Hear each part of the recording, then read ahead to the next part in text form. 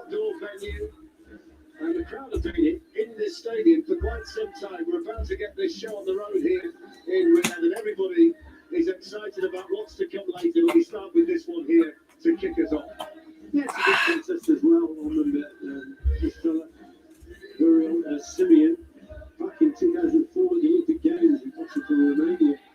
And I think he got the quarters. He was very lucky he got beat by South Korean in the quarters on Monday in boxing. So, yeah, he's been a good kid.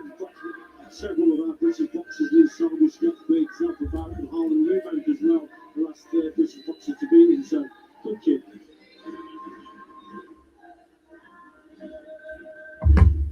What's the crack, people? On the old gym beam tonight. Gonna get smashed while watching this first fight. And now let's welcome to the ring fight tonight out of the red corner, the undefeated GETTR, the master. I'm not gonna lie to you, I don't even know who's fighting. I don't even know who's fighting. I don't even know who these people are. I'm just gonna react to the fight. So there's a few ones coming on soon. But I came on a bit early here. I had this scheduled for 8 o'clock. We'll see how these fights go. What's everybody's predictions for the main event? Everybody's saying Tommy Fury's going to spark him out.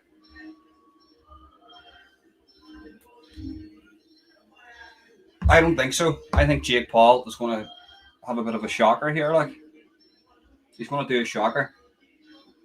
I think he's going in confident. I seen the press conference. He was he did. He rattled them a bit, didn't he? I made my prediction before seeing that, but I'm still going to stand by it. I think Jake Paul's going to shock the people here. But I'm going to start drinking this, the Jim Beam. I'm going to start drinking this here soon. I just need to drink a wee bit of water first because it dries you out, that whiskey.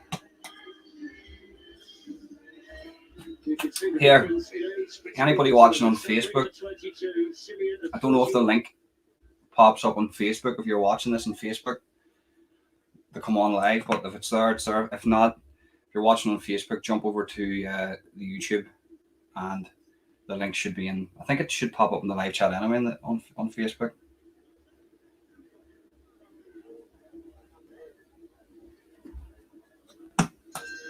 Right, first fight.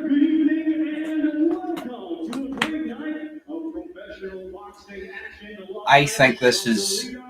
And tell me, can you hear that all right? Can you? Can you hear that okay? You don't get a copyright strike for hearing it. It's only if you see it you get a copyright strike. We get things started with 8 rounds scheduled in the super lightweight division. It is sanctioned by the Middle East Professional Boxing Commission. Head of commission. I think this is Jake Paul's sparring partner. Can you hear the fight okay? Solway, can you hear the fight? Our referee in charge, third man in the ring, will be David Irving of Ireland. Big up Ireland. Oh, this is a scorcher. Boys getting their nose broken and everything. Tell you what, if it isn't a good night, I'll drink this whole thing, right? And I'll just look for a random fight and live stream it. I'll just go out and look for a fight somewhere. He brings a professional record consisting of 23 wins, 9 defeats, with 9 wins coming by Right. Sorry about that.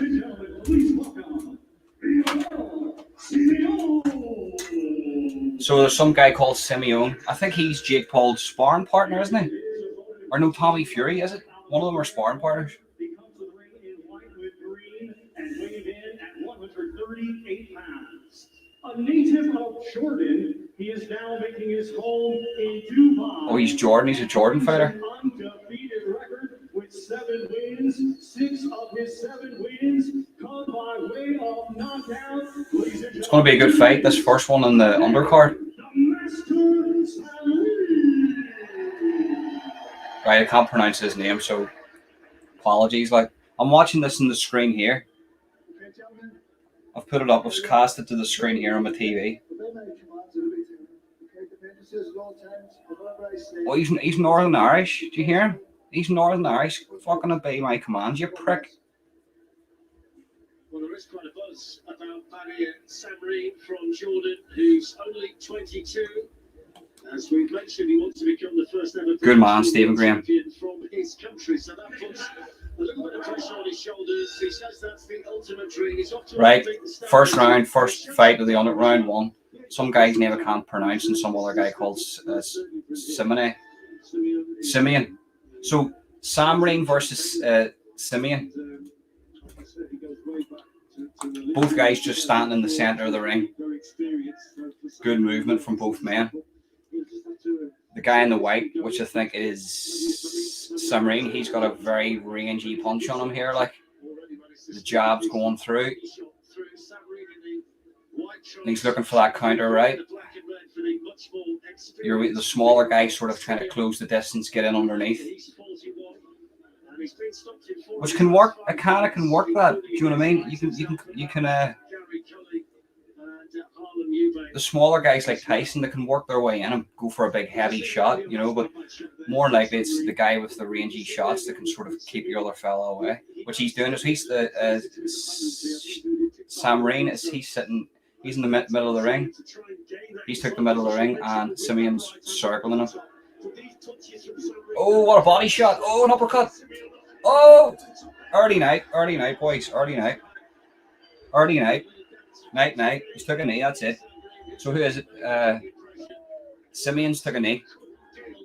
That was good. I like that. Brilliant. Excellent stuff. Be good when I start this solo. It'll be good when I start this, mate.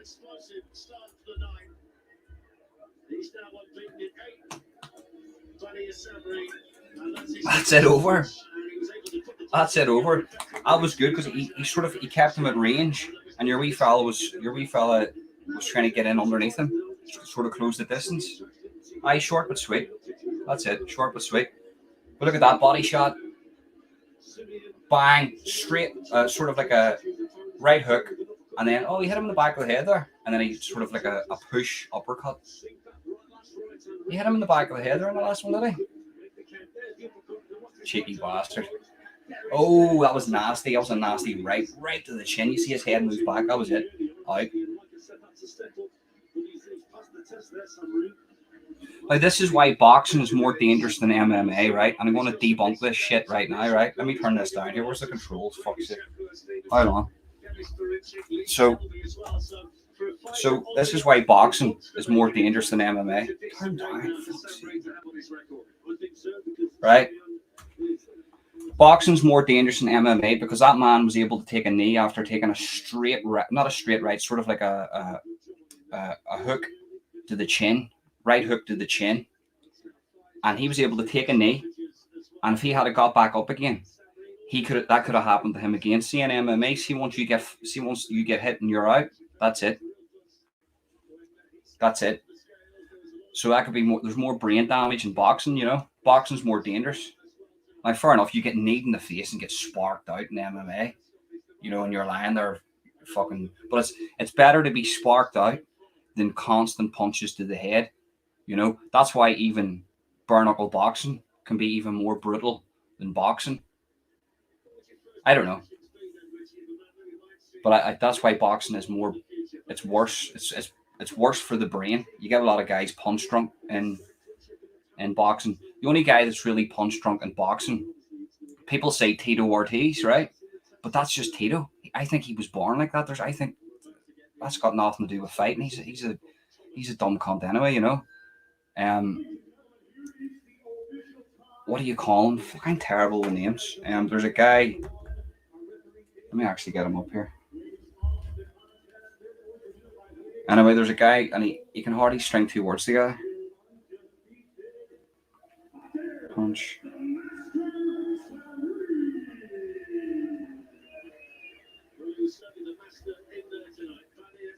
Let me see. And people say Justin Gaethje. He's not. Justin Gaethje isn't. He's not punch drunk. It's just the way he speaks too. Did you see it? Rabbit punches back of the head in boxing ended so many good. Well, that one there. In all fairness, it wasn't that hard, but it looked like he hit him in the back of the head, but he didn't.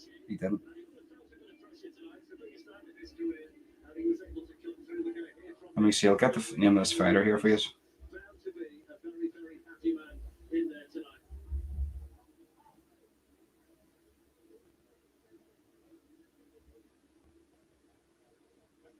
Chocolate Dale. I'm a ball bag. I should have remembered that. That's a sin, especially me, an MMA purist. Like Chocolate Dale. If you look at that guy trying to form a sentence now, like, but he was sparked out loads of times and he took loads of punches, and that was the old school MMA where it was just stand and bang. I want to see this guy's. Turn this up for you. How long?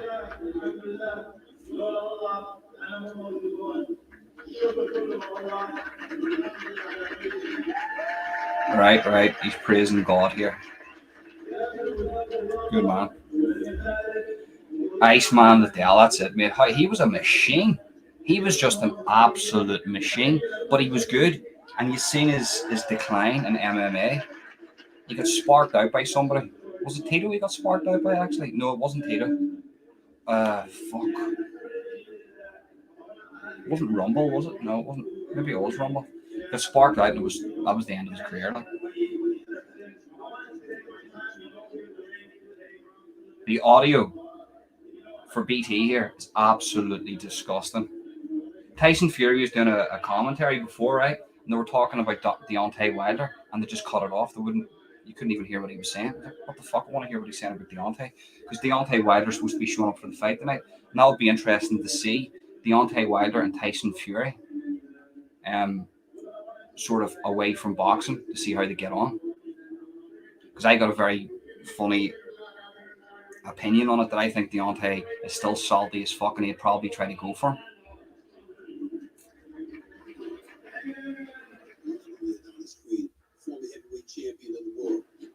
They're not bringing out another Creed. What the fuck? How many? Hold on. Creed 2? I thought there was already a Creed 2. The Creeds are a good movie, though, aren't they? Like? So what's your predictions? Who's going to win this fight? Rampage, yes. Rampage Jackson. The legend. Here, Celtic beat Rangers today too, didn't they? That was a big game. And United won the English League Cup, didn't they? They beat Newcastle. See Newcastle, right? Apart from Liverpool are very passionate about their club. But see Newcastle United, they are literally, the supporters are literally the 12th man on that pitch. They're lethal. They're always up for a scrap. They don't give a fuck. Best supporters in England, bar Liverpool. Hands down. Beyond our direct control, but we will do our very best to rectify that. These fellas are in fine voice already, as you heard, in the studio here. Call it a card for I'd say before I was watching. I was going to go live and actually rip them apart. He was talking about bringing in a whole new audience tonight. How Jake Paul's just a glorified fucking model or something, you know. But the question is, can Tommy Fury win a British title? You know, all this talk about Jake Paul this, that, and Jake Paul that, but can Tommy Fury win a British title? Ask yourself that question, and then you'll maybe find the answer for this fight tonight. That's why I'm saying Jake Paul, because he's more confident. He's had 2 lucky escapes in this fight. He's obviously not smart enough to take them. We should have took them 2 lucky escapes that he had. So I put my prediction up. Yesterday. I give it to Jake Paul, for the reason being is, even though Tommy Fury comes from a pure blood boxing family sort of line, and it's in his blood, and he should win. I think, even though you're looking at the press conference yesterday where Jake Paul looks a bit rattled, I think Jake Paul's got nothing to lose. He's more confident. And, for instance, he'll go into this fight thinking, if I lose, I can still fight. I can still go on and fight other people. But if Tommy Fury loses this fight, he doesn't have anybody else to fight.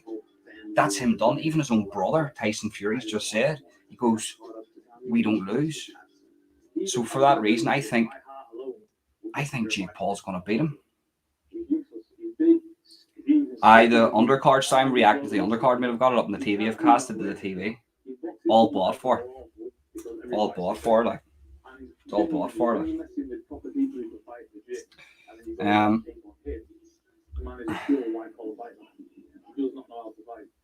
Stephen Graham. If Jake Paul catches him, it's a good night, but Fury should win. Exactly, but what I'm saying is, okay, fair enough. Jake Paul hasn't really fought anybody, but who's Tommy Fury fought? Who's Tommy Fury fought? Maybe you could say that Tommy Fury's fought boys with a better amateur experience, but could Tommy Fury, with the skill set that he has now, like both these guys are what 6-0 or something, so they're nowhere near going for a British title. Is it? Maybe you have to. Is it like, what is it? You have to be like, the average is like 15-0 or something. But they've all got padded careers. Just because Jake Paul has fought higher class bums doesn't mean that the people that Tommy Fury's fighting are any better. Do you know what I mean? Jake Paul's just seen money and he's fought them, but he's still getting that experience. He's still getting that ring time. And at the end of the day, it's going to be who has the confidence under the lights. And then if it goes a wee bit into the depths of it, who wants it more? Well, you would say Tommy Fury, because that would benefit him to go into the later rounds, because he probably has that wealth of experience with his family and stuff, and he won't want to let them down. But man, there's a lot on the line for Tommy Fury. There's nothing on the line for Jake Paul. He can just go back to Disney and just do fucking, I don't know, chick flicks and do the next Cinderella movie. Do you know what I mean? Tommy Fury, this is this guy's life, like. What's he going to do, Love Island next if he loses, like? On the part of Tommy Fury, there is almost an obsession. I'm saying Fury with body shots. Could be, because I've seen that. He's got a wicked body shot on him. And he does have that. You're right. He does have a wicked body shot. And has Jake Paul, has he got an experienced team around him to identify that these body shots are bad? Because that could be a good one. Whoever's got a bet on for Jake Paul or for Tommy Fury to win via liver shot, that's a fucking cracking. What's the odds on that?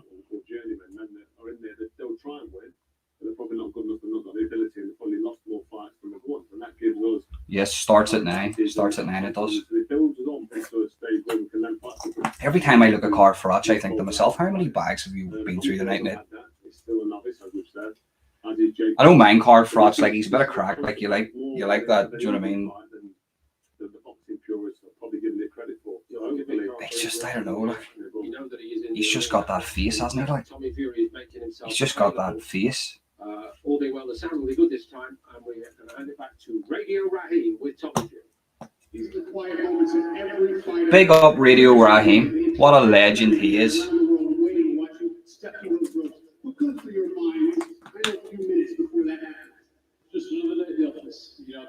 I always look at Tommy Fury, right? And then look at Tyson, I think to myself, I know these are half brothers, but holy fuck. Talk about chalk and cheese. Are you comfortable and feeling good and positive? Oh, 100%. Training hard, I'm in the best shape of my life, and just cool, calm, relaxed, way to go out there. 50-50. I agree. So I'm with you. So the ring walk, if all the fights are all like that, we've seen before, like ending in the first 2 minutes, then it's going to be on sooner. But on an average, it'll be on, I think it's 9 o'clock, 9:30 ring walk, I think, roughly. Both do look great shape. I give them that great shape, but we know that shape means fuck all in a boxing match. It means nothing in a fight. You could go in looking like a Greek god and get sparked out by a guy with a dad bod. Do you know what I mean? So shape means nothing. Who's put in the rounds? Who's done the proper work and training? Who has took this serious? Well, I know, not that I'm in the Jake Paul world, but I know a few people sort of mingling around that world, right? And they're saying that he has put in the work and he looks fucking phenomenal in training. And he's going in very, very confident. but that sort of bloodline, that fighting bloodline of Tommy Fury could snap in. He can't lose. Tommy Fury cannot lose this fight. Jake Paul said he's studied Fury's weak points and knows exactly. Well, you are going to say that. Do you know what I mean? You're not going to say, well, I haven't really studied him at all. And I'm just going to go in. I don't know. Maybe you would say that just to sell the fight, actually. Do you know what I mean?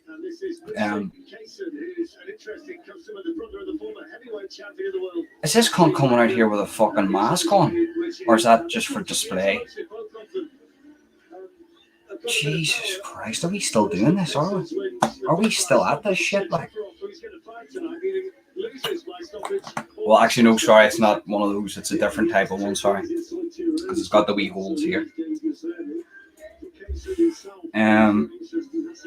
Tommy's mum is a beautiful woman. She is indeed. The Furies are good people. I have to cover my e-cig, by the way, because I don't know how YouTube's bringing in these new rules where you can't be. So I have to do this like a bloody idiot.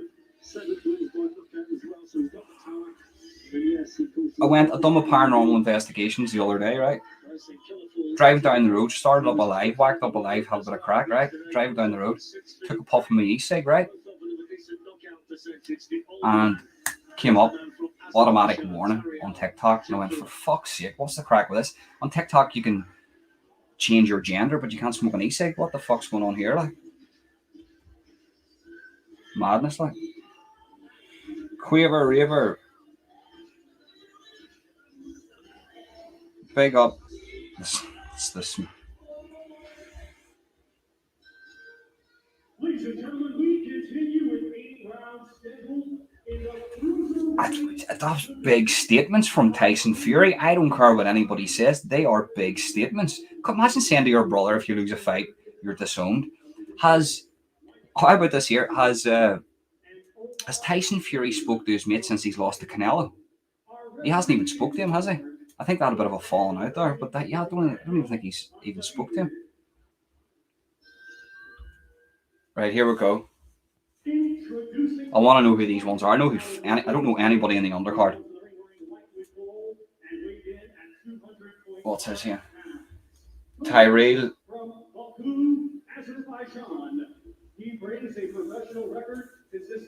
Javarov.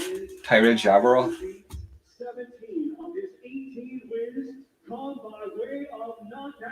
Good.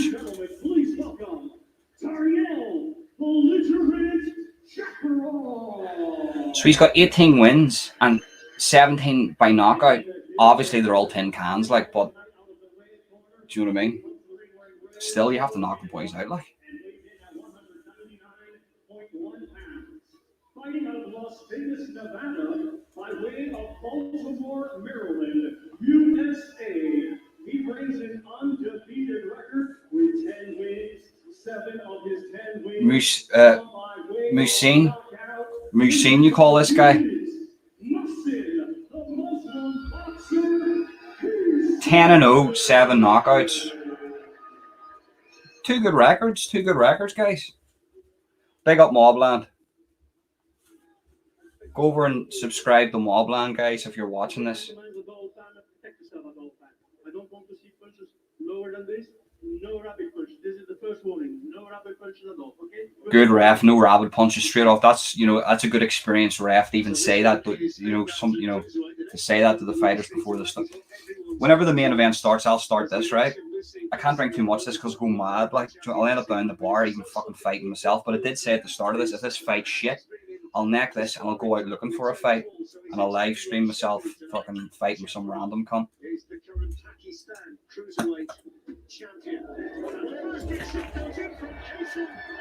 What the fuck just happened there? I took a drink of my water and some cunt went down. What the fuck was that? I didn't even see that. Oh shit. We're in a fight, ladies and gentlemen. We are in a fight. Oh, he's just swinging. Jafarov wobbling backwards as well. If he comes back from this fair play like that other fella, Casson, he's going for a big right here. Oh no, he's fucked. His legs are gone here. He's wrapping him up. He's trying to wrap him up, get a couple of breaths. Well, this guy's landing here. Casson is picking him apart here. He's took the center off the ring. He's got a good jab, lengthy jab. I don't think their reach is too different. He's looking for just a straight 1-2. Casson is. He's always taking the center, which is a good sign. Casson, sorry. Right. Nice wee shot. Sort of a low right. That was, oh my god, this guy's fucked here. He sort of went for a punch and went like that. Sort of like went all over him. Oh, if he catches him one more time in the chin here, it's out. These are going to be a whole quick run of fights. Body shots. Head shot straight to the guard. Body shot. He's got him up against the corner, guys. He's just teeing off. Body shot through the guard. Jab. High jab to the forehead. Low jab. Oh, shit. That was a big shot. He's just waiting. He's sitting up against... Jaffron's just sitting up against, and he's just going. The guard's being broke,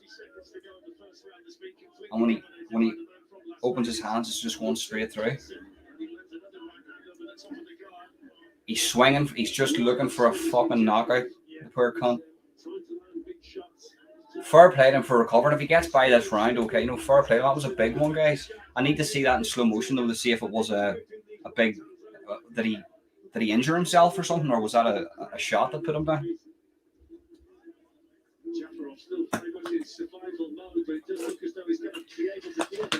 Right, he's going to get through this round anyway. Thank fuck. Oh. Every shot from jab is going through that guard. Nothing is blocking. So that's pure punishment. Your guy Casson has took. Look, hold on. Whoa, shit, that was a big knockout.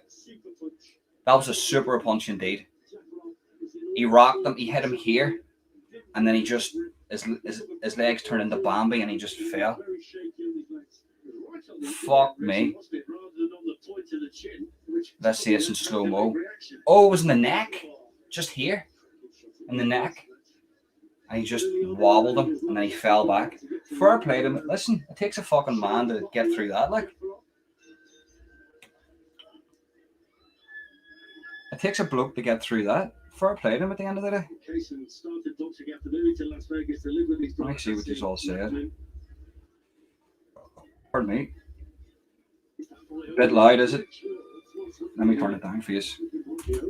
I've got the gain up too much. I'll probably have the gain up here too much. I'm a fucking dickhead, like.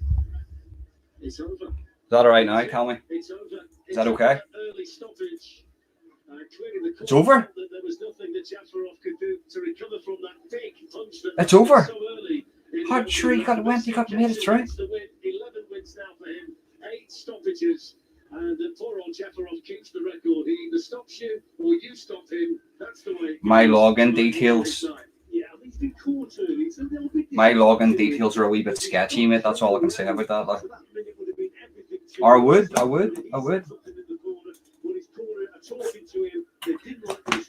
Just one of those funny login details, like.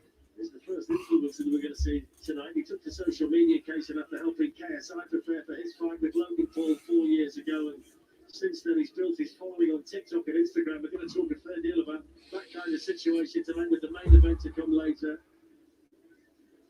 He's got the victory tonight. The cruiserweight division is taking center stage here. Later on, the WBC title fight between Ilunga Makabu and Barry Jack comes up just before the top of the bill between Tommy Fury and Jake Paul. Good performance from Casey. I spoke earlier about Hasim Rahman, who of course ran to Vegas and going far, and he was sparring people. Fuck, what do you do, like? What do you do? If it's there, you'd go for it. Here, Quiver River. There's big things coming with that. But here, listen, I want to react. I'll speak about that in a wee minute, right? Just stop that fight. That fight's been stopped. He couldn't come back out of the corner. He was fucked. He hit him in the neck, sort of there, right there. Can you see there? Right there, right in the neck, and just kept him in the jaw. Fucking put off his equilibrium, just went everywhere, and just.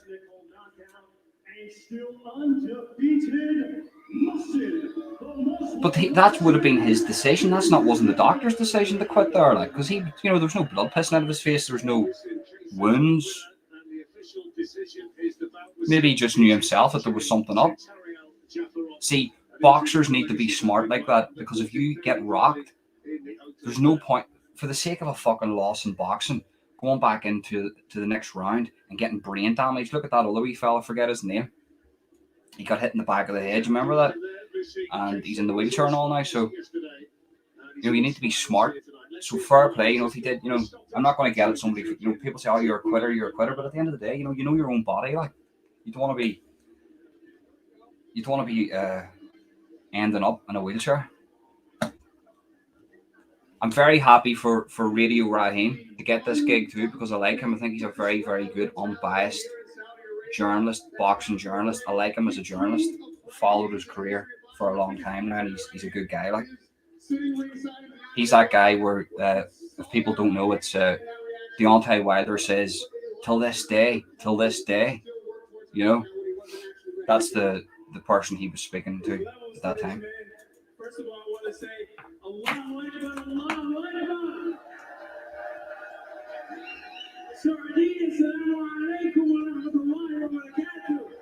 Fair play, he's an American there, and he's speaking, where's this, Saudi Arabia? Arabian? Is that what you call that language? He's speaking Arabian.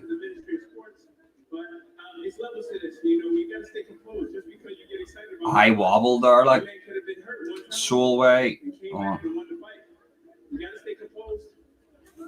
Solway 2121. I seen you following the bully. Oh, you're talking about the bully case. Listen. Go check out my playlist. I got a playlist on my channel, whole Nicola Bully playlist on my channel, where I break down start to finish what I think's going on. I'm not saying I'm right, but there's something fucked up about that whole thing. Like.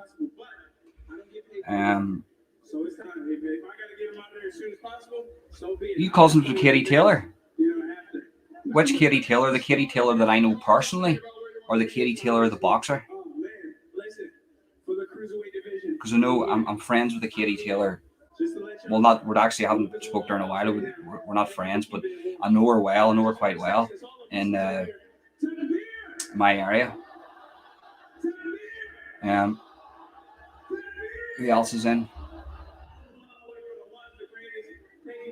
Anthony, how are you doing, mate? Hope you're keeping well. Hope everybody's well.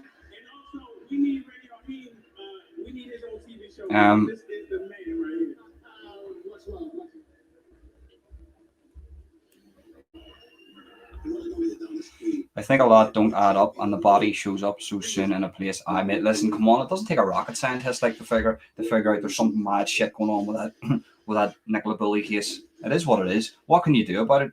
I broke down the whole Long Island serial killer thing for people to understand police corruption. One thing you have to understand: take everything away, right? Start of the Nicola Bully case. Why did they not set up a forensic perimeter? They just allowed people to walk over the top of it. Now, there's one reason. If they didn't want any evidence found to be used in court, because if any evidence was found in that area, because it was contaminated, they can't use that in court. Do you know what I mean? So you make your own mind up. You aren't stupid.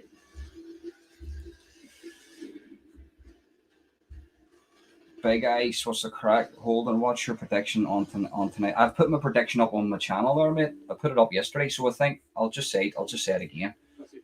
Let me turn this down here. Listen to that cunt talk. Fucking makes me sick. We'll hear Carl Frott speaking next. Hear the bag rattling in his pocket.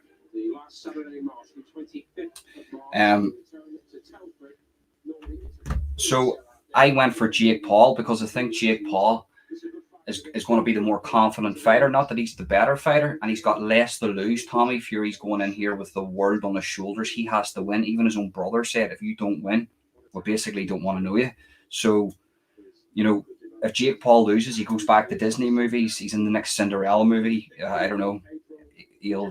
go genderless or something, you know, make a few pound out of that, go woke, all that bollocks. So he can do that.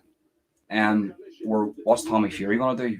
Go to Love Island or something, like, you know? So it's he has to win, and if a person has to win, either they're really, really good or they fold under the pressure. And ask yourself this: could Tommy Fury win a British title? If the answer is no, then it's a 50-50 fight, and we don't know the answer. I'm going for Jake Paul because he's got less to lose. There's less pressure on him, and he's been very, very vocal about this fight.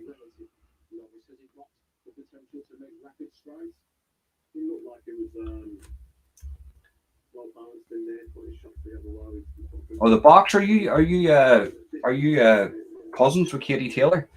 Massive respect to Katie Taylor. Katie Taylor is a Irish legend, always will be. She represents Ireland very, very well. Not like other athletes in Ireland that are just dickheads, pointing no elbows. I'll give you a bit of a clue. But she represents Ireland very, very well. And do you know what? See, for everybody that got at her for boxing, saying you shouldn't be boxing because you're a woman, you shouldn't be doing this, you shouldn't be doing that. She put up the middle finger and she says, I'm going to do what I want. She went out and she's one of the greatest, if not the greatest, women's boxer in this era. Do you know what I mean? So big up Katie Taylor. I would love the pleasure of actually interviewing Katie Taylor one of these days.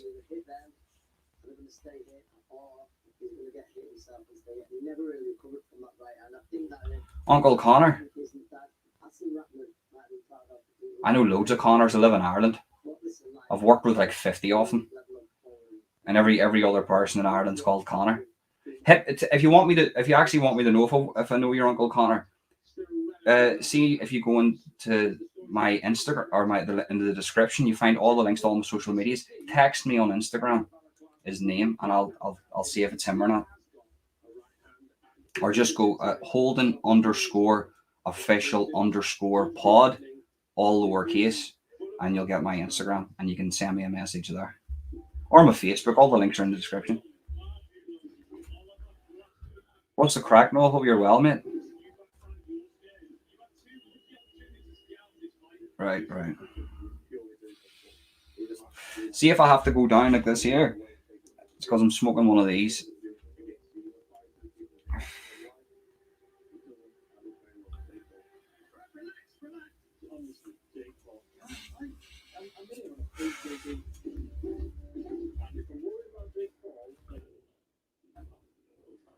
Do you know my aunt Karen? I do all right. Me and Karen get on well. We used to drink together in 2005. She's a wild woman, your aunt Karen. Like, she's a wild woman.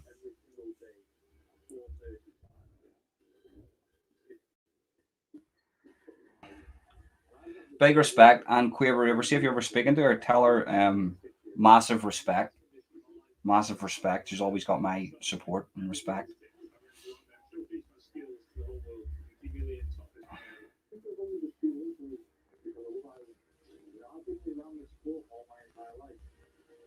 Everybody in Ireland's related. That's why I went over to Liverpool to get my missus. I'm with a Scouser. Just to clean up that bloodline, you know what I mean? You get with a woman over here, and next minute she gives birth to a baby with 3 eyes, and you're like, what the fuck? What happened? Like,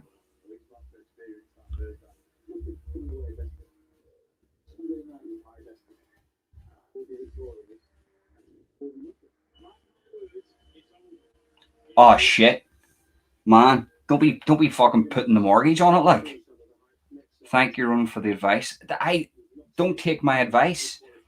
I had this problem before. There was when I was working on the building sites, people would listen to me and put money in horses and all, and they would lose. Don't be listening to me. I'm the stupidest cunt you'll ever meet. I'm the stupidest cunt you will ever see in your life. She is all right, undisputed. She's very humble. She's very humble, and she represents Ireland perfectly, north and south, perfectly. She represents us perfectly.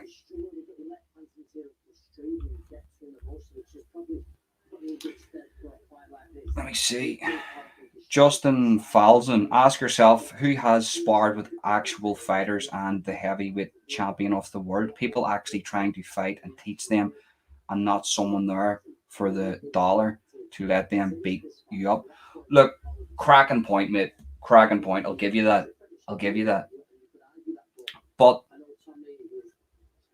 yeah, you got me there actually. Good point. You beat me. I'll just fucking quit the live stream now.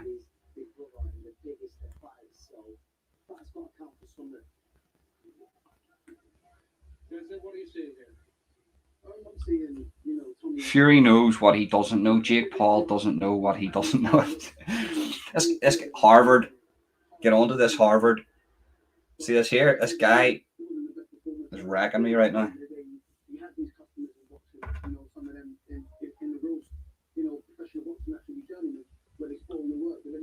Hey, there's JC.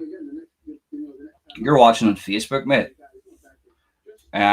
I forgot I put this in Facebook. I don't put this in Facebook because then all the cunts in my area see it. Do you know what I mean? All the cunts in my own area see it. But JC's not a cunt. He's dead on. It just means if I make a dick out of myself, bastards clip it. Oh, there's Steve.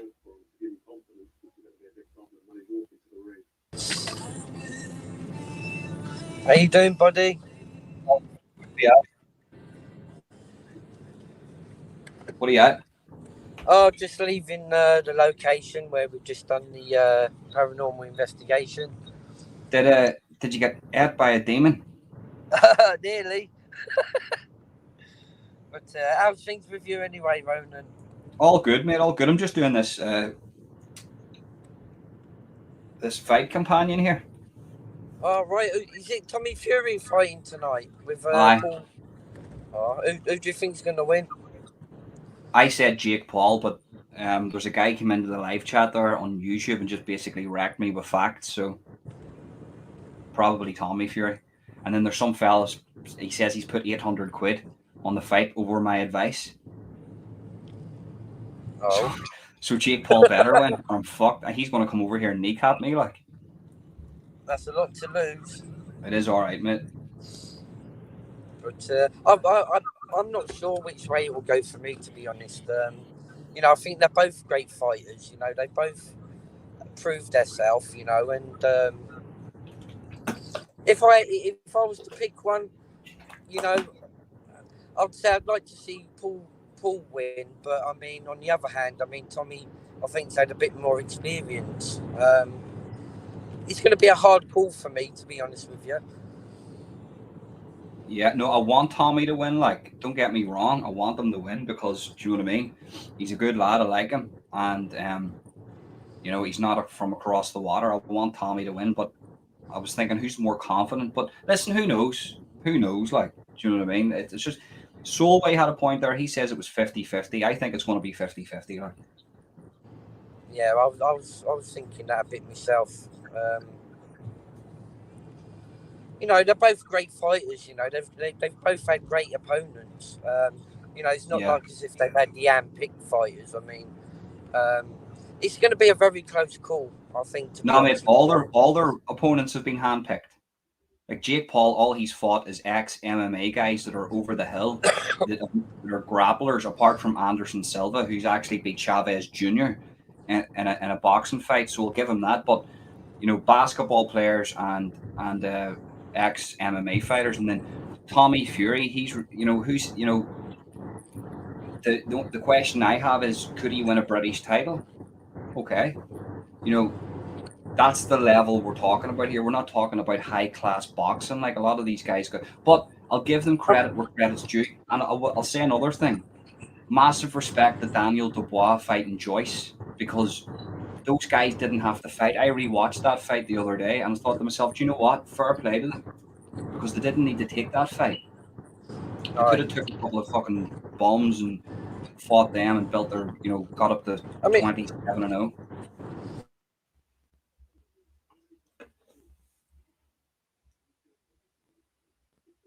In background, you know.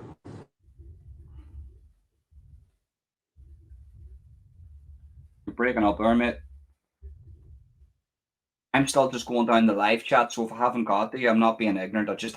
I want to get to everybody, so I'm not skipping everybody's questions. There's Hope Springs. No Hope, it's not over yet.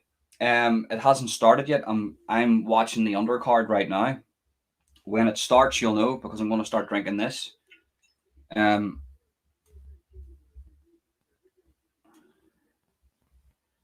There's Steve. Steve, he must have.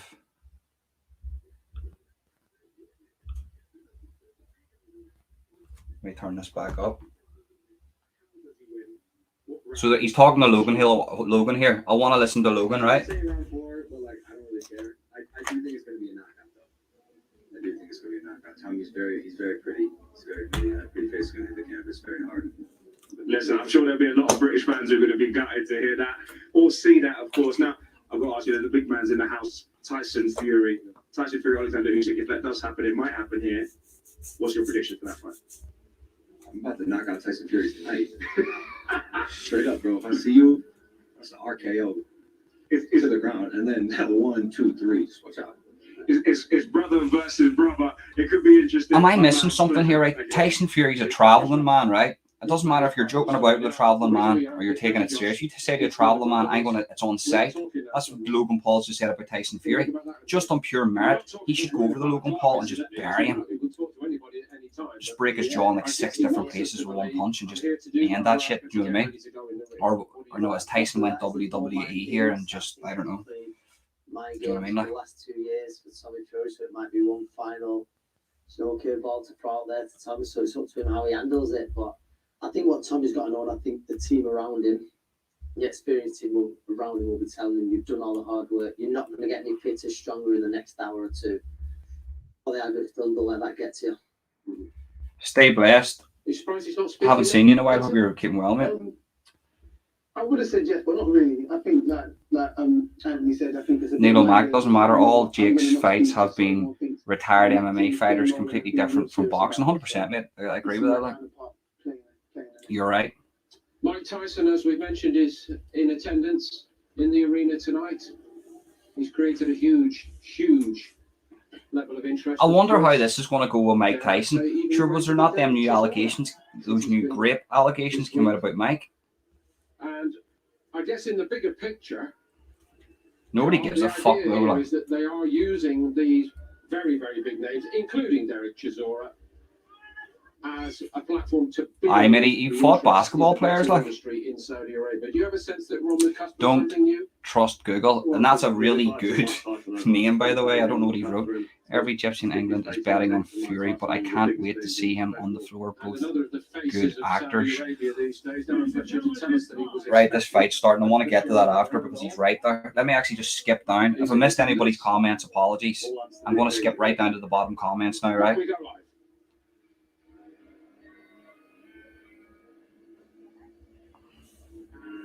So this is a battle of the youngsters. First up is a 19-year-old from Ecuador. His name is Ronald Martinez.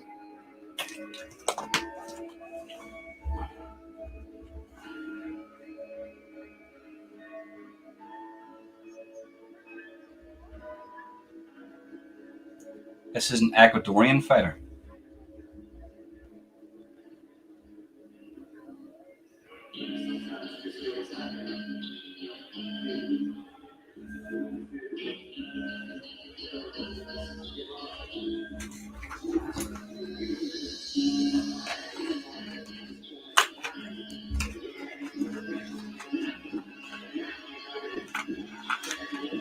Actually, hold on. I don't know. Is that copyright? Maybe you shouldn't actually put the music in that. That's copyright.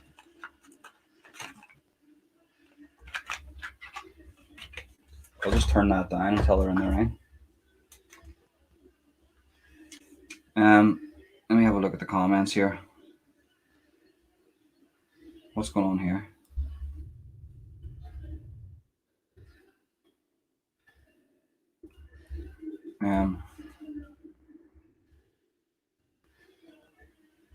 Jake's never fought a boxer, any boxer. He sparred in training and beat the bag out of him. I suppose you got a point there, like.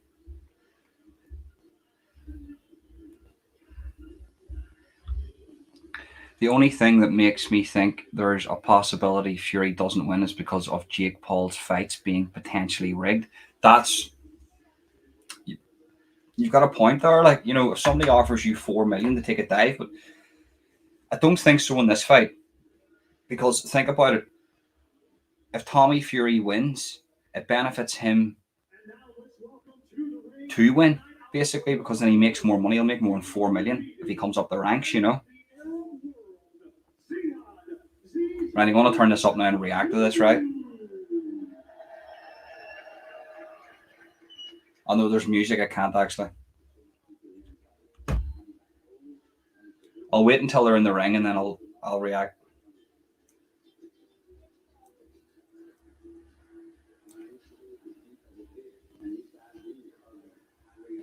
Maybe this is a good fighter. He's an Arab fighter, this guy.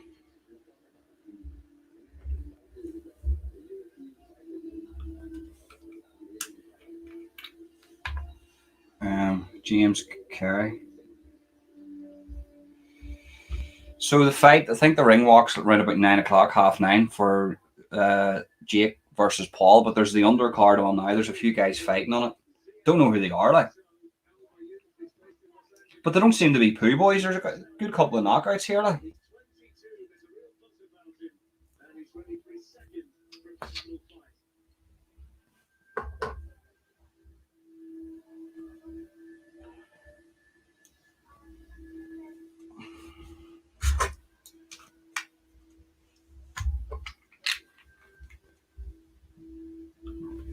Tommy Fury to win. You would say that, Rebecca?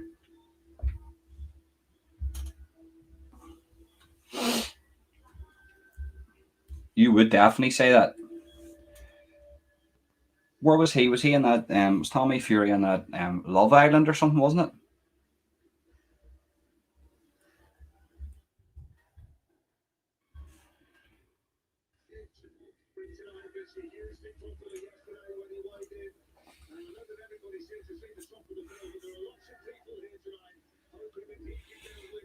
If it's fixed, it's going to be a draw, or Tommy will pick his shots, and they'll give the decision to Jake because he'll bring in more money. If it's legit, Tommy will knock him out. Round 3. Brilliant. I'll trust you, Nilo. I'll trust you in that, mate.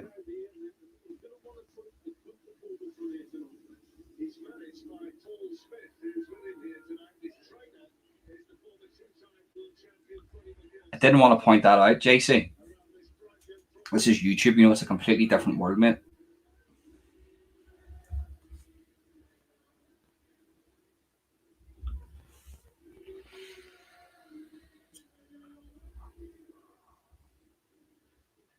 How did you not know that was him fighting?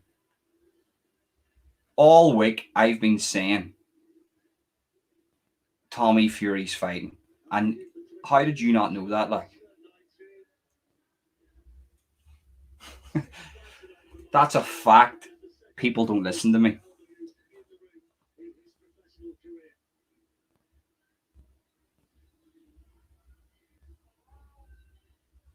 YouTube's full of doctors. Aye, they're full of fucking wank dogs, mate.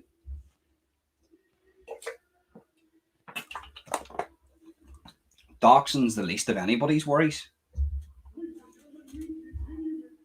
Right, this is the fight. I'm going to react to it now, right? Our 3 judges assigned, scoring on a 10-point plus system will be Gary Kuczynski of the UK, Mike Hale of the UK, and Brad Williams of the UK.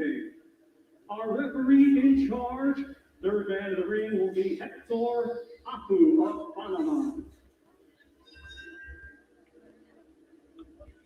I knew he was getting ready for a fight, didn't realize it was tonight. Fuck me.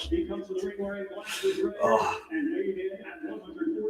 No words needed. No words needed, Rebecca Owen.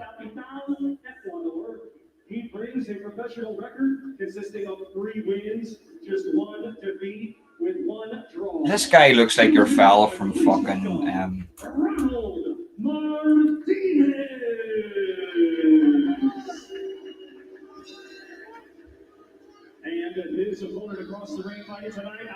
So your guy doesn't look in shape. And there's a guy buzzing here. Zaid Mal Alamov. Sorry if I said that wrong.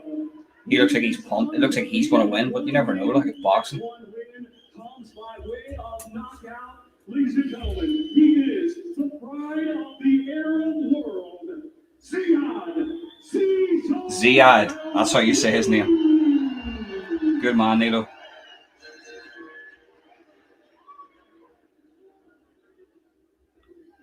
Well, yeah.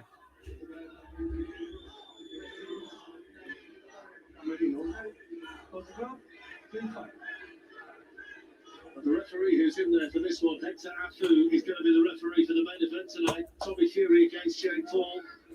Alma Youth made his debut on the Joshua Usyk undercard. It's been a good night for Saudi fighters already. 3 victories in the preliminary bouts before the... Right. Let's see who goes at this one now. Tonight. He's a colourful character, Alma Youth, and it wouldn't be a surprise. Bad choice of words there, mate. Shouldn't have really said colourful character. Like.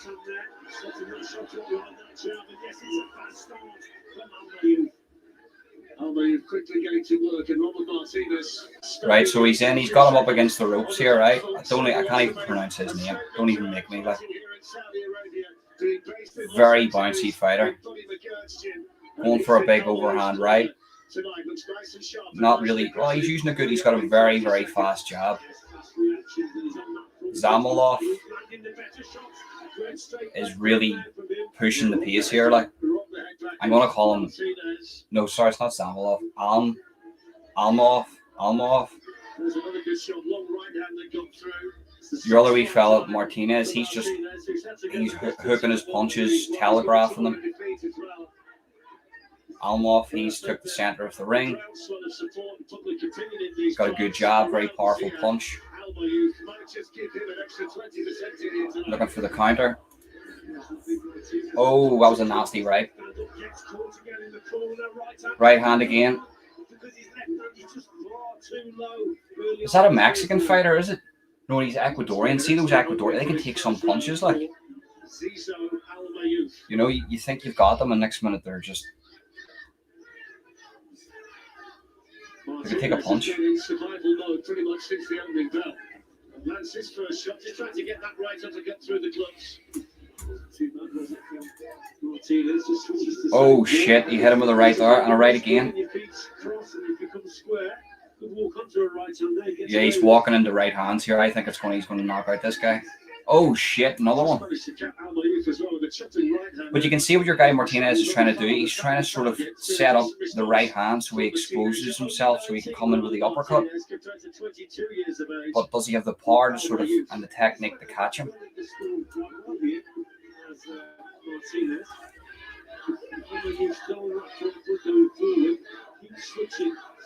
That was good. That was good for Martinez. That was good. That was good. Sort of put him on his paces there.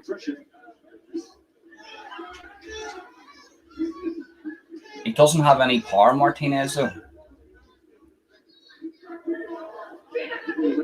Oh, shit! Oh, shit! Oh, shit! Oh, shit! Martinez put him down. He got caught.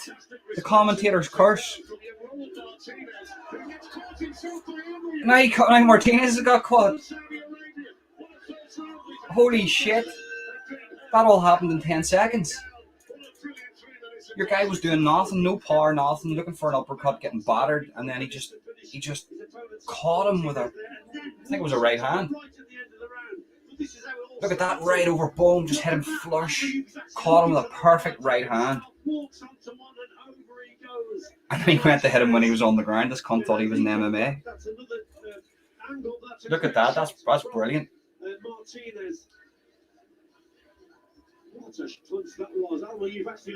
Look at that. Boom. And then he got hit straight after it, then he got countered. That happened in 10 seconds. That's mad, that. Very exciting round. That's when Martinez walking forward to finish the job. He gets caught himself. explosive 3 minutes we had there. Oh, it's a bit better. JC, it's a bit better than that, mate. It's like a boxer versus the Chinese takeaway, man.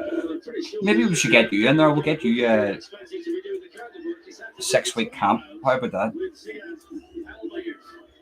Who quickly comes out working behind that left jab to start the second round. 4 rounds of welterweight this one, if it goes that far.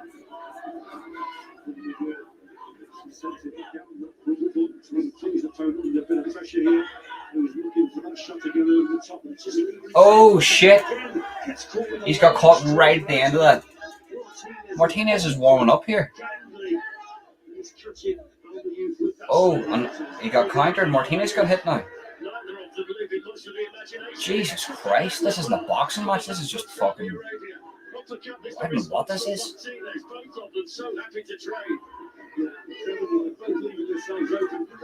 Really just going for it.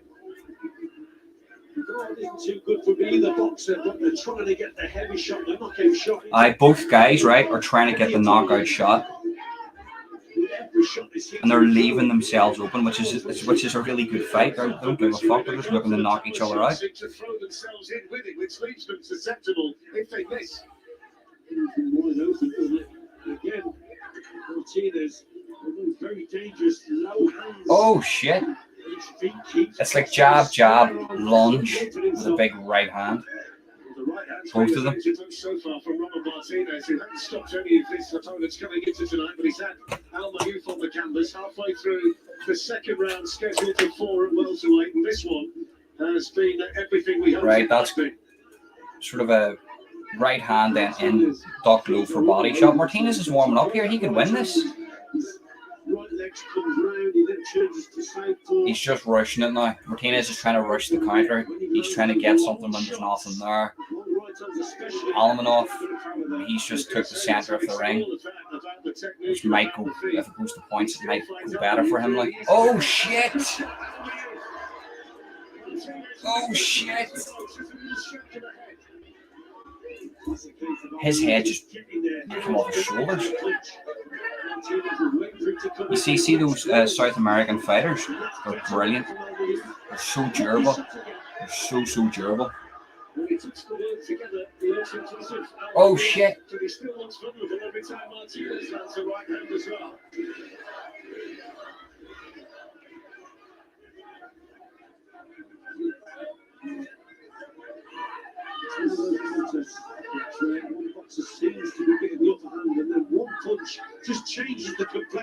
One punch is going to end this fight, like.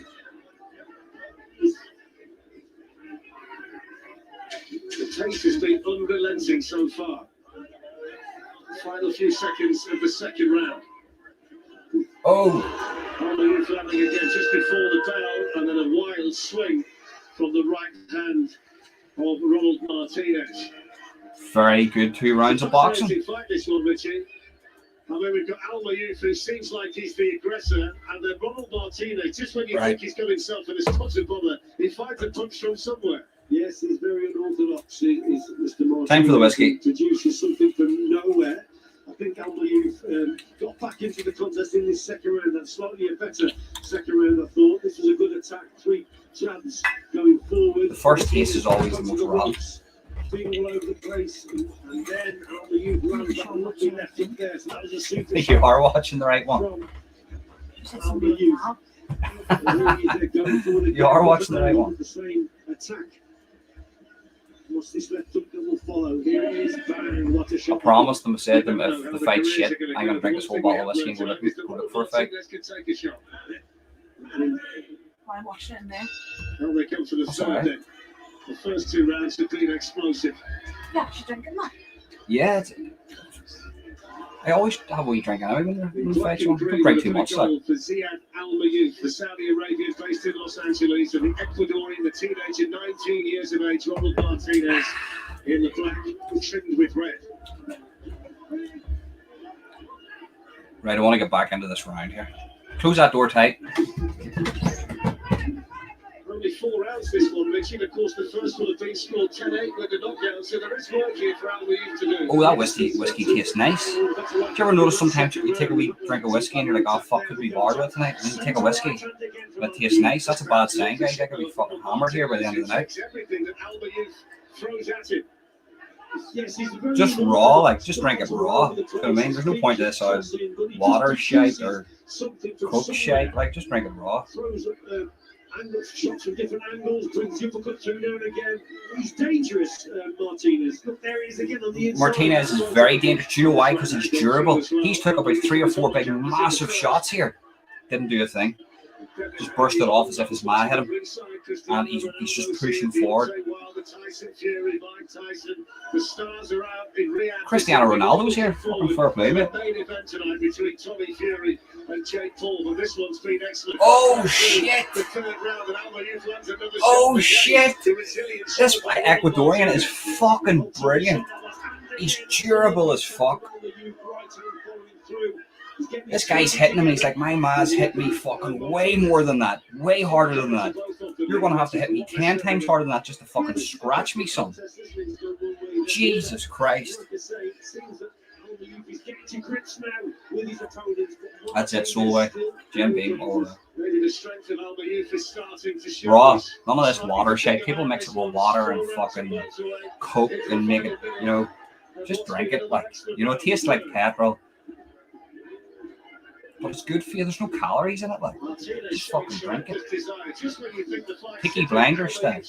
Everybody likes to act like Peaky Blinders, but nobody actually wants to be like Peaky Blinders. Just drink it up. Be sweet. All good in the morning.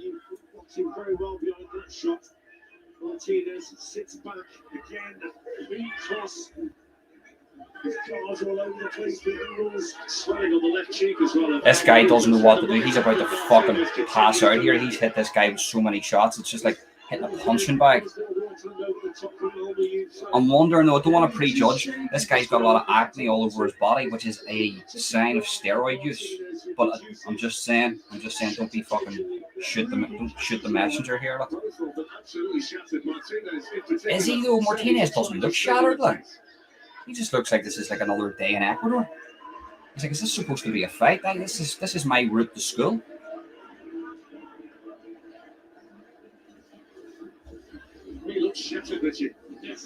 Was, mate. Was. Or Susie was. But I became a lazy bastard over the past since I started YouTube. But I'm at my heaviest. I'm 15 stone now. So I'm turning into a fat cunt, but it's all right. I actually prefer the bulk because now I can use this as a bulk, and I can hit the weights really heavy and sort of turn that into muscle. But when I started YouTube, I was 12.5 stone. Now I'm 15 stone.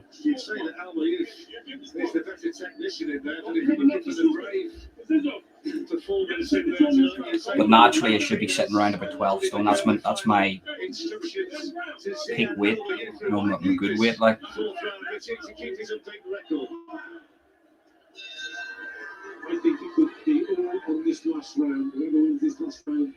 You're watching my commentary, Rebecca, while you're watching it in the next fucking room.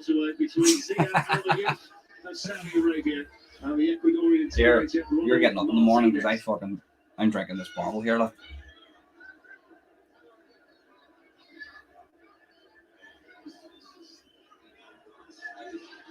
Good shot by Al-Mayuf. Couldn't escape the corner, Martinez. Woo! That did a fucking fire in the soul there. Gets caught there, though. Backs his opponents up. And again, so he's started this road better, Al-Mayuf. Martinez continues to find the touch when he needs one. Very good for the head, and I'm not listen. I don't really talk about mental health or anything, but all I'll say is my head's a lot better when I'm training, when I'm in a good training routine. But it's hard to pursue a lot of things in your life. And I would say it's not that it's impossible. It's an excuse. I'm using an excuse here to do a lot of things in your life and then have a good workout program, you know. And that is an excuse, and I shouldn't be using an excuse. I should be hit the gym. I used to get up at 5 o'clock in the morning and do it in everything. but I'm more fond of the weights. I like weights, Brazilian Jiu-Jitsu, or boxing training. Pick one of those three and you should be sweet, like. But I like being heavier. I like having the weight on me, you know. I'm 15 stone and I actually feel a bit better in myself. I just don't like the belly. I've got a bit of a belly, like a bit of like an overhanging flab. Look. I need to sort of... Right, so he's taking... There's... Almanov is teeing off on him here. But this Ecuadorian, this Martinez, he's a fucking machine. I'm going to follow this guy because this guy will go far just with his endurance, you know. Oh, shit. Holy fuck. You missed that. Just went in and he hit Martinez. Just his head just snapped straight back. Holy fuck. Almanov's good too. You always know the sign of a good boxer, right? When he uses the forearm. Not the hit or anything, but he sort of uses it. Comes in for a jab and then uses it to sort of range distance and then uses it. Oh shit!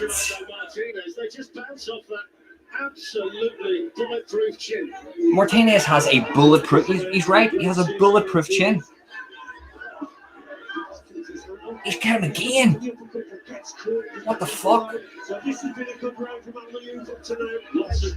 I'm taking one for Martinez. Wow.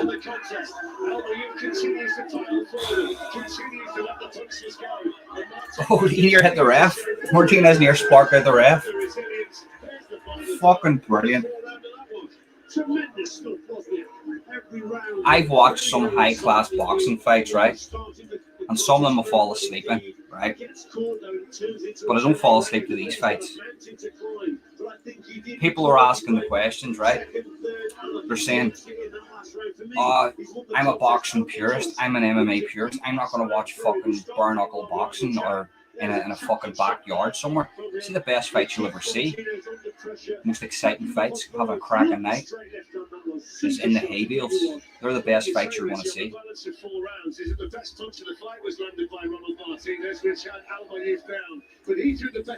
Susie, Ronan, you need to use the excuse that all men use for the belly. It takes a heavy hammer to try. It takes a heavy hammer to drive in a long nail. Oh, brilliant. Absolutely brilliant. Do you know what, Susie? See for that? I'm only going to have 2 glasses tonight. See, because of your comment, I'm going to have another extra one for you. Fuck, that's brilliant. With Ziad Al-Mayouf. Whoever gets the decision has thoroughly deserved it.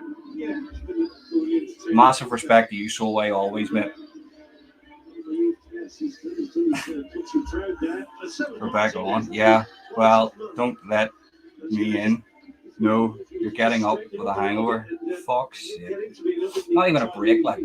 Don't even get a break. Just to reiterate, it's only the second time we've seen Al-Mayouf in a professional ring, and only the 6th time that get it into you, boy. You.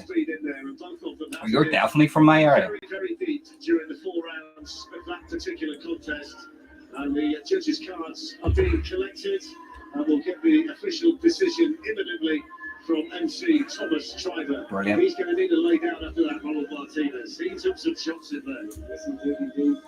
So you can't smoke these e-cigs on the lives anymore because it's not that it's coming in now, it's coming in later. And they'll pick me up smoking this in like 4 months' time and take down this live. So I can't really smoke it in here. So if my head goes down like this, I'm not on the Charlie. I'm just smoking one of these. So it looks as though the decision is imminent. The 2 boxers being called to the centre of the ring by Hector After, the referee, who will see as the 3rd man in the ring for the main event tonight. Tommy Fury against Jake Paul. After this one, we've got the WBC Cruiserweight title fight between the mate, don't tempt her. She's a scouser, like. She'll come in here and fucking batter me, like. Honestly, like, you think I'm joking? After 4 rounds of boxing, we go to the judges' scorecards. Well, do you know what I mean? You're from, not my area, but you're from here, like, you know, you're one of our own. They score it exactly the same, 38-37.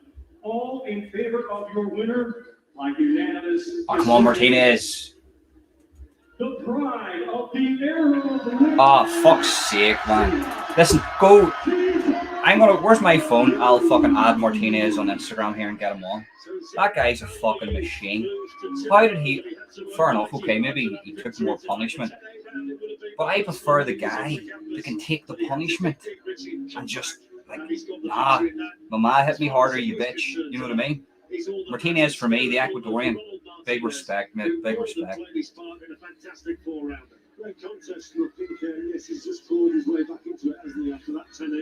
Celtic Park, I nip in and out and I get eyes the way a cat looks at you. If they're angry, maybe one day, yeah. Do you know what it is, right? There's so many bacons on this side of YouTube and so many wrong'uns on this side of YouTube that I don't really like to bring my personal life onto YouTube. I think as time progresses and I get into different demographics, I'll start maybe doing vlogs with my family and stuff. But I'll just let you into a bit of a secret. Anybody watching this, I would do time. Like if somebody, we all know that my missus, she doesn't understand what's went on the past year. I don't really speak to her about it, because I just keep family life separate. But, if one of them bacons done something, I just hunt them down and take them out, like, so that's why I try to keep family life separate. And I would take them out, do you know what I mean? And I wouldn't even make a video about it, they would just be gone. This moment could only be explained by one sentence. There's Lou. Hope you're keeping well from Scotland. Big up Scotland. The Scottish had a big day today. Celtic versus Rangers. Celtic won, but listen, it is what it is. Celtic need Rangers and Rangers need Celtic at the end of the day, To empower our youth and our athletes and represent Vision 2030. I want to thank the Minister of Sports. That's it, Susie. LOL, I know the feeling. Bounce in when Tommy is on. Good man. Prince Vlad, you changed my life, and I want to change the sport in this kingdom, and inshallah I will do it. And now, he says he wants to change the sport in the kingdom. They're beheading people on Saturday for stealing a loaf of bread. That makes them different. And when I was got down by a good shot, when I was brought down, I felt what both the warrior and the coward. Absolutely, Ronan. I do time if anyone touched mine, and I do it with a smile on my face. My biggest regret in life is actually getting involved in that demographic of YouTube, honestly. Because it's brought me into a demographic of people that watch me and watch my stuff after the fact. That all my viewers are great. All the people who come view my stuff are fucking fantastic people. But there's a level of people out there that I got involved with. And I don't want to be doing 20. It's not that I'm scared. I just don't want to be doing 21 years in prison for ending somebody for fucking with, I don't care if anybody fucks with me or says something to me. But if somebody says, if somebody does something, I'll happily do 21 years. Like, That we're not only just boxers, just fighters coming out for the sport, being new in the kingdom, but we have heart. I have it on the next room, so I'm sweet. I'll just annoy him here, and she will. And Lou, yes, mad respect to Scotland. We've got a lot of Scottish viewers too. There's Tangerine Dreamer. What's the crack, mate? I love you all. Thanks so much. I'll be back. Oh, you're just right. I had to pick up myself and my son here and had to change it to the football sticker so people would think I was a bloke and leave us alone. I thought you were a bloke. For fuck's sake, I thought you were a bloke. But it doesn't make a difference. Mad respect, regardless. Gender doesn't exist anymore, guys. Doesn't exist. There's no such thing as gender. Tangerine Dreamer. I know that, Solway. I know. The thing about it is, Solway, I know you're the type of guy that would just take one message, and that would be it.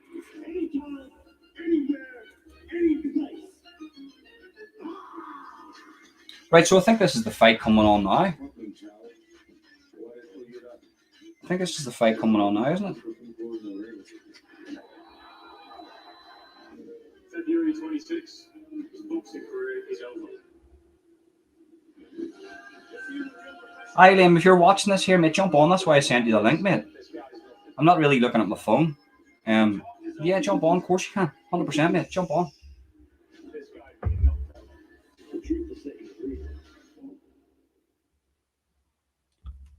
No worries, Emma. Hope you're keeping well. For the main event in Saudi Arabia. Thank you, everybody, for staying with us so far. Car Frotch is sitting at the corner there. He's completely cooked out of his nut now. Coming up next, the WBC Cruiserweight World Title fight. And, If Tommy Fury loses, he's jumping into the ring and he's starting fights left, right, and centre. Like, is McGregor out here? Is he here tonight? He'll start some fucking antics. It looks like Paul Smith has got himself a little bit of a talent to work with there. How's he managed that? Oh, that one hit the soul. I'm not sure. I think That one hit the soul. They've got a great relationship. So I'm guessing that's how Paul's been on the team, and all Youth has been in Liverpool preparing for this fight. But mad respect to Martinez, guys. Mad respect. I'll see if I actually get that guy on Instagram and do an interview with him, because he is a machine. See those South Americans? I don't care what anybody says. You will never get a fighter like a South American fighter. They are fucking brilliant. Ecuador, Mexico, they're fucking just fantastic fighters. Like, rounds 3 and 4, Youth finally settled down, started building his shape back up. For the first round or two, he was coming out far too high. He was getting hot, getting hurt. He got closed a good few times. what channel is it on? Are you talking about the fight? You have to pay for the fight. Like, you have to pay for the fight. You can BT Sport. It's 20 quid. But listen, you don't even have to pay for the fight. Watch it afterwards. Do you know what I mean? Watch it all afterwards. Sweezy one, don't be blaming your hangover on me. LOL. That's whiskey is adding to your fuel tank. But you know what? See the thing about whiskey, right? So I've been pissed off my nut on many a drink, right? But whiskey's a different type of a drink. Like I could drink a bottle of whiskey. I'd be pissed out of my head, but it would be fine. It would be okay. Like I don't want to fight or anything. But see, if I drink vodka, I want to fight.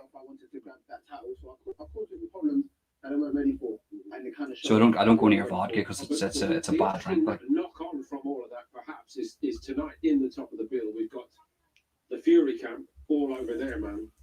Tommy, and Jake Paul doesn't have that kind of relationship. And what was very intriguing to us watching your world title fight was that there seemed to be a schism in the corner when they came under pressure.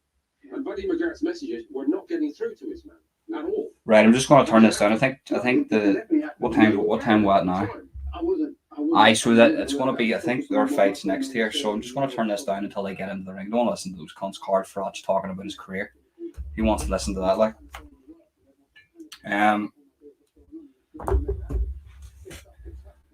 But I know, listen, good fights. I'll tell you what though, right?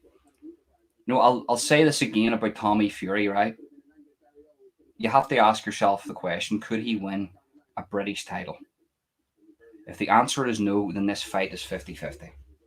I know people are saying that, he's the boxer, he's done this, he's done that, but confidence is the key. In that moment, that I'm not doubting Tommy Fury's skill. I'm sure he could go in there. Well, there's people sending comments in here. Guys, just to let you know, I've just seen that, right? So I've just seen that there, right? See that there? There's comments. It's asking me to show. Like there's some guy called Diet Chips. Diet Chips is in, right? And it's saying it's not letting his comments up, so I have to show them. So I don't give a fuck about anybody commenting. I'll show all comments, but YouTube censors comments. So just in case you think that I'm censoring them, I'm not. I don't give a fuck what you say about me. I don't care. Like.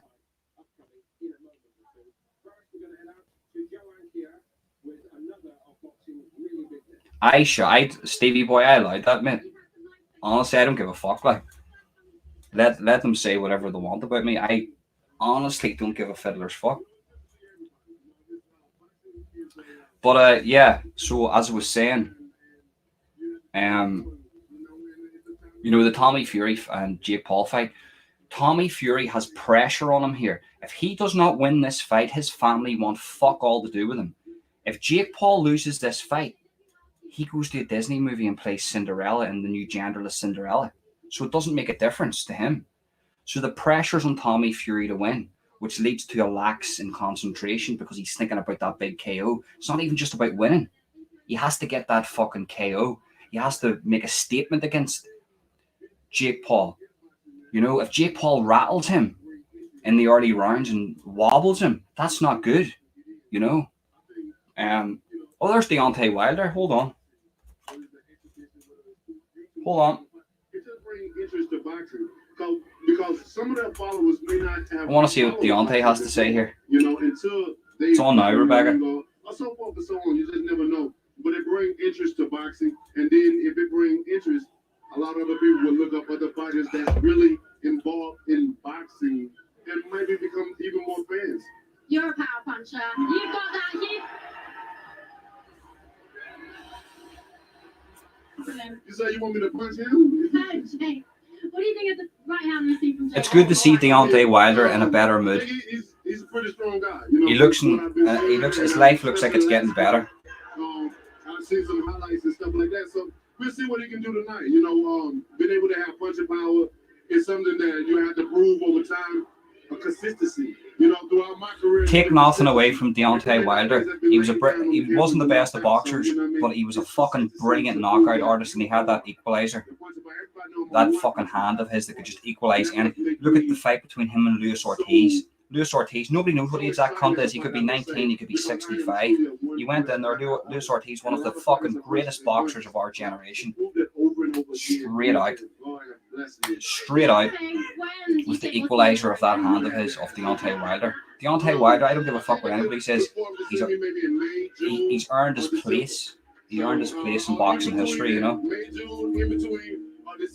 There's a lot of things going on. I can't reveal right now as much as I want to reveal. So White or Stevie White, hope you're keeping well, mate. It's good to see you in. I don't have these big meetings that go back and tell the world because it's useless. It's useless at this point. I don't want to stir up. This is what I literally have to put up with.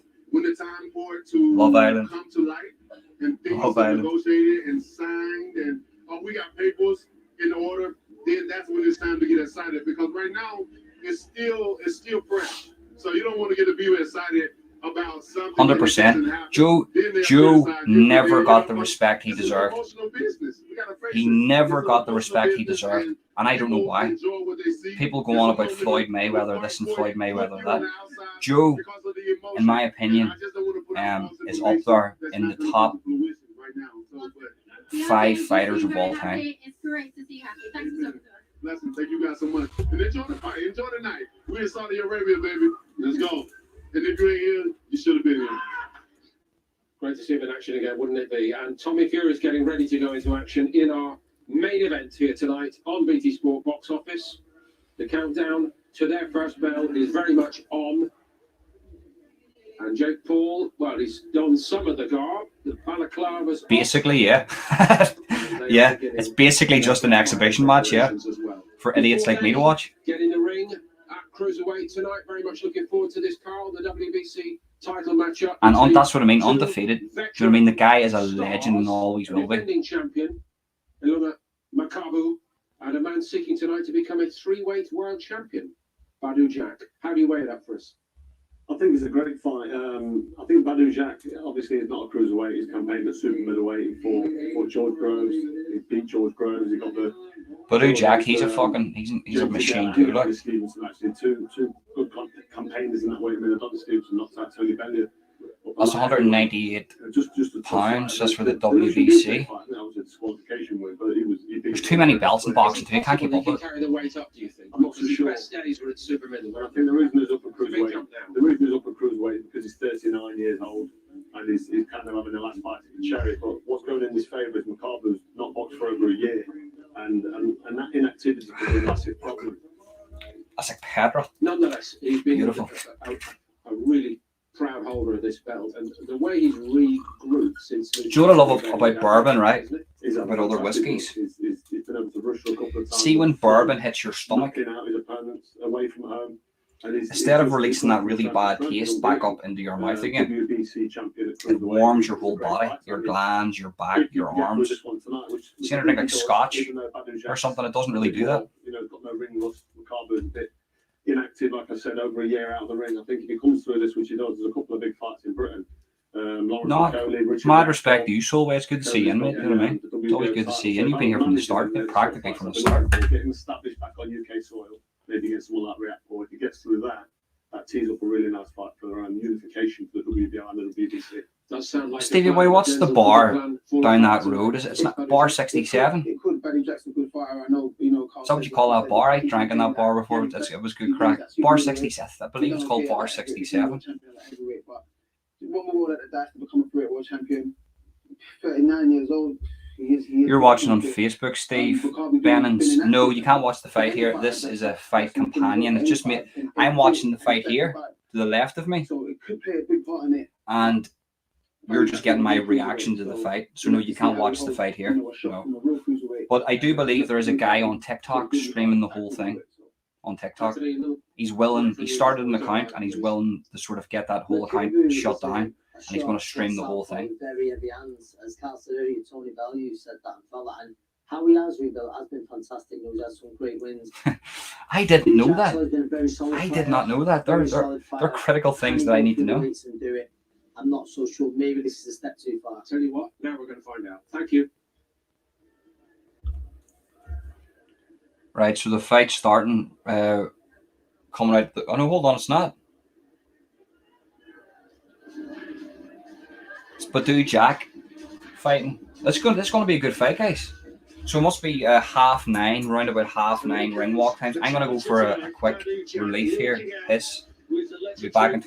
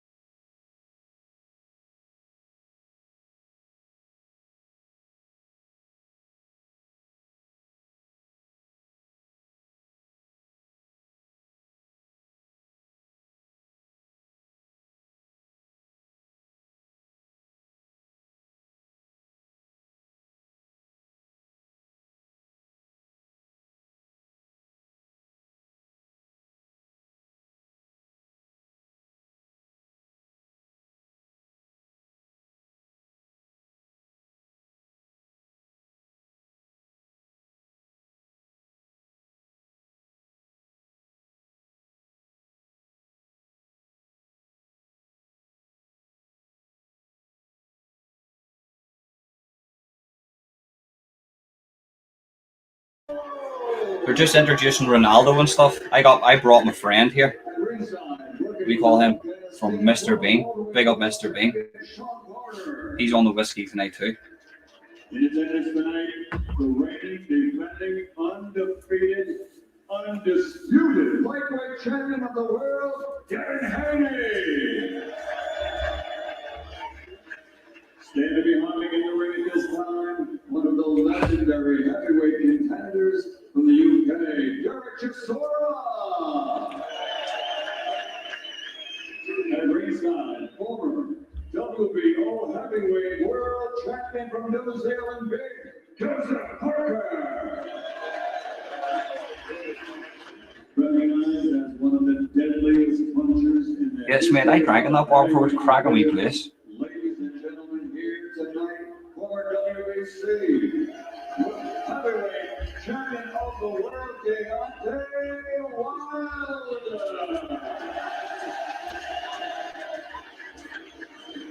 And here tonight, of course, with his family, one of the most charismatic and popular champions in the world today. Ladies and gentlemen, the undefeated WBC I love Mr. Bean. champion of the world. This is going to be a good fight. This is co-main, I believe. This is going to be a really, really good fight.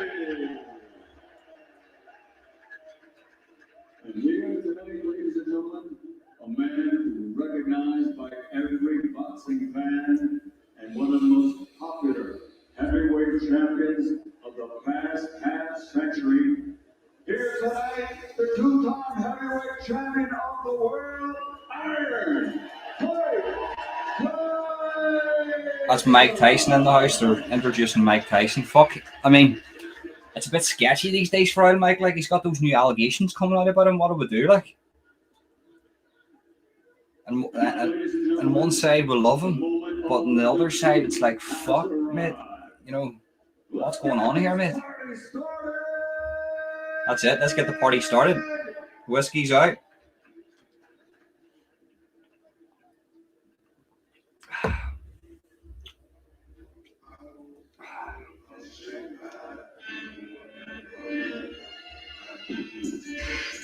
Right, I have to turn this down for copyright reasons.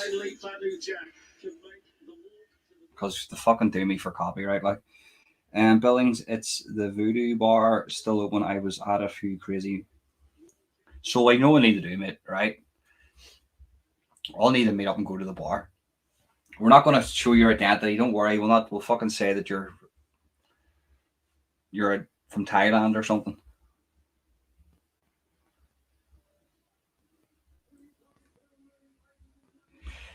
You see, Susie, right? This is the thing, right? He is a convicted rapist, but guess what?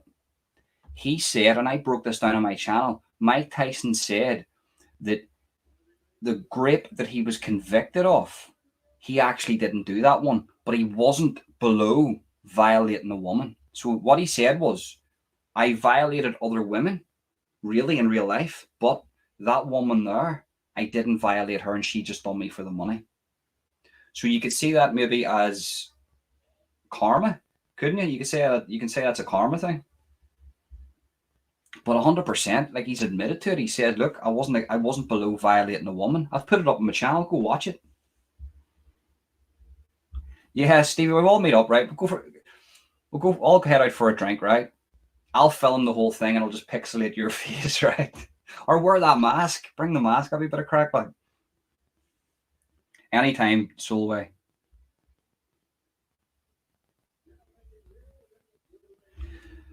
So do I. But he's admitted recently, I don't know if you've seen the recent allegations, he's admitted to violating women. He says, I'm not below violating women, but the woman I got done for, I'm not, but I didn't do that, but other women I did violate.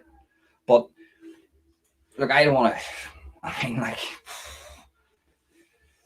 do you know what I mean?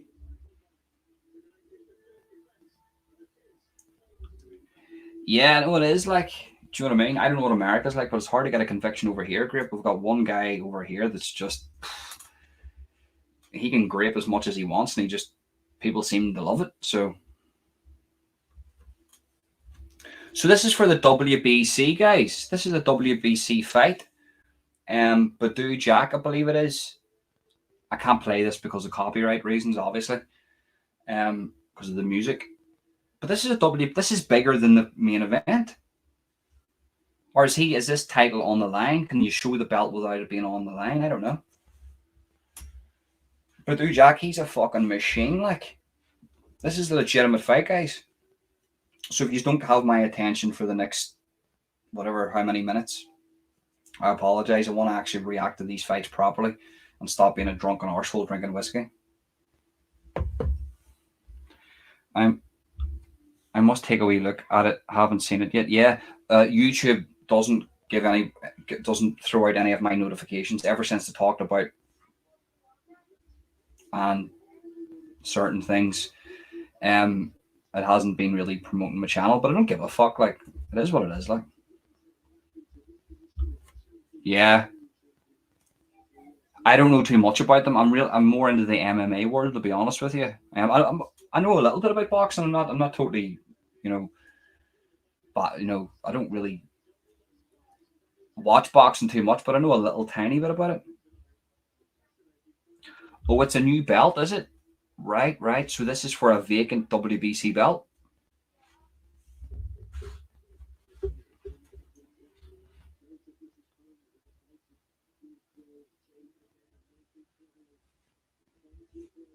I think I can turn this up now. Hold on. No, the music's still on. He's just turned 11 at Xmas.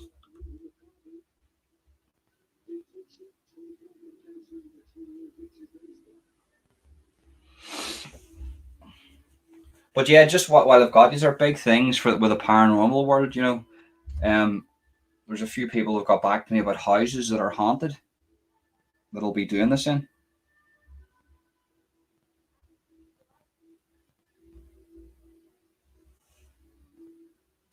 Fuck, now I know who Susie is.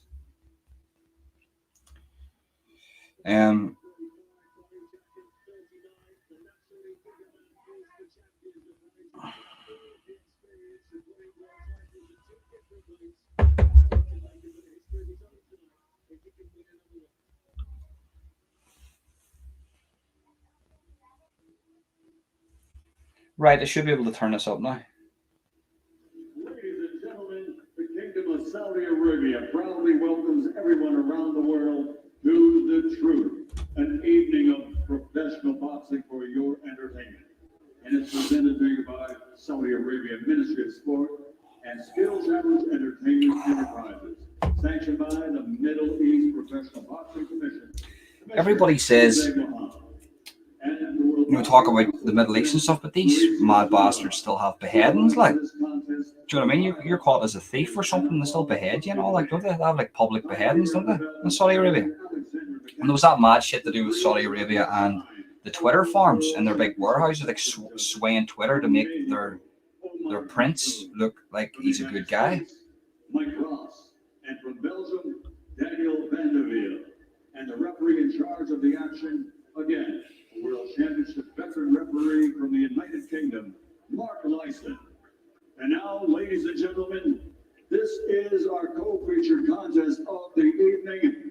12 rounds of boxing for the WBC Cruiserweight Championship of the World. Fuck, this is a big fight, guys. This is a big fight. I didn't know this fight was happening.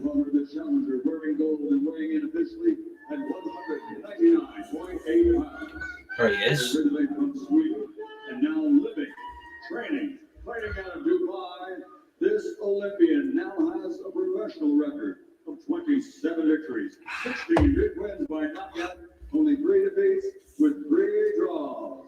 He's a 2-division, 2-time world champion, former super middleweight world champion, former light heavyweight world champion, the challenger,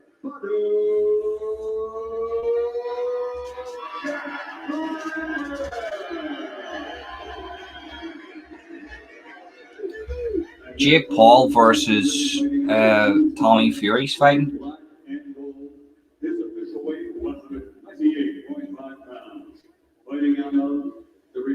Thank you, Julies. I appreciate that. Consisting of 29 victories, 25 of those victories by knockout, only 2 defeats, and he is recognized as pound for pound one of the most dangerous punchers. This is a fight, ladies and gentlemen. I cannot wait to see this here. So apologies if I can't look at the live chat. I want to actually focus on this. These are 2 machines, like just.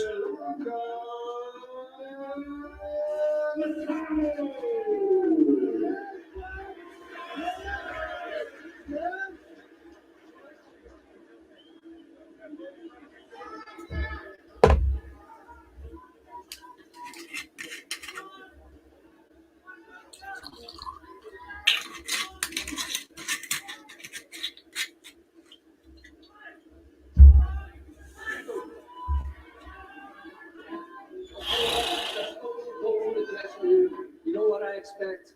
Stay professional. We've got a Scouser as a referee, by the way. Protect yourselves at all times. Just go. You'll fucking if they don't play by the rules, they're getting chained. McCarver has won all 10 fights since being stopped by Tony Bellew at Goodison Park in May of 2016. And tonight makes the 3rd defence of his WBC title.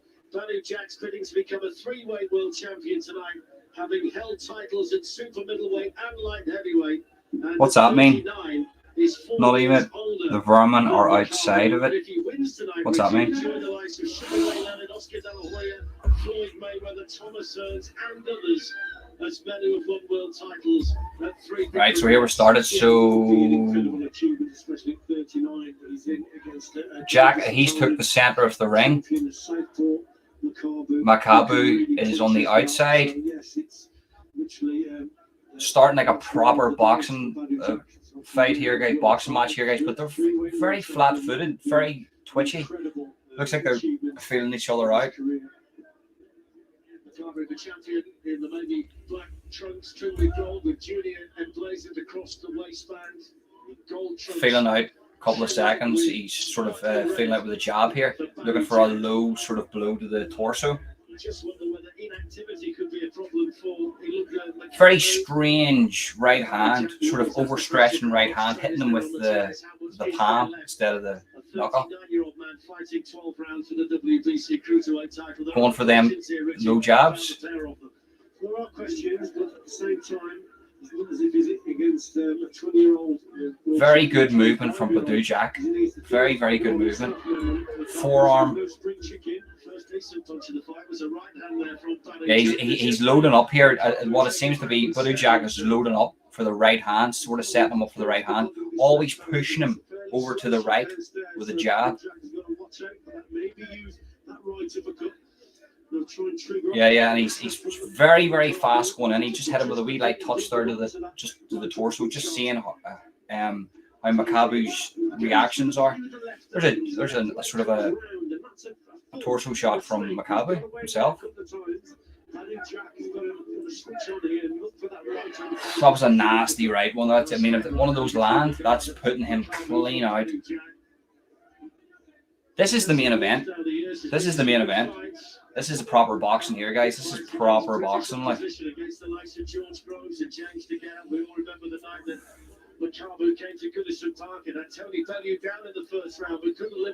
Oh, so he's what it seems like. Badou Jack, he's sort of trying to set up a big right hand here.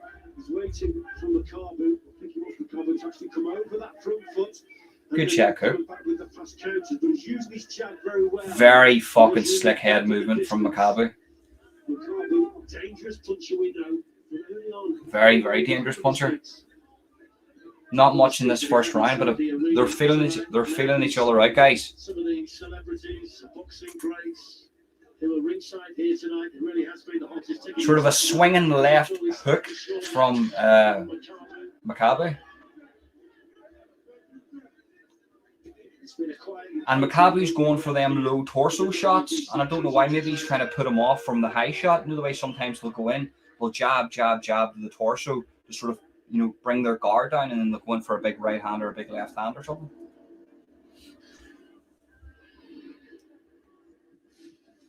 YouTube Wars, the backyard brawls. Mate, hope you're keeping well. Humble versus Burkett would be like Paul v. Fury for...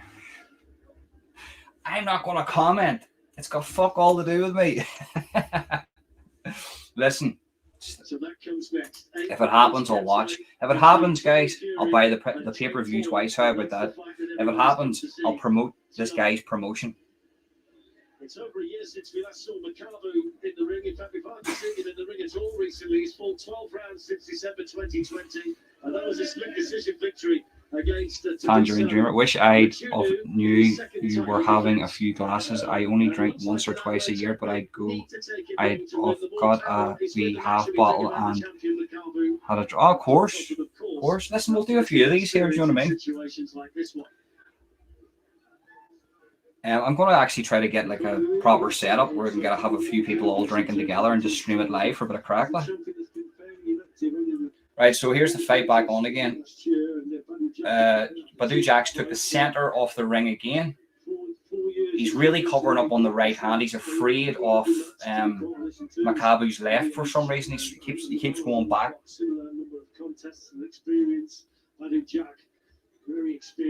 But you can see Makabu is really trying to sort of take the center himself. So it's like toe-to-toe. Toe-to-toe, but a very technical toe-to-toe.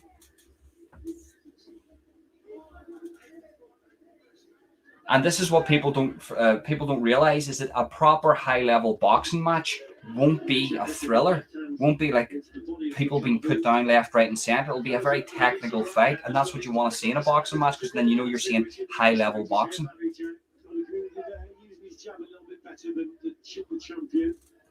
Again, he's still, for me, he's still on the scouting mission.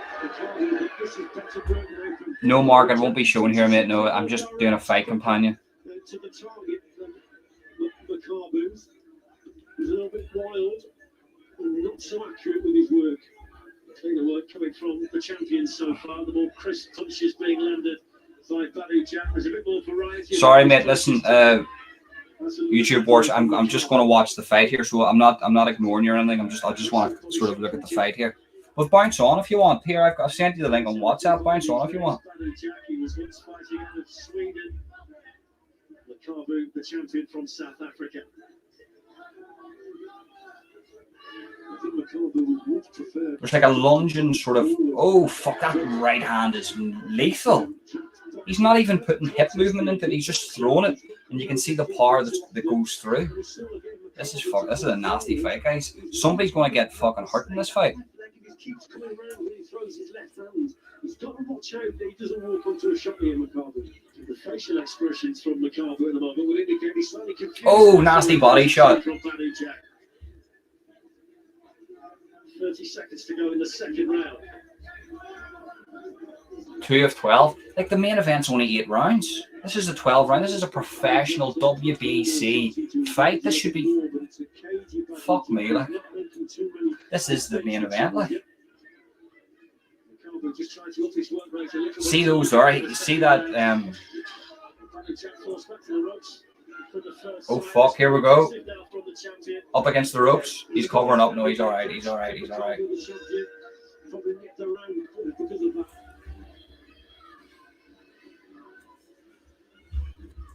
I wanted to do it last night. I thought the same, like.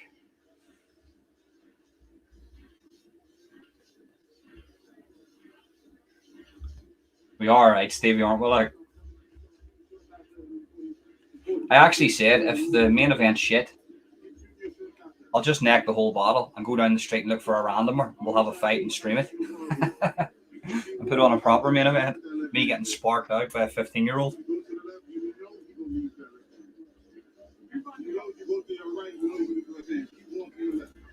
So this fight here, the co-main, people need to realize this is an actual professional fight. Like, even though they're all professional, they're all getting paid. But this here is a high-level boxing match.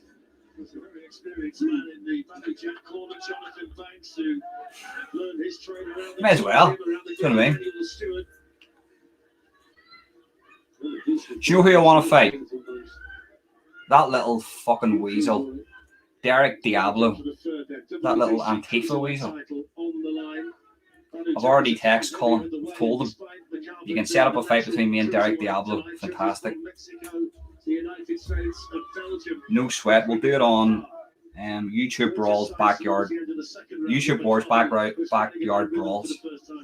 There you go. Derek Diablo, I'm calling you out, son. Fucking get your shit together, you little Antifa prick.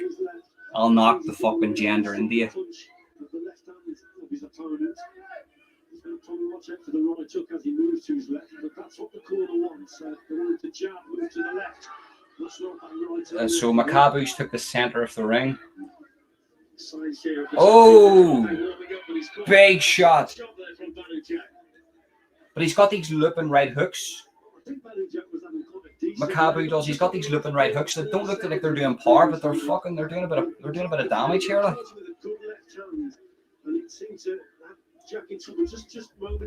No, listen, honestly, clip this, send it to him. Derek Diablo, I'm calling you out, son.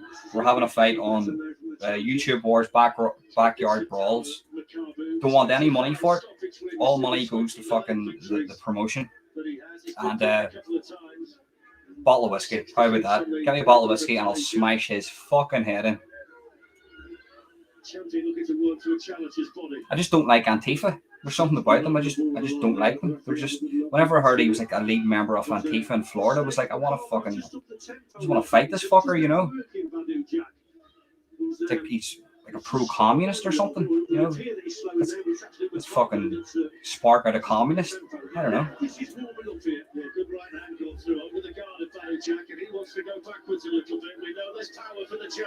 What weight is he though? He doesn't look. I'm 15 stone. I could cut down to one. I could cut down to. Fuck it, I'm lazy. I'll cut down to 14 for him.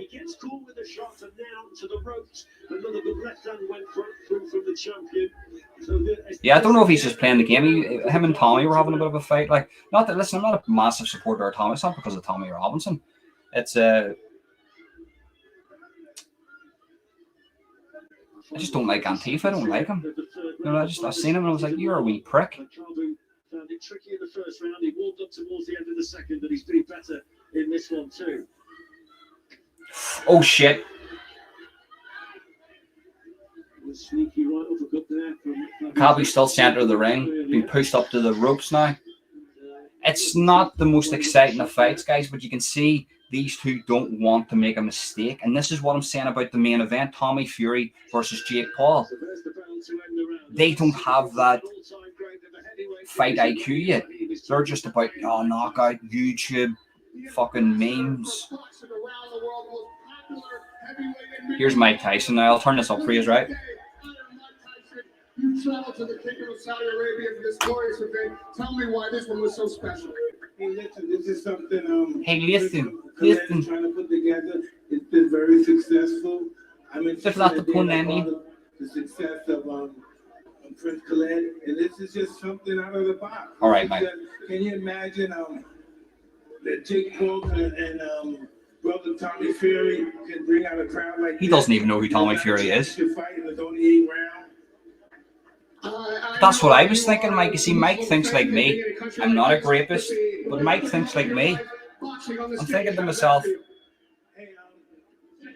the Muslim world should get the credit that it deserves. all right, Mike, fuck up now, right? So Mike Tyson's thinking like me, right? I'm not a rapist, guys. Don't be fucking calling me a rapist. But Mike Tyson's thinking like me. 8 rounds? What the fuck? Like, you know, this is the main event. You've got a guy here, Badu Jack. This is a 12-round fight. These guys don't want to make a mistake. But this is the 4th round of a 12-round fight. You have to understand that this here fight, this is a legitimate fucking WBC fight. Tyson's still learning to speak. I like the punani. Can I not just get the blowjob? I don't even know why I turned French there. Why did I turn French? I turned like French or something, didn't it? Vacated by Alexander Usyk when he moved up to heavyweight. Jack has been billing himself as the home fighter. Oh, that was a nasty body shot. Oh shit.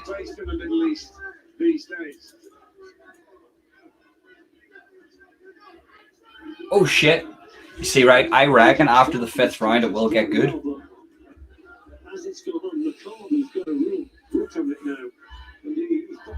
No, JC, there's a proper WBC fight on here. Badu Jack.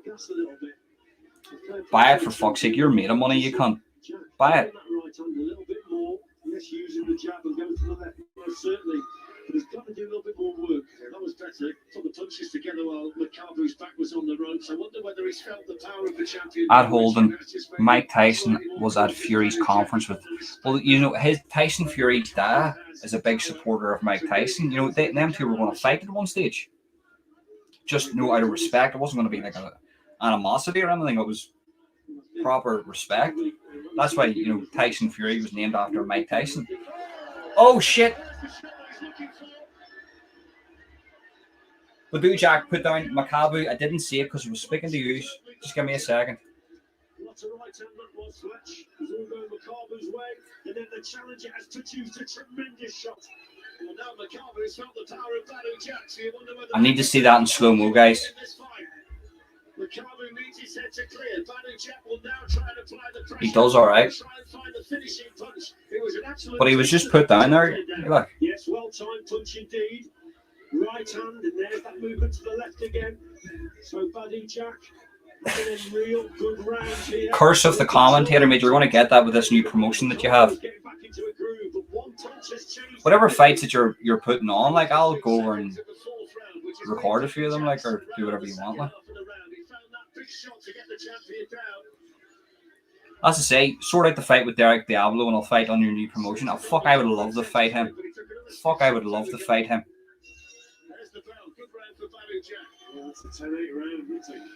Pelting round for Badu Jack. Really appreciating that.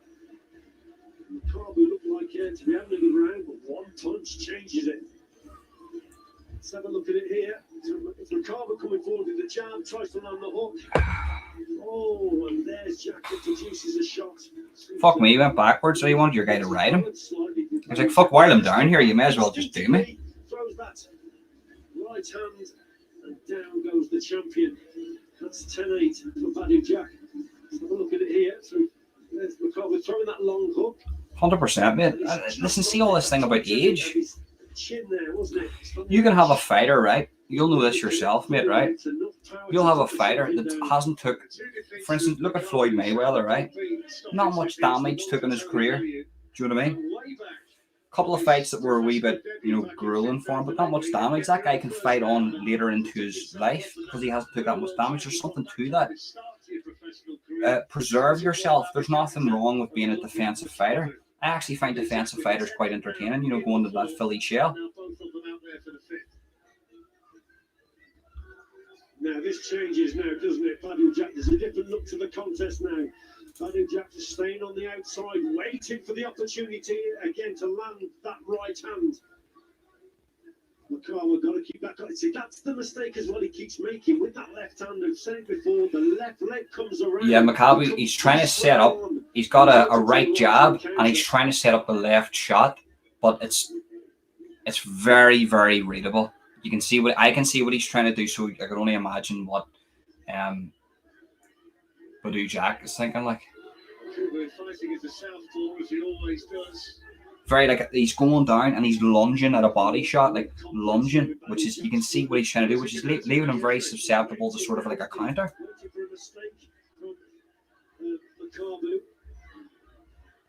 100%. I love Floyd Mayweather. Like, he's a wee prick, but he's a fucking he's one of the GOATs. So experienced as well. But if you'd done it 2 years ago, you would have had fights. I think you will struggle to make fights now, in my opinion.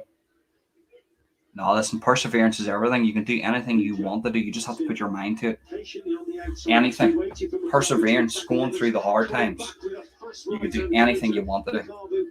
Like me sparking out Derek Diablo, little Antifa prick. And that's allowing Jack again to come back at him. One observation, Richie, would be when he starts to put an attack together, McCarthy, he can look very awkward and off balance when he comes in. No worries, diet chips.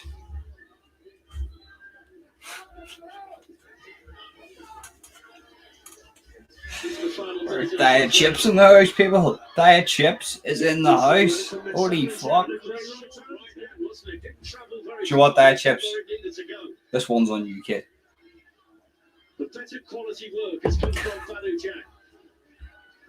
McCarthy just holding his feet after his attacks, Fletcher, and that's just allowing Badu Jack to come back with the fast counters with the right hand.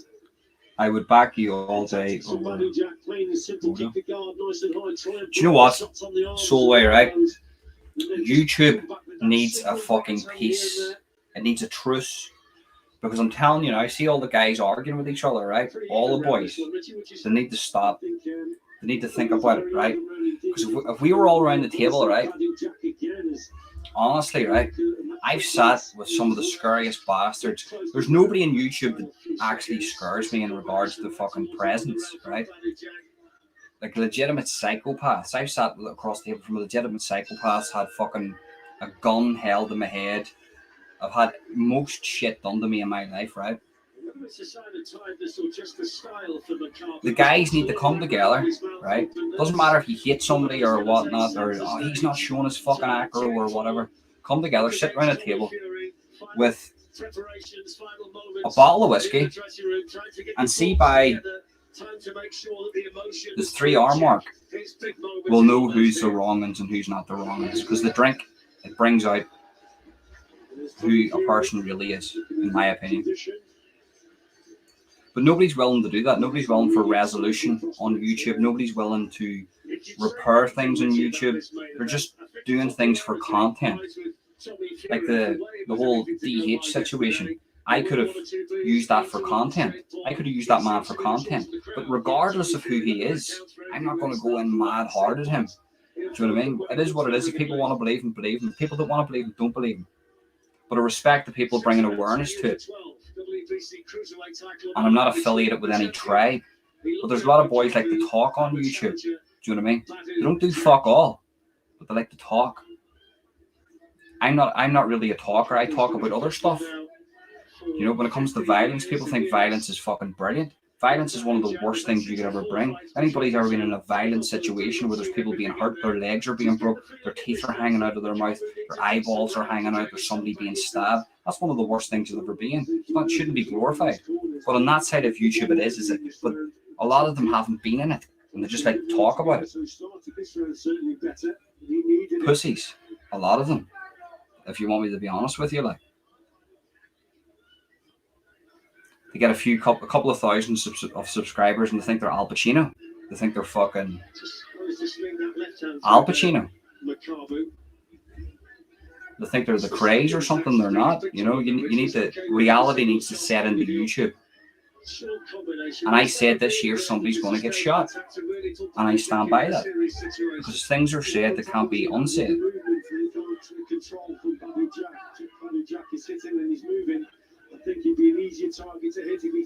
I would mediate that. How about this, Solway, right? Whoever fails the lie detector test gets kneecapped. How about that? Just me sitting there with a lie detector test. I'll shave my head like Dr. Phil. Whoever fails the lie detector test on being a root gets kneecapped.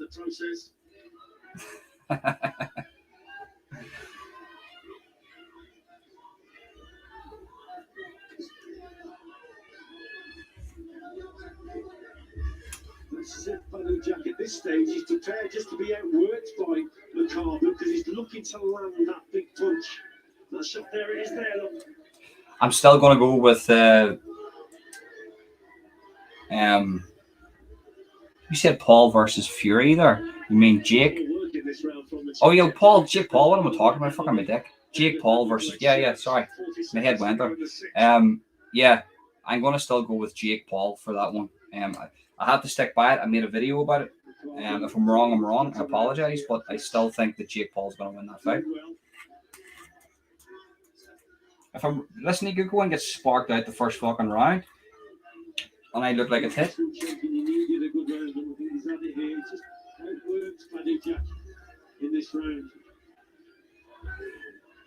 There's a lot of people don't know about this in this live stream, so why? But you get what I'm saying, like. Running kneecaps, you hit the hand. It makes me laugh. So I swear to God, it makes me laugh. All these YouTube gangsters makes me fucking laugh, man.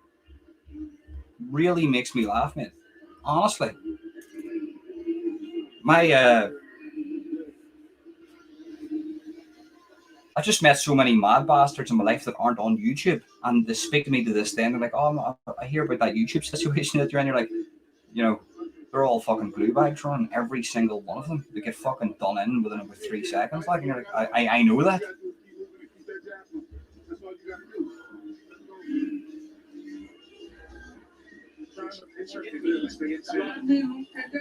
Jonathan Banks, Richie, you said you give it these rounds away. You made the point in the previous round, but he might be prepared to take a few shots to land the big one, Badu Jack. His trainer's not happy by that tactic. He wants him to work harder. Outworked in that last round, didn't use his jab enough, and when he slowed the movement down as well, then he got caught with too many. So into the second half. Do you know what? The first half saw I'm not against human trafficking, but why is there so much emphasis on Andrew Tate when Jeffrey Epstein was human trafficking people to his island, getting elites recorded while they were doing this stuff and then compromising those elites? There's no talk about that. What about the Jeffrey Epstein flight log? No talk about that, is there? But let's talk about some fucking moron on James English talking about how men should fucking work out every day. Do you get what I'm saying? I've had a wee bit of an inkling for a while that Andrew Tate's a shill.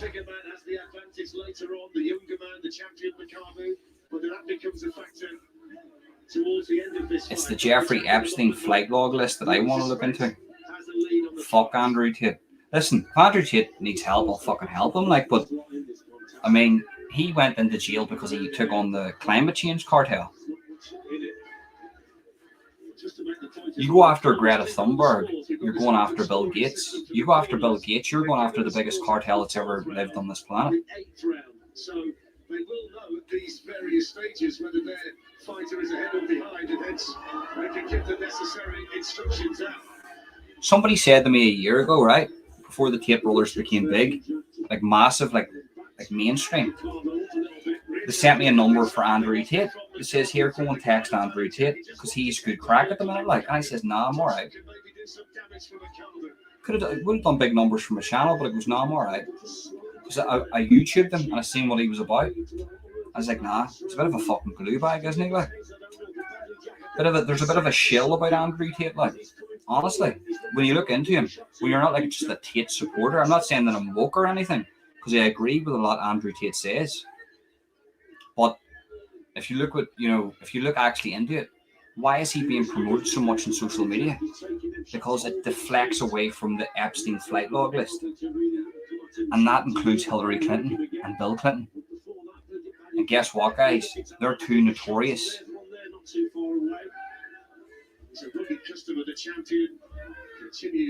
Hanging the grapevines from the tree. Pizzagate.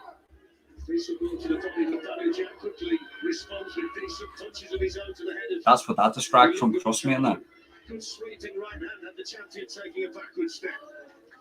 Really strong, the champion, but he's square on again. Daniel Jack trying to find that right hand. This is a great contest now. Both standing toe to toe, but the champion again a bit sticky. You see YouTube Wars backyard brawls. It's very interesting for yourself, because you've passed me on a lot of links, right, to certain things, right? You need to trust me on this. See, when it comes to this conspiracy shit, I'm 5 years ahead of this. See, the Tate brothers are being used right now, whether they think it or not, as a sacrifice to divert your attention from the Epstein log, because Jeffrey Epstein was something they did not think would happen. I know that for a fact. They weren't banking on that to happen. And he was a procure, just like Jimmy Savile, of a lot of shit.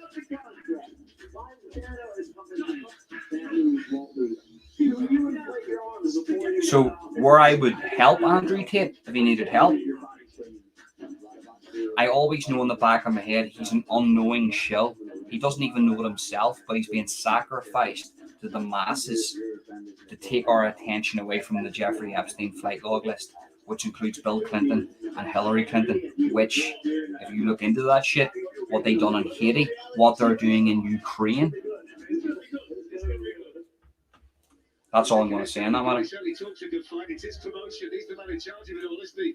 Jake Paul will see in a little while whether he can back it up in the ring against Tommy Fury. That's the main event tonight. Catch weight, £185, 8 rounds between Tommy Fury and Jake Paul. This one's boiling up nicely into the 8th of 12 for the WBC Cruiserweight Championship between the challenger Daniel Jack and the champion. Do you know what I don't like, right?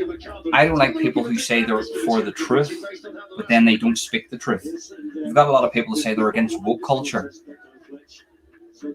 They're against certain other things, right? And massive channels with 400,000 subscriptions, millions of subscriptions, but they're not. They're just doing it because they're a slave to the AdSense account. They're a slave to making money on YouTube. I could be like that. I could just fucking say, yeah, don't worry about it. You know, fight this fight. The real fight is on the right-hand side. Trust me on that. I'm not going to name any names, but I know I've seen it. I know it. I know it about them.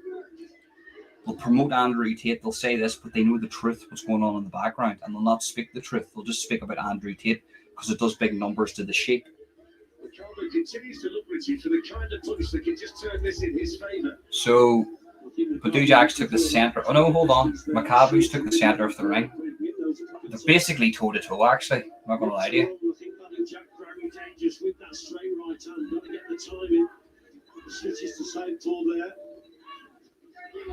Daniel Jack's 8th world title fight tonight. He's beaten George Groves and Nathan Cleverly, drew with James DeGale.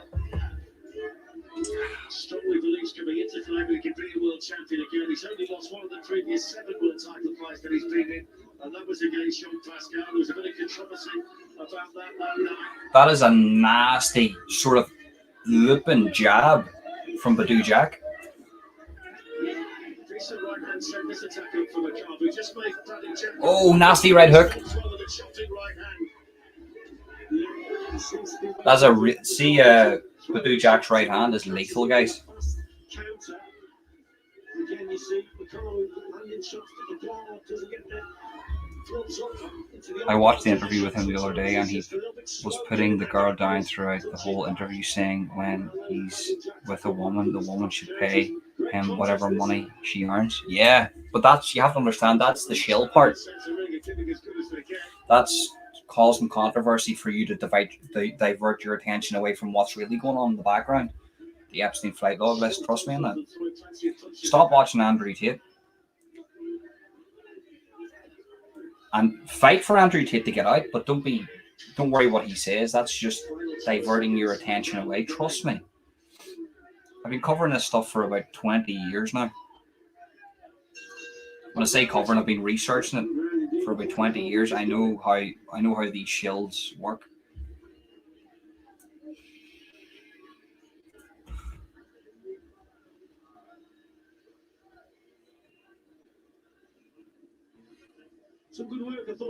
That's a nasty right hand, like. And then an uppercut from the same hand. Towards the end of the round, though, Kamabu came back with some good stuff.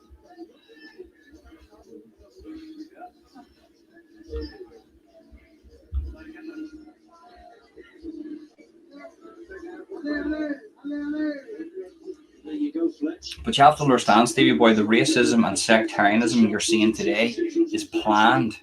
Because if they have sectarianism and racism, then you have division. And when you have division, you have conquer. And you can implement any policies you want in the background. Trust me in that.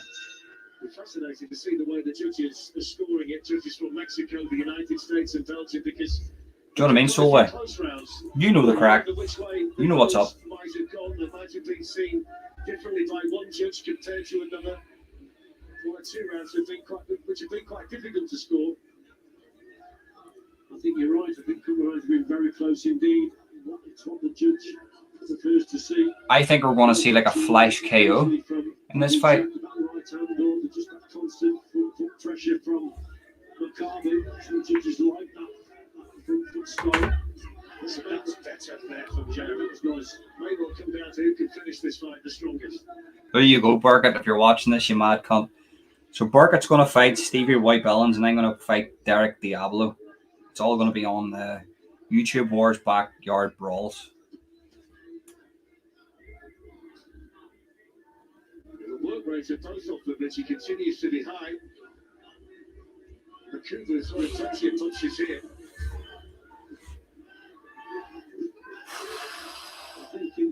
See, there's a lot of people in this crowd, right, that actually don't know boxing.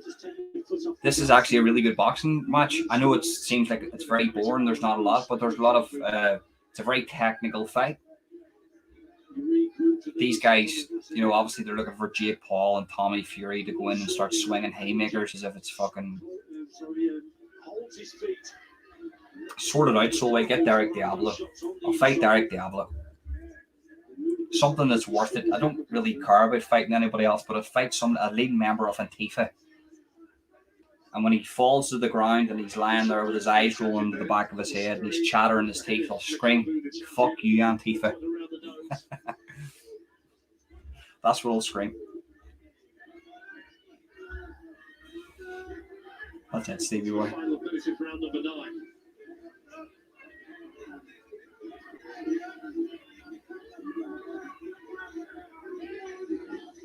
Two shots landing from McCarthy. Then a couple more. Badu Jack going backwards. Maybe starts to feel the taste in there. I think McCarthy just senses that. Just slowed down. But as I say, that Jack lands that good right hand. But up to now, I think he's the champion having a better round here. Yeah, since the taste has slowed and they got closer together, it certainly suited McCarthy a lot more than it was for Jack. Those body shots are taking its toll. So Badu Jack is hitting Maccabi with body shots, and it's really wearing him down. Like, you can only take so many body shots. I don't care what anybody says. Fuck me, like, I'm untrained. If somebody hit me with a body shot, I'm gasping for air, you know. Continues to throw good shots, though, having success towards the end of the round. Decent flurry here from Badin Jack. He's taking big shots here. He took 2 big shots there at the end of that round. Maccabi took 2 big shots at the end of that round. Decent round for me. This is right towards the end of the round. Badin Jack has thrown in desperation there, right on the bell. But this is why bare knuckle boxing, non-professional underground bare knuckle boxing does better than professional boxing, in my opinion. Because if you had a guy that's going to come in, that's willing to put it all on the line, I understand there's BKB, BKFC, which are doing that at the minute, but there's still rules to that, and they have the clinch, which actually makes them popular. But see this shit being filmed. People are going to tune in for that. People are going to tune in for that more than what they're going to tune in for a boxing match that's going to, you know, you need somebody that's going to take a risk, you know.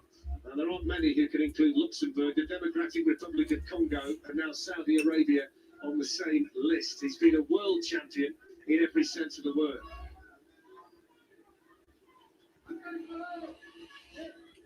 Like we spoke about before, Fletcher's really earned it, hasn't he?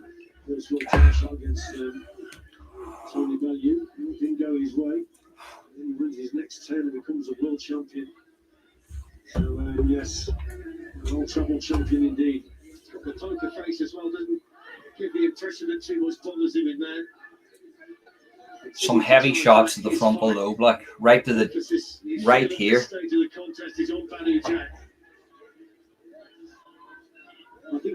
Oh shit! Movement going again.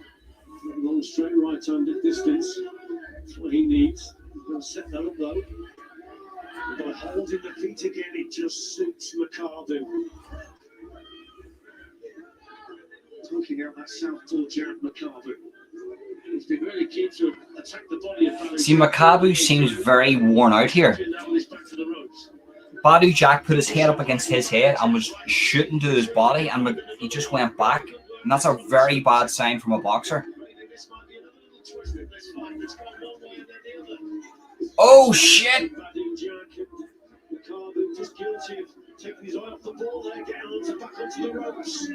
And the pace slowed, and I think Badou Jack just sensed something and went for it. A couple of good right hands, so it changes the round. It's the best bit of work that we've seen from Badou Jack for a couple of rounds, Richard, in actual fact, isn't it? That's good work though from Maccabi, starting to push the challenger back.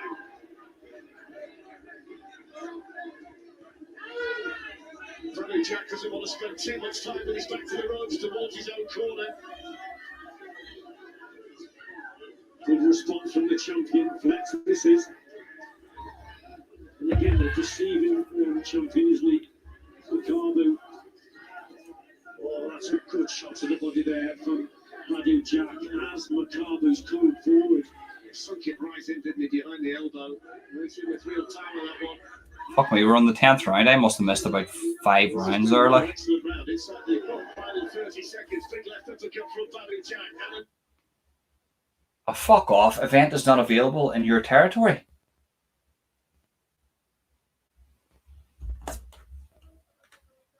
What's the crack with that? What the fuck? The cunt's just turned off the fight.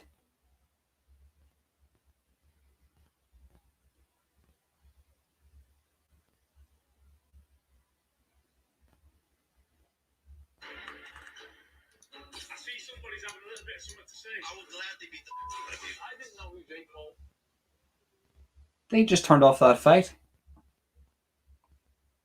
Hold on, what the fuck? Hold on here.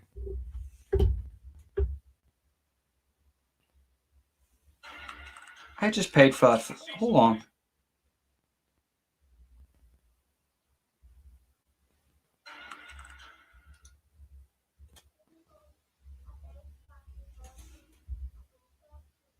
They've just turned off that fight. No joke, swear to fuck. No joke. I actually said to you earlier on that I was using like dodgy login details, right? I wasn't actually paid for the fight. I bought the fight in BT Sport because my missus was watching the Fire Stick and I couldn't take the Fire Stick in. I've paid for that fight and they've just turned off that fight. I'm not joking here. Look. It says event is not available in your territory. What the fuck is going on there? Well, I'm getting a fucking refund. I'm gonna go full Karen. Mate, I couldn't see it. They've just turned off the fight. What's going on there? Hold on.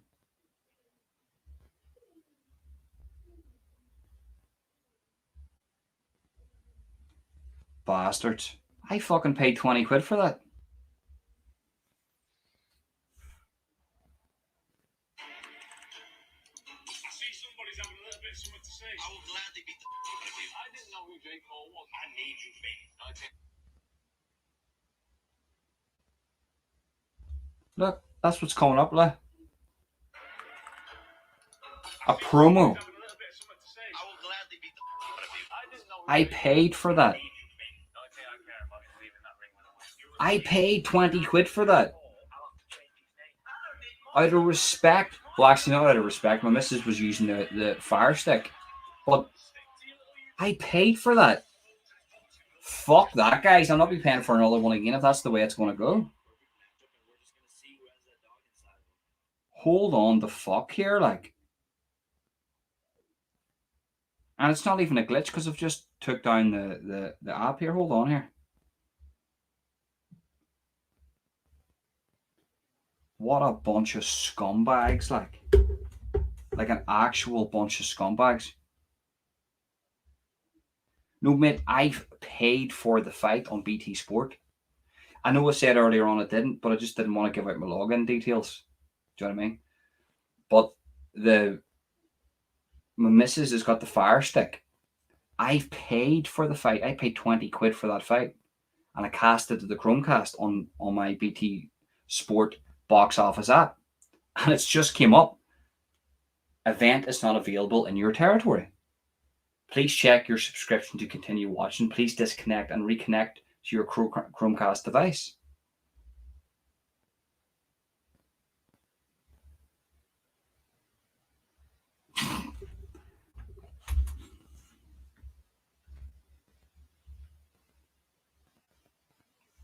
What the fuck? Like, hold on here. Give me a second.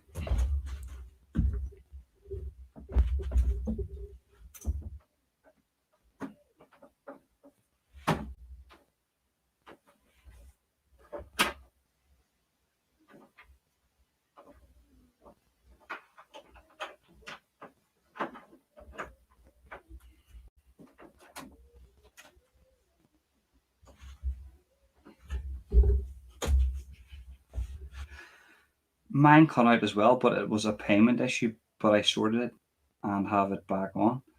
I paid for the fight. It came through. I had to accept it on my banking app and everything. What the fuck? If these cunts are going to stiff me, like, for a Jake Paul Tommy Fury fight, like.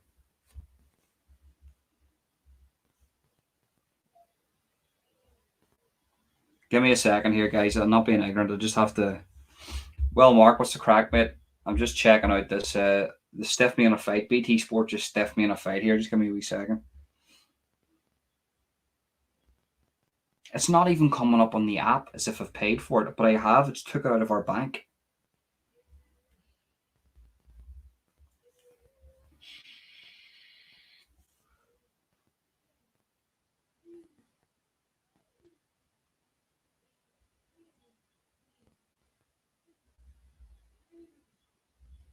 Give me a wee second here. What a bunch of fucking ball bags, like.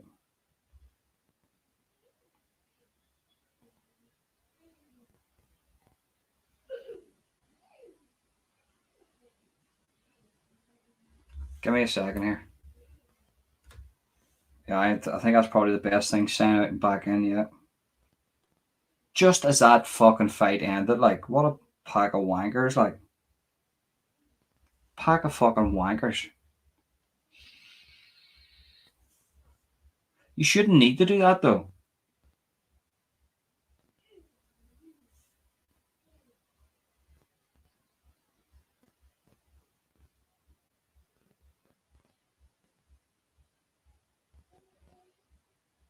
It's not even logging in. Jack won by KO round. Do you know what I mean? Like, for fuck's sake, KO, like. BT, you're a bunch of fucking wankers. Any wonder people stream illegally?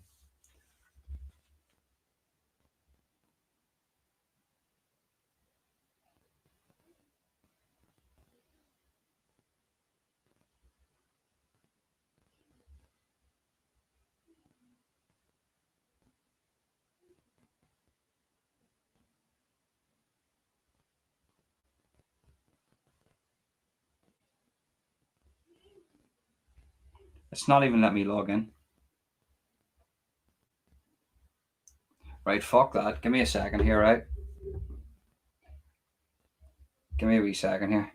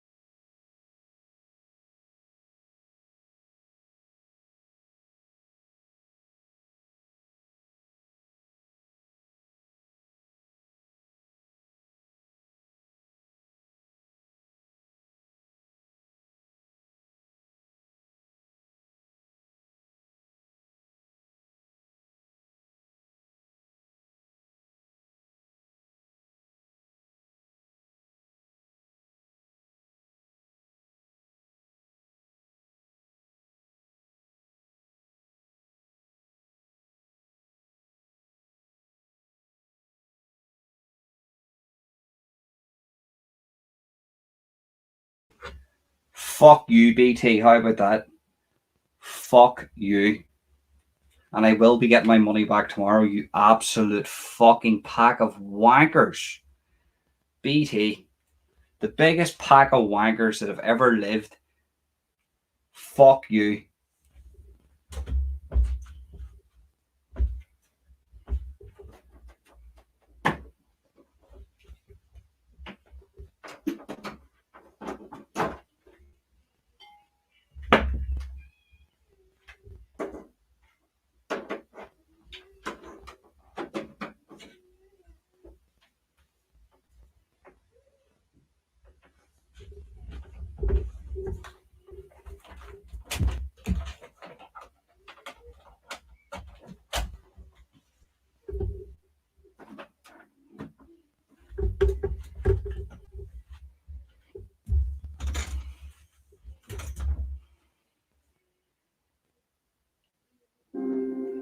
Right, fuck them.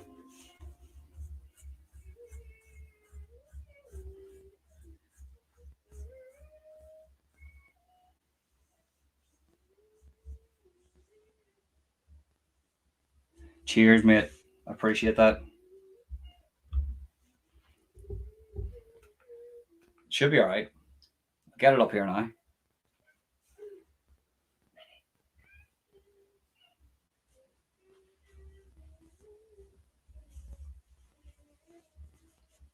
No, it should. It should work here now, mate.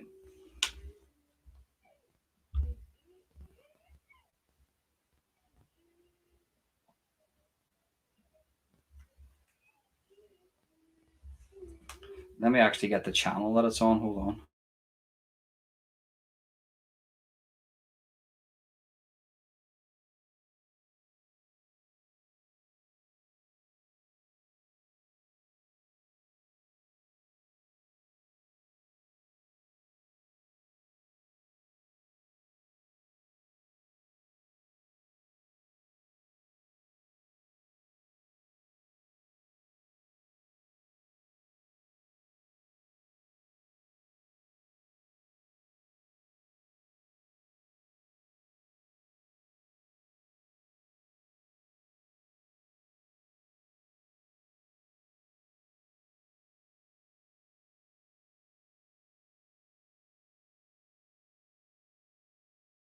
So there we go, guys.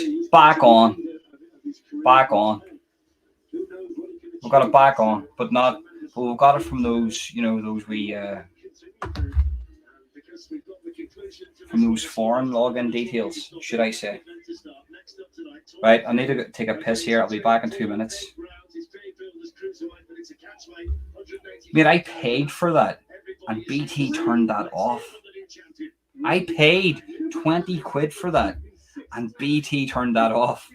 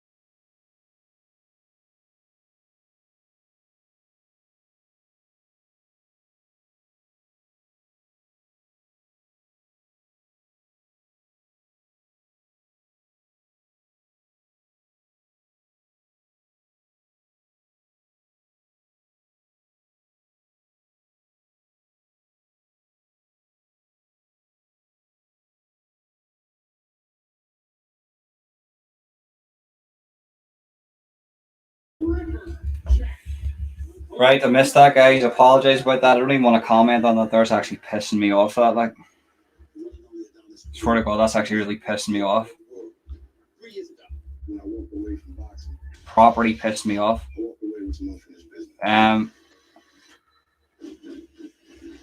It starts. Start now, mate.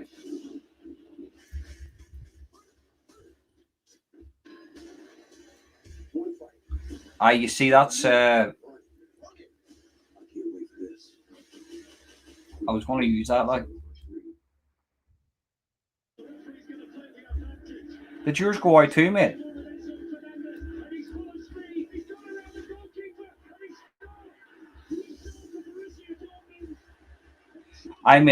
Yeah, I don't want to say too much, but we have this something similar, like.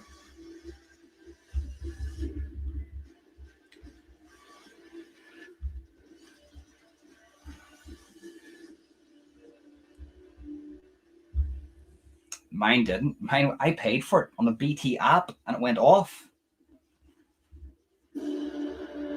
So BT, if you're watching, you're shit. You're bollocks. You're just as bad as Sky TV. You're just as bad as fucking ITV. You're all shit.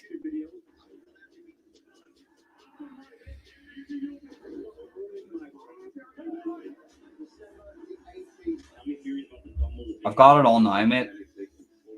I've got it all now here.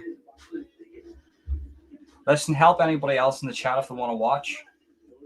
Spread the links. Whatever. If you're going to help out the people in the chat, 100%. Just don't be scamming people. Don't be paying for anything, guys. If anybody makes you pay for shit,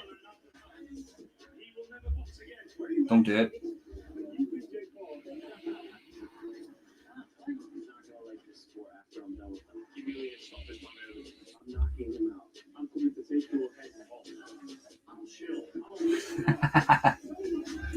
Do you know what I mean? Cunts like me paying for the fight and it cuts off.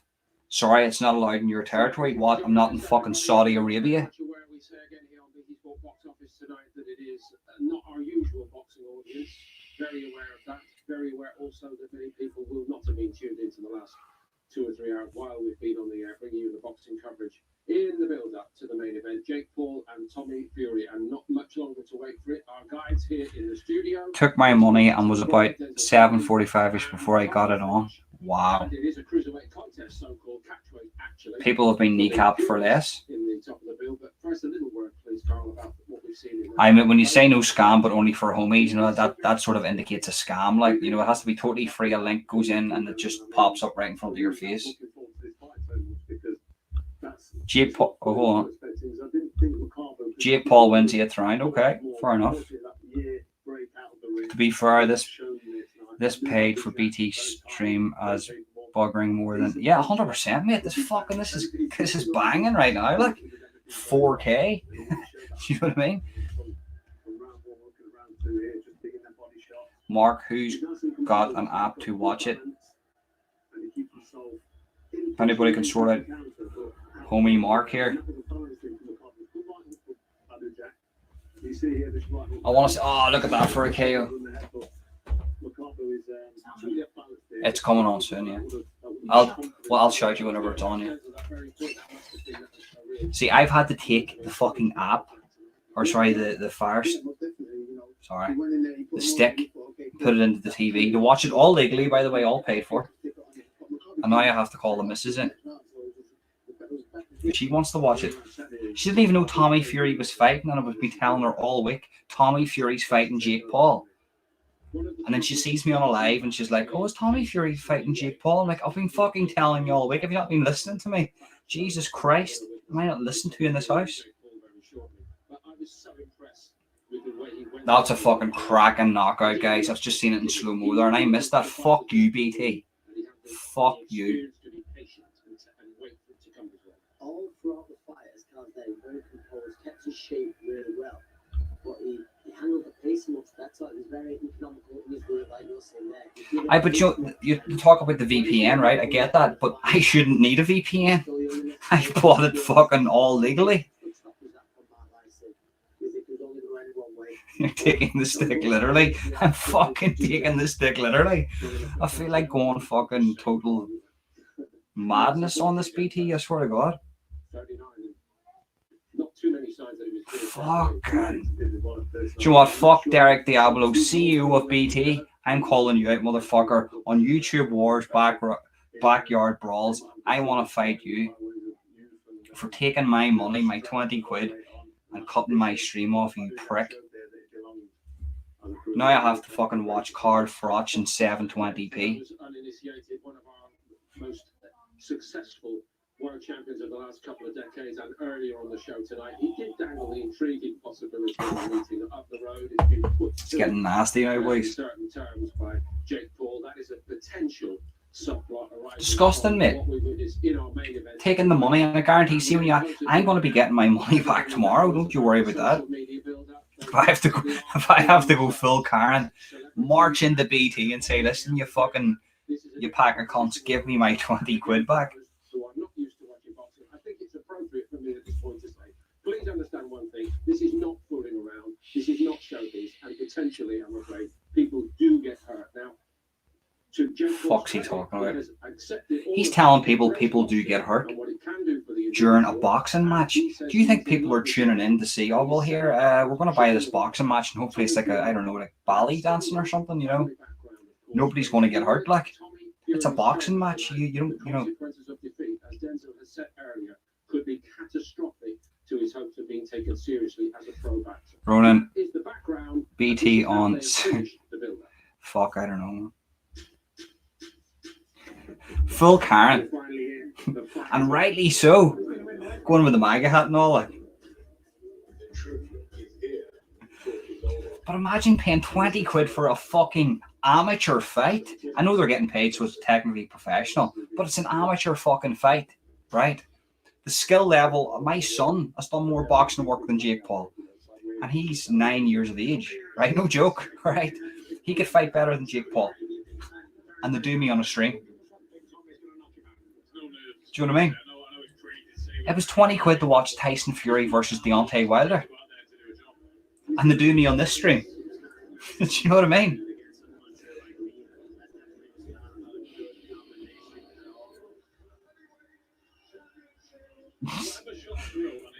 Let me see. BT contact number, right? BT contact. Contact. That's gonna ruin my buzz though.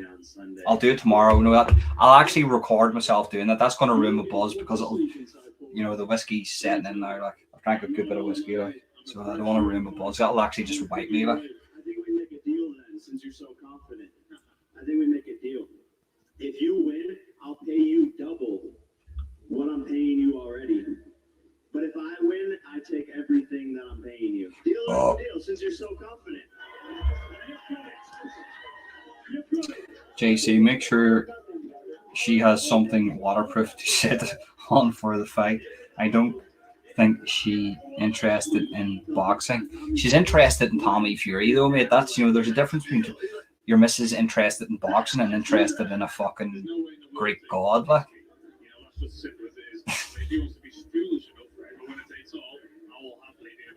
The guy's in trouble. Are you, Tommy, thank you, ready to sign the I'll record the whole thing, mate. I just don't want it to ruin my buzz because I've got that whiskey buzz. Do you know what I mean? I've got that whiskey buzz going. I've nearly drank the full fucking bottle, like. Right, so that's the build up now, for fuck's sake. They done me in a fucking shit fight. No joke. See, YouTube Wars Backyard Brawls, you're going to get better boxing matches than what we're about to witness right now. And that's no joke. That's not even a discredit to his promotion. This is a good promotion he's starting. You're going to get a higher level fight than this fight we're about to watch. And they stiffed me on that 20 quid. BT Sport are the biggest cartel that's ever lived.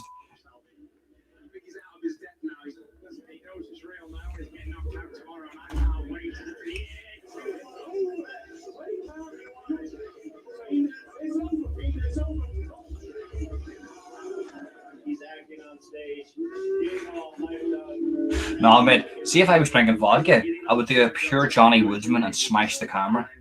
Honestly, if I was on the vodka, I would just be. I wouldn't even be here. The whiskey actually calms me a little bit.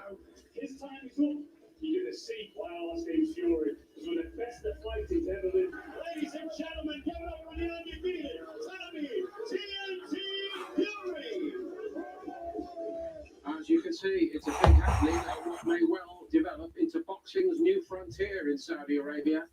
George Warren, part of the promotional effort, now waiting to speak to Joe Ankia. Well, George, thank you for joining us at ringside. We are moments away from the big fight. A lot on the line for you, for the Fury family, and for Queensbury. How are you feeling right now? I'm excited, a little bit nervous, always get that big... I just stay away from it, honestly. I don't go near vodka anymore because The whole fight week out here... I made a cunt out of myself in vodka, Tommy's been confident. I remember I had a toothache and I took 5 Cocodamols, around about 4 to 5. I can't remember the exact number, but it was over 3 anyway. Say 4 Cocodamols, and I was lopped off my tits, and I drank a 10-glass bottle of vodka, went out and just fought with everybody. So I don't drink vodka anymore. I love vodka though. Don't get me wrong, vodka is the shit. Vodka and Red Bull is my drink. I just don't drink it. Like, see, if I mix this with Coke, I would drink too much of it. So that's why, even though I've drank it, that was 3/4 of a bottle. And now it's practically gone. So there's no excuse anyway. I'll just drink it anyway. Like.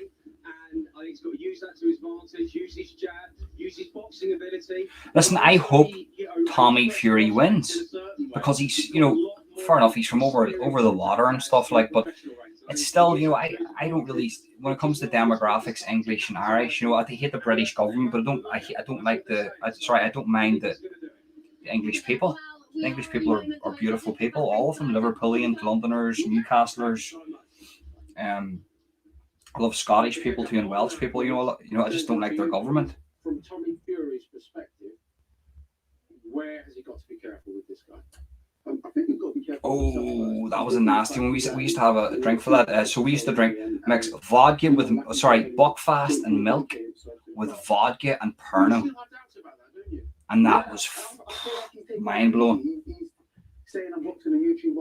The guy's had 6 fights. Whoever he had them with, he's had 6 fights. Almost fight time. Anyone had any bets on? Well, apparently some fella put on £800 on my say so on Jake Paul winning that fight. So hopefully I'm fucking right, or this cunt's gonna come over, get a plane over here and kneecap me. that can probably go out there and knock out there for 30 seconds. You know? I only drink water if it's frozen and floating in It's the issue vodka. really that we don't know how he's going to be under pressure, Carl. And the reason I will, Rebecca. I can't name the person who told me. I will. They Don't know you worry. about- Well, you'll see anyway because it's my live reaction. So if the fight comes on and I'm trying to like not get you into the room, then I'll tell you. You can see. You're literally sitting in the next room. You'll be able to walk in and watch the fight. Like, Does that ring true with you? Listen, it's an interesting point. Celtic Park, I fucking love vodka. There's nothing more I love in this world is a liter bottle of vodka and an unlimited supply of Red Bull.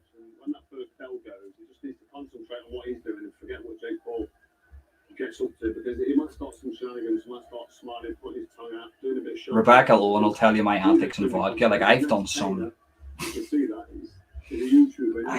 fucked up shit on vodka. I fought with the Wharfs and everything. And no joke, right? One night I was out for a night out, and there was a local lad from the area. He's at the Wharf, like I don't give a fuck. That's what you call him. He's at the Wharf, like. And I fought with him and his mate. He was at the Wharf, and I think, to be honest with you, he probably has the capabilities of kicking the fuck out of me, like. But that's why I give up vodka, because of those reasons, because it's just so bad for you. You know, drinking vodka is really bad. Like. The show goes on, and the moment of truth. Big money, Dougie Joyce, for fuck's sake. Dougie Joyce had £200 on Fury round 8, 50-1. Jesus Christ! Well, he's buying the rounds the next time I'm in Manchester, then, isn't he?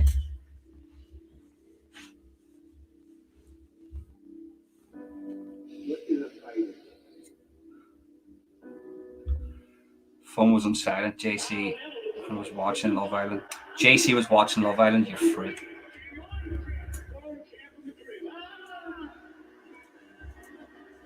We're watching a clash of Muhammad Ali for some reason, as if these are fucking in the same league as Muhammad Ali, the greatest fighter to ever live. It takes the heart of a champion to step aside the ropes. Not anyone can do it. There you go. It takes the heart of a champion to step inside the ropes. So Derek Diablo, I'm calling you out for a fight on YouTube Wars Backyard Brawls. Let's get it on. Big balls. That's what it takes to be a fighter. Big balls like King Kong. Tommy Fury, not Jake Paul. Being a fighter takes sacrifice. You have to want it more than anything in the world. Someone who never gives up. Who's a savage, a warrior, the modern day gladiator. Gives you heart, body, and soul, everything you've got. The willingness to risk it all in front of everybody. Say what you will about the problem child. He delivers. I love everything about boxing. Blood, sweat, tears. It's a tough and lonely sport. Can you just hear that okay? This is the build-up. It's actually quite good. He's been forced into this. I chose this. It's on, guys. It's on now. I'm feeling it.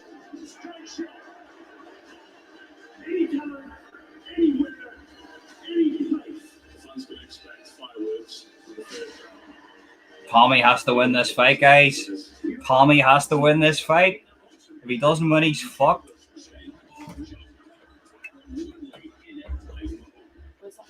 So Rebecca's just came in now. It's pointing at you. The camera's pointing at you. They can all see you. Close that door. He can hear me. Yeah.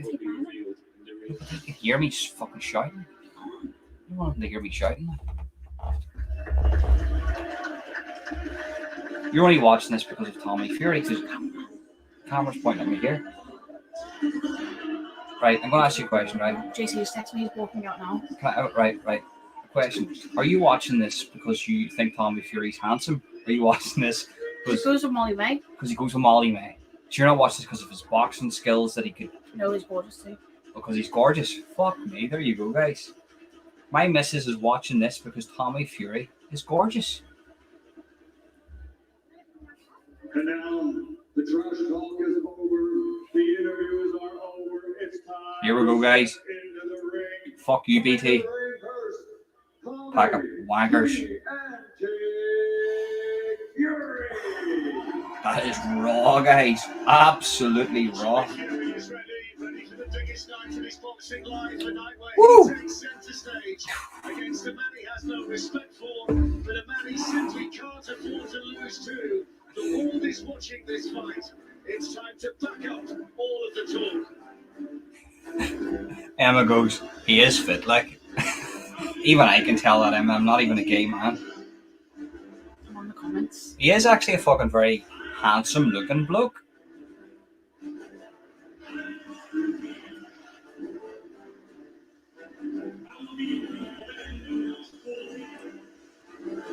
Now he's a handsome looking bloke, but I'm watching in his eyes right now and I can see fear, guys.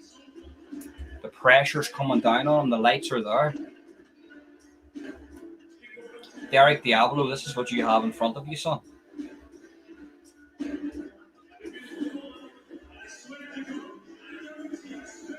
Has he got a top on him saying Bambi? That's his child. Oh, was that his name? His daughter. His daughter's called Bambi? Yeah. Good job you're here, because I would have said, what the fuck's he got Bambi on his top for? It was some... His daughter's called Bambi. His daughter's called... Oh, right. Shit, Okay. they're called Well, mad respect. If she's called Bambi, that's mad respect. At least he's a good dad then. Fair play to him. He left when the baby was born. What? He had to leave the country after the baby was born to go and do that. But he's fighting. He's a man of fighting, Becky. He's fighting to fucking provide for the family, to put food on the table. You know? He's not a cheater or anything like that, is he? Like Tyson Fury. Oh no, fair play. No, he's out there. He's got his daughter on the road, and he's fighting to put food on the table. So fucking fair play. I respect him even more. I hope he wins. Now I fucking really hope Tommy. I hope I'm wrong, and Tommy goes in there and fucking sparks him out. First 30 seconds, eating the fucking floor, his tongue hanging out, shitting himself and everything. Fuck Jake Paul. How about that?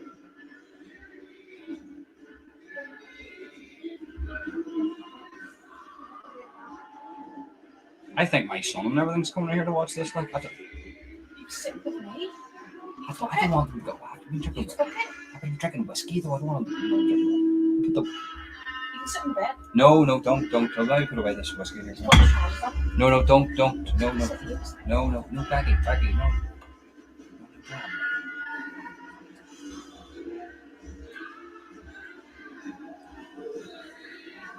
Here.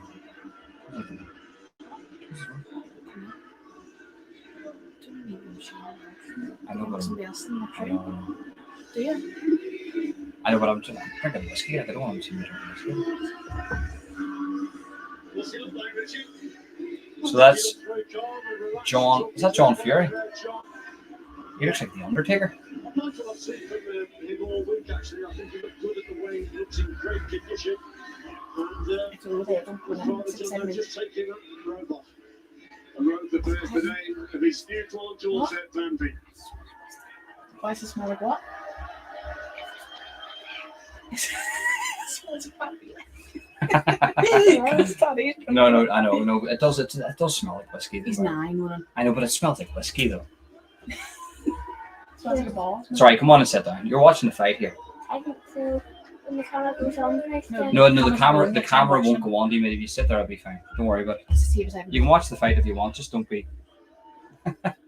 What do you see my hand? No, you can't see your hand, yeah. Mike Tyson looking on.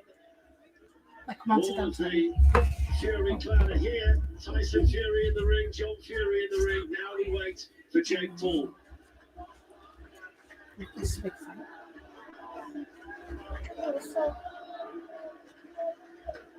This is an important fight.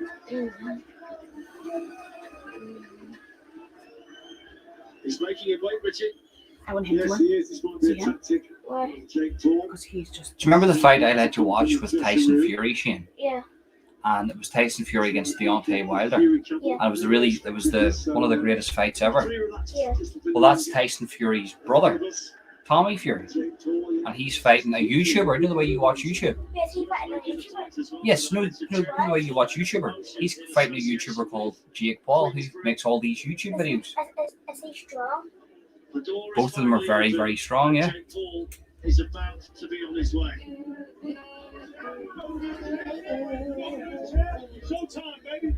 And see the camera that they're using there? That's called an 8K camera. So the way you get 4K. That's an 8K camera. So the way it's very, very clear. It really is.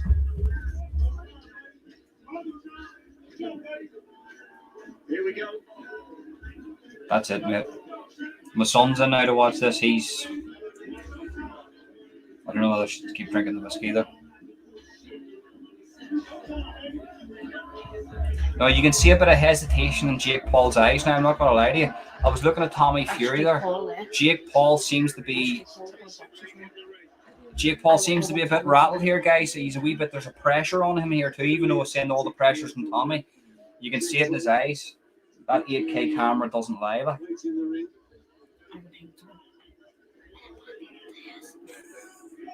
The problem child is on his way. So always says big respect to the Holden household.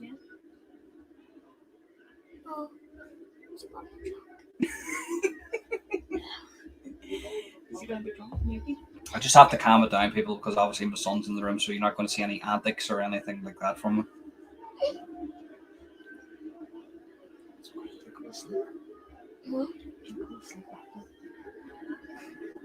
Well, so it's actually still early, isn't it? It's not actually that late, isn't it? It's half. No, your bedtime's normally at 11 o'clock. No, Daddy's not like that. 11 o'clock. You want me to show them the Mario? Oh, no, I'll show them Huggy Wuggy. Give me. Watch, look at the screen. Look at my phone. Look at my phone. He wants me to show you the Huggy Wuggies.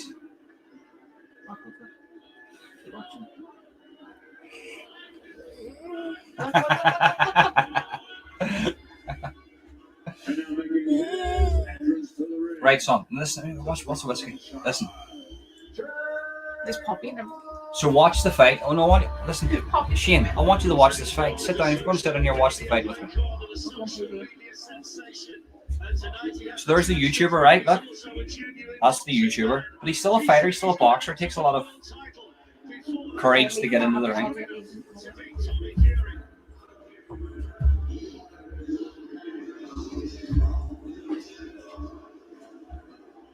The problem child, Jake Paul. Biggest respect to the Holden household. That's Solway. He's practically my best mate.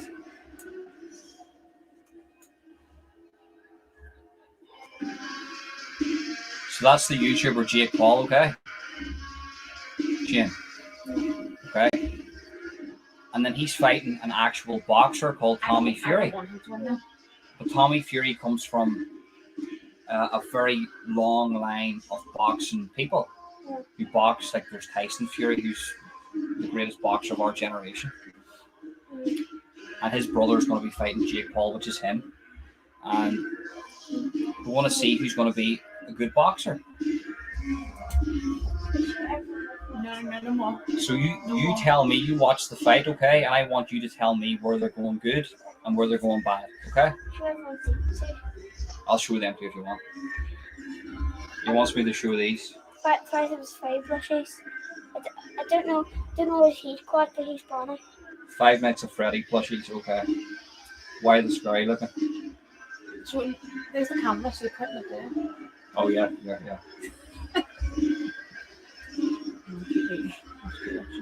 I buy this stuff for him. Here, good man. And look, we've got a special guest, Poppy. Poppy's actually a boy. Look, you can see Poppy in the screen. Poppy's going to watch the fight with me, look. Right, Poppy, you tell me. Come on. Who's going to win? Who's going to win this fight, Poppy? Come on.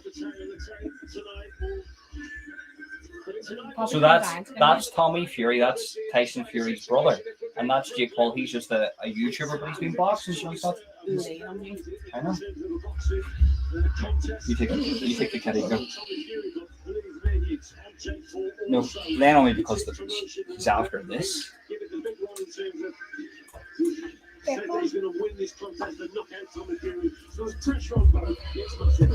And to add to the occasion, the great... So Huggy Wuggy's money. Who's Huggy? Right, so Shane, tell me.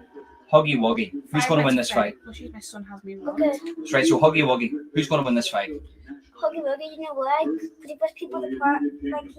Like he opens his mouth and they rips heads apart. And So everything. Jake Paul or Tommy Fury, who's going to win the fight? Huggy Wuggy. Right, we're going to have to turn down the English national anthem for copyright. Obviously, it's copyright. It's not because I'm Irish. I respect English too. Okay. Right. So Huggy Wuggy. Okay, just pretend this Huggy Wuggy's first, like that, like that YouTuber and that. Just pretend. So Huggy Wuggy wants the YouTuber to win, Jake Paul. No, I know, but if Huggy Wuggy's in that one, then Huggy Wuggy will probably win. Cause he doesn't look strong, but he is. Like he's so tall, so he can eat the man. Like even though they're strong, Was that the national anthem? like Huggy Wuggy can't get hurt. Poppy.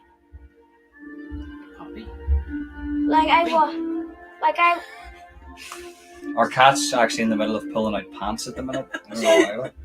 So Just our household is a very dysfunctional, a very dysfunctional family. Oh, here, look, my fucking camera and all's crooked.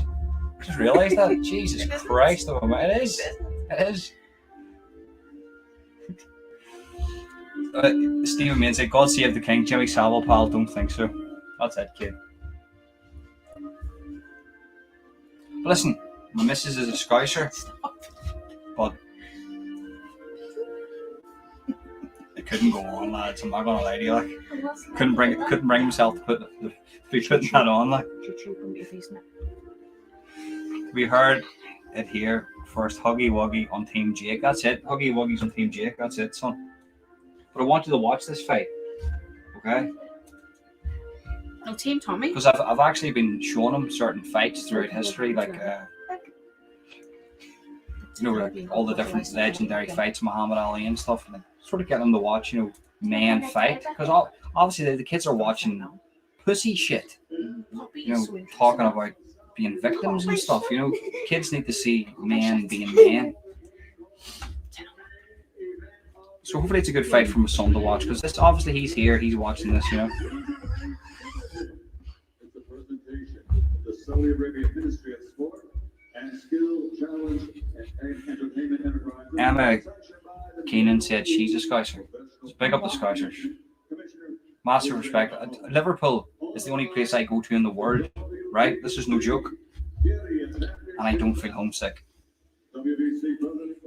Even just walking around the streets, don't feel homesick. Never ever feel homesick. You're delayed because he's doing stuff coming on.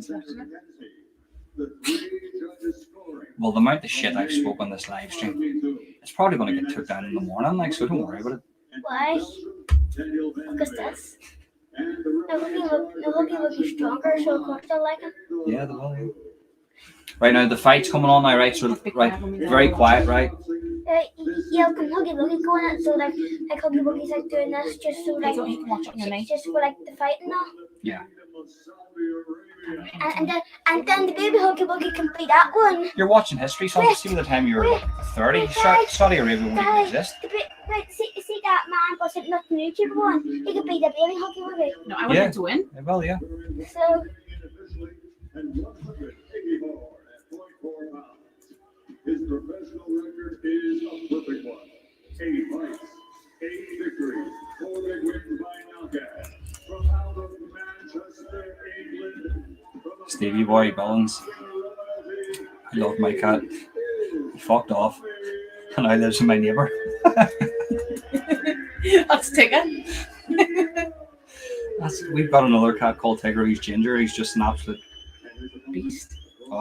He's a Viking, like.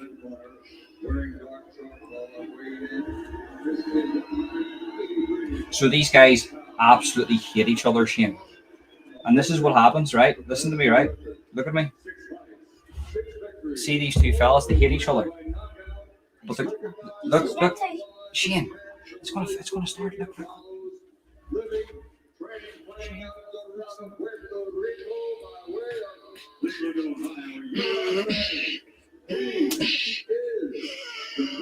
Here, and by the way, before this starts, see the link in the description. Click that and take you over to my paranormal investigation this weekend. Set your reminders and do not miss that because it's going to be absolutely fantastic. If you have missed the last paranormal investigation, basically Mummy got possessed by a demon. So go check that one out.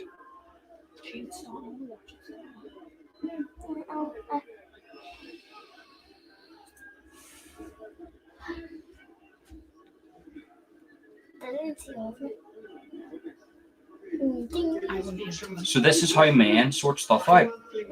But you know why he's putting that there? To click the like button. Dad, why just putting that here? Click the like button. Well, you know who I've got in the background? I've got Mr. Beans, Teddy. Bro right there. Look, he's there. He's been with me the whole night. Starting right, sit down and watch, right? Right.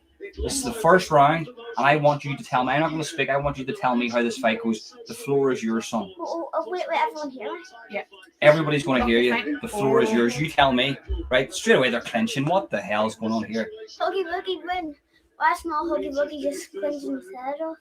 I want the one in the white. No, big Huggy Wuggy win. Right, so straight away they clenched. Like, what's the crack with that there? So that means both of them have got fear. Yes, big Huggy Wuggy just dodged him. Right, so Jake Paul's got the centre of the ring. They're clenching a lot, guys. So they're right in the clench. Jake Paul's pushing up Tommy Fury up against the ropes. There's a clench. He's fast, Tommy. But Tommy Fury is very fast. But you seen Jake Paul, he's dirty boxing is the key. Dirty boxing is the key. If you're a good dirty boxer, you'll win the fight.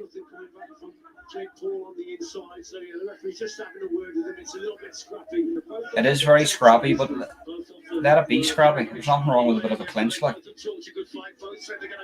Tommy Fury with a very, very good jab. He's setting up a right hand with a jab. Oh, Jake Paul with a big right hand, just missed.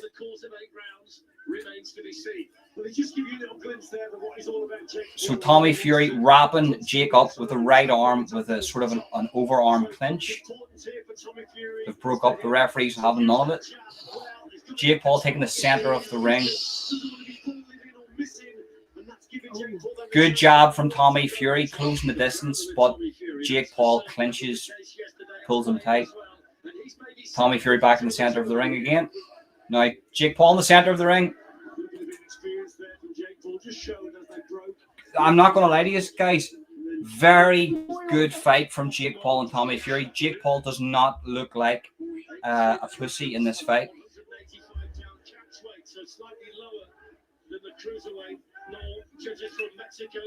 This is actually not a bad fight in regards to the clinch is not a bad thing, guys. It in the later rounds it helps you if you clinch up in the first couple of rounds.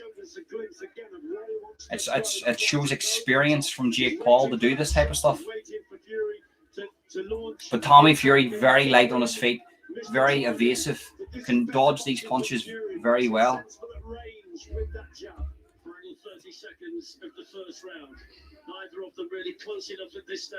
Yeah, no, Jake Paul's trying to set up something with a jab. Tommy Fury just dodging that with his footwork, guys.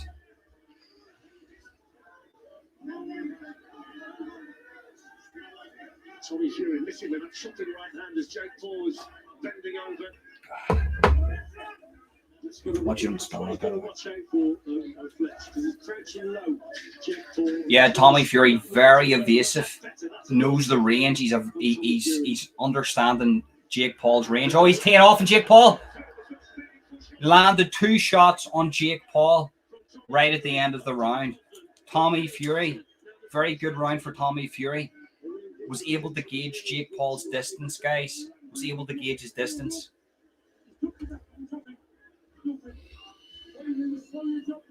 First round draw, okay. I'll give you that, Stephen Main. But Tommy Fury, what I seen in that, could gauge Jake Paul's distance and knew exactly where Jake Paul was at all times, which is very key in a boxing match, which shows maturity.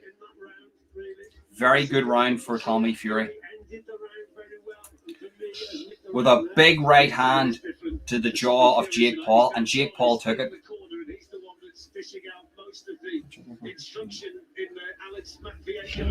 is in there too. The naturally bigger I man know. is Jake Paul, but Tommy Fury tonight is half a stone heavier than the night we saw him box against Daniel Bocianski at Wembley last year. He looks in good condition though, but Jake Paul is a deceiving. Remember, boxing, you can never judge a book by its cover in the sport of boxing. Jake Paul going for the low body shots.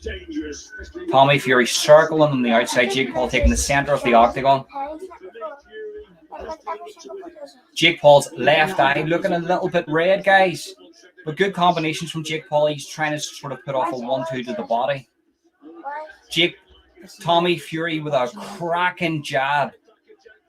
Cracking jab. Jake Paul taking the center of the octagon. Tommy Fury circling still. Good head movement from Jake Paul. Was able to evade a punch, a jab. That's exactly what he's trying to do, sort of a jab and the right hand over the top. Basics will win this fight, guys. Oh, there you go. Tommy Fury teeing off. Oh, a left hand from Jake Paul. Good job from Tommy Fury. Big left hand from Jake Paul. Just swinging by Tommy Fury. Tommy Fury with the head movement, with a jab to Jake Paul's face. Good jab. Tommy Fury's jab is underrated. In the corner with Jake Paul tonight. Both of them unbeaten, but this is far and away the biggest test that either of them have ever had in the ring. So flex the rhythm and the pattern of the contest. Tommy does need to avoid that black glove, you're right. And I think they're multicolored for a reason. The Fury's not bad with the long straight shots. Which gives away too much in my opinion. The big shot. Fury at this stage, happy when he has to lead on the ropes. He feels he's got the repertoire to fight his way off there. He's been up on his toes and moving nicely, and he's made a confident start. I know. But he would see his wee face. I don't want that. Okay. Shane, don't put your face in it. The left eye of Jake Paul seems to be swelling up just a little bit. That's not too far away from Jake Paul.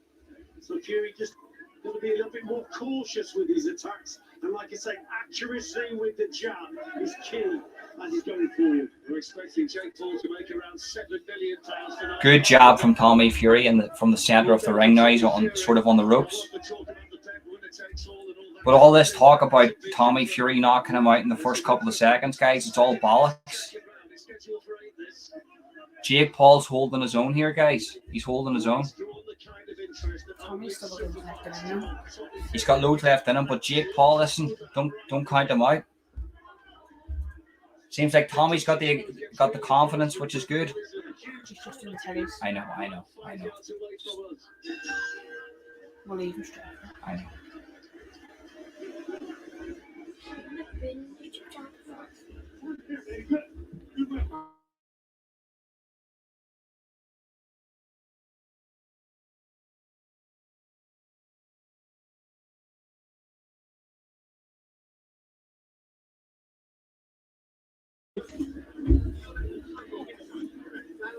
County close round in the first round. Did Jake Paul do enough to win it? I'm not so sure. It might have been an even round. He keeps coming forward. People are saying that's an even round. Tommy Fury's doing very well in this fight, but what I would like to see is what we're seeing now is at the second round. Well, people are saying that Tommy was just going to spark Jake Paul out. That's not the case, guys. This is a fight. This is a fight. Tommy Fury, but Jake Paul getting closer. Now they come for the third then. The white and gold for Tommy Fury, the charcoal grey for Jake Paul. Big jab from Tommy Fury and a big overhand left from Jake Paul. Very compact, Tommy Fury. Very, very compact. Very, very sort of unit-like. You can definitely tell who's the more experienced boxer. As it stands, I think Tommy Fury's going to win. I had Jake Paul to win for my prediction for the most confident fighter, but as it stands, it looks like Tommy Fury has the most confidence, so I could be wrong. Oh, big body shot from Jake Paul. Big body shot. The lead shot before that was maybe the best punch he's landed so far. Certainly seems to be the cleanest. Sloping left hand from Jake Paul right into the forehead of Tommy Fury.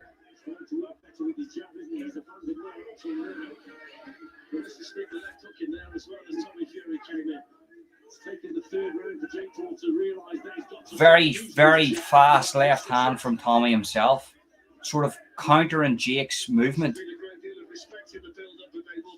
Big right hand from Jake Paul, just misses Tommy Fury. Good job from Jake Paul, or from Tommy Fury.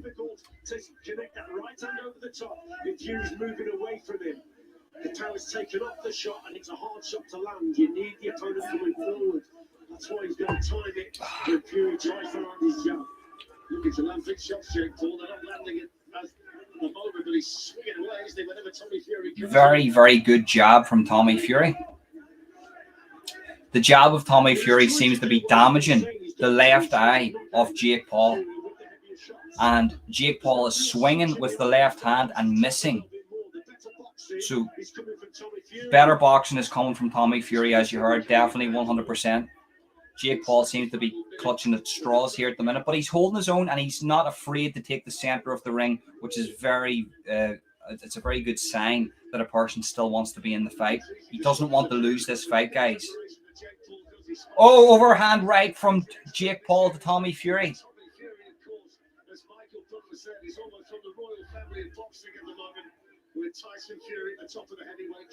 It doesn't matter if you come from the royal family of boxing, you have to still box. And this is a fight, guys. This is into the third round now. As it stands, I have Tommy Fury winning this fight.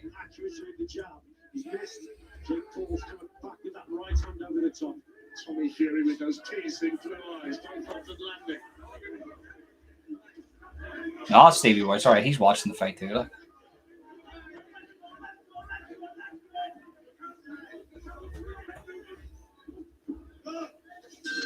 Well, there's the bell to end the third round. Let's hear from Jake Paul's brother. It's a fight, guys. It's a fight. Logan Paul, this is a stage that you've been on before. Saudi Arabia, you're the first Paul to make a huge splash here. What was the last thing Fuck that you Logan said Paul. before he came out tonight? I said, Jake, I love you. I'm not going to give you a big speech. I know you got this. I'll either come back victorious or come back on your shield. I love you, bro. I love you too, man. How do you feel? Like Fuck all that American shit. I hate all that bollocks. Like. He definitely got that last round. Tommy, if you can hear me, you a bitch, bro. You gas it out. You a bitch. So that's the first time I've heard commentating from the crowd of Logan Paul calling Tommy Fury a bitch while in a fight, just to help out his brother Jake Paul, which would indicate that Jake Paul isn't having a good fight and he needs that external help from the crowd, from his brother Logan Paul, to wipe his hole. That American bollocks that we all listen to all the time. So Tommy Fury is winning this fight, guys. Teeing off. Tommy Fury's teeing off, looking for the uppercut. Jake Paul is in the center of the ring. Good fucking jab from Tommy Fury. Sort of a met jab in the center of the ring. Big swing and hooks from Jake Paul. Missing. Certainly he's come out better in this round. Very positive on the front foot.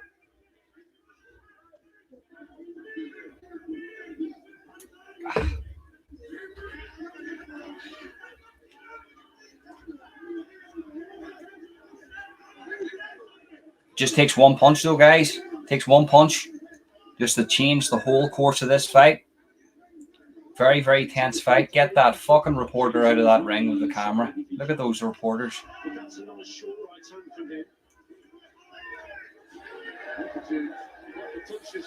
Oh! Tommy Fury with a big right hand. But he's got a chin. Logan Paul's got a chin, guys. He's got a chin.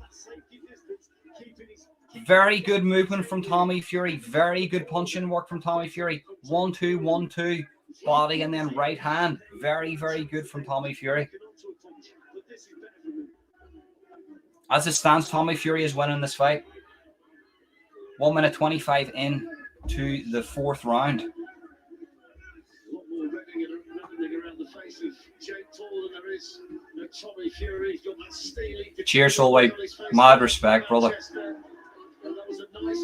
No, listen, it's good for you to come in here. Thank you very much for the donation. It's much respected, mate. Thank you. Gentlemen, go and subscribe to Solway, guys, because he puts out a lot of content that's truthful. And I actually watch his channel more than most channels because the stuff that he posts gives me ideas. So go and watch Solway if you want the original ideas for a lot of channels out there. Go and subscribe to Solway, guys, please.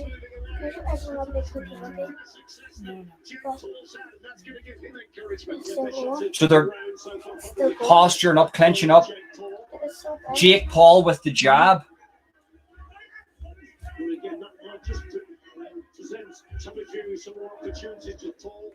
But Logan Paul's still in this fight, guys. He's still in this fight. He's still pushing forward. It's always a good indication of a good fighter who's taking a few punches, like the Mexicans, like the Ecuadorians, like we've seen before in the undercard, pushing forward in the fight.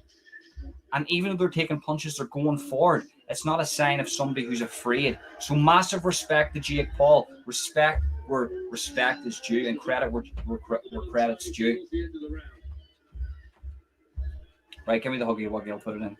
I'll show everyone. Right, so he wants to see. He wants to show you the Huggy Wuggy, guys. The big one. The big Huggy Wuggy, right? So it's this massive Huggy Wuggy, right? Look, Huggy Wuggy. And show everyone his hands can stick onto his other hand. Right, so yeah, he wants everybody to see this, right? Can stick on. There you go. Look, Huggy Wuggy stuck on the way, right? And show. Hello, everybody. And show everyone out his hands attached. Yeah, that's fine. Look at that, guys. So a big left hand from Jake Paul, a massive left hand from Jake Paul. He's gonna win the barrel, Huggy Wuggy. He's gonna win. Is Huggy Wuggy a barrel? Really? But he's massive. Watch that, Shane. Watch that, man.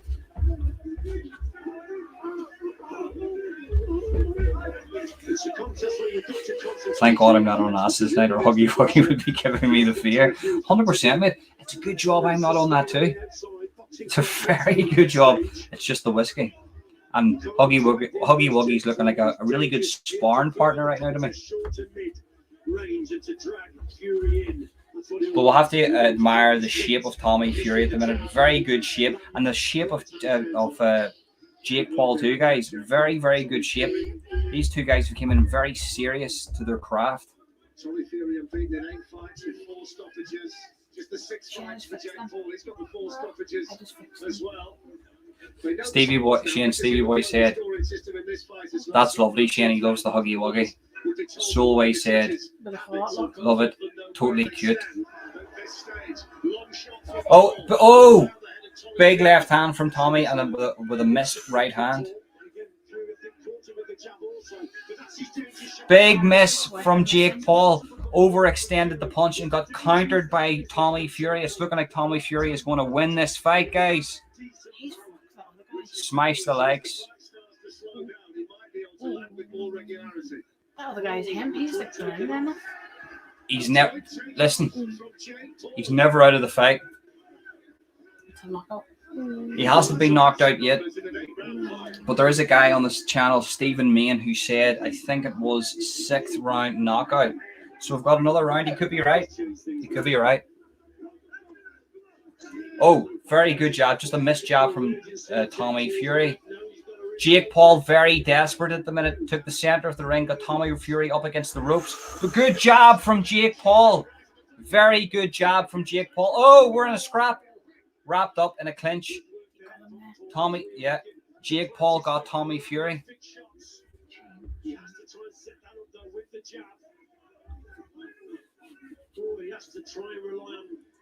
Tommy Fury missing with the jab, falling in. Since she's rolling, I can turn this on.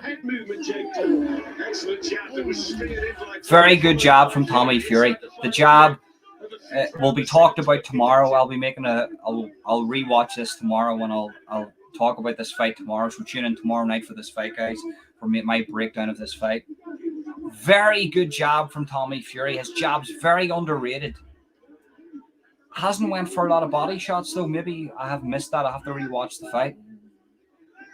Stephen Main said 8th round Jake Paul. I said, oh sorry Stephen, maybe it was somebody else I was thinking about. Could be, you could be right. Jake Paul is not out of this fight, guys. Oh, big right hand from Tommy Fury. Big right hand. Feeling the pace a little bit here, Fletch. Obviously the build up, the nerves. Such an important night for both of them. There's the bell. Should do something. Yeah.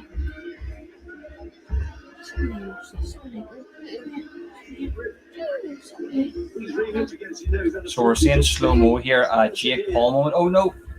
Yeah. So there was a moment in that fight, slow-mo, a jab from Tommy Fury, and it was countered by a sort of a hook from Jake Paul, which stunned Tommy Fury.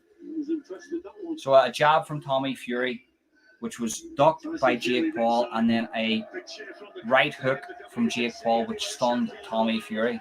Tyson Fury's absolutely coked out of his nut, guys. Phenomenal. Wish it was there.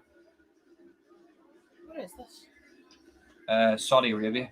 In the morning, they'll be having beheadings for local thieves. I'm not joking. That they literally still kill people in the street. 3 to go.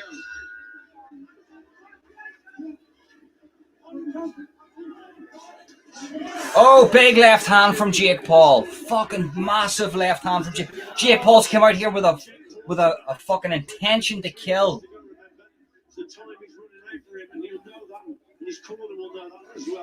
Another big right hand from Jake Paul, but just missing. One to the back of the head. Broke up from the referee. Jake Paul with the center of the ring. Dodging Tommy Fury's. Oh, big uppercut from Tommy Fury. Big. Oh shit, Tommy Fury's teeing off. Oh shit. Jake Paul is bleeding. Jake Paul is bleeding. Oh no, is Tommy bleeding? No, Jake Paul's bleeding. Oh, big uppercut from Tommy Fury. Oh shit. Fury might do it his right soul way. Big dodge from he dodged the Jake Paul's head movement is very underrated. I could disagree with myself in the morning time. From what I'm seeing right now, Jake Paul's head movement is very underrated right now. Very underrated. He's took a lot of punches, but he's dodged a lot of punches. And for basically a guy that's fought basketball players, good head movement from a guy that possibly could win a British title. Possibly.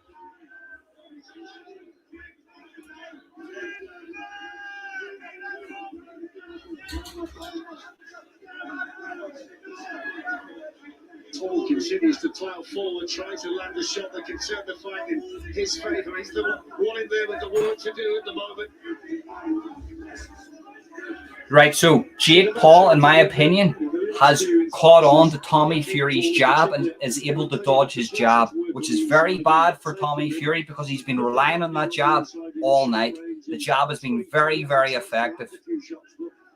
So now we're in Jake Paul territory. I thought the further this fight went on, the more it's going to benefit Tommy Fury, but it seems to be the opposite way.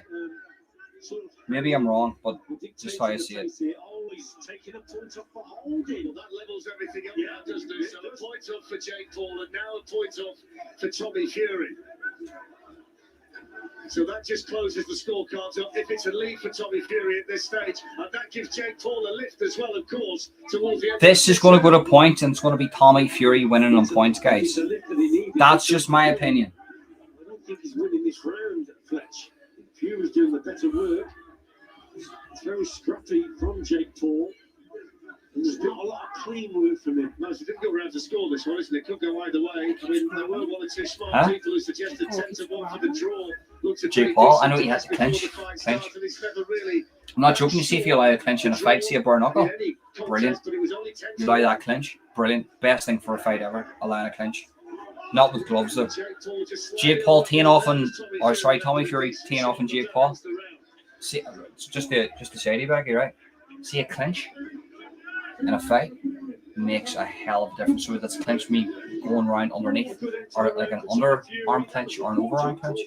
Brilliant for a fight. It actually makes more for an exciting fight. You're seeing a lot of the bare knuckle boxing promotions allowing this clinch. Fury should be using, and that was a decent shot indeed. Jake Paul continues to be dangerous though. But there, different angle. And that right up a good punch. And Tyson Fury, you like that one? And Tyson with his brother Shane alongside him. It's a fight, guys. It's a fight, so mad respect to both men. It's a fight, and they both have their moments. Jake Paul does not seem to be the boxer that he makes out to be. Tommy Fury is the more pure boxer. You're seeing that in the fight. And we're going into... What round are we going into now, Becca? We're going into the 7th round of this fight. Oh, big overhand right from Jake Paul. Good job from Jake Paul. Dodge, punch. Tommy Fury just threw a jab, dodged by Jake Paul. Jake Paul taking the center of the octagon. No, he's taking the outside of the octagon. Or, the ring. Unofficially, of course, 3 judges. Mexico, the United States, and Belgium.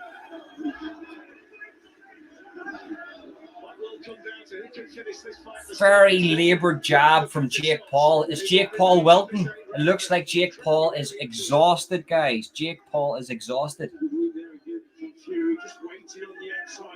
Oh! 2 jabs and a right hand missed from Jake Paul. Tommy Fury teeing off on Jake Paul. Tommy Fury is winning this fight, guys. Oh, big right hand from Tommy Fury.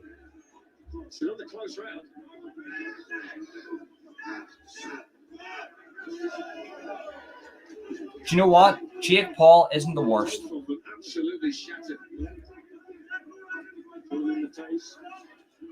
Oh, miss right hand from Tommy Fury, but he met with a left hand as Jake Paul was ducking down. He got hit with a left hand, Jake Paul did. Oh, big right hand by Tommy Fury. Oh, shit.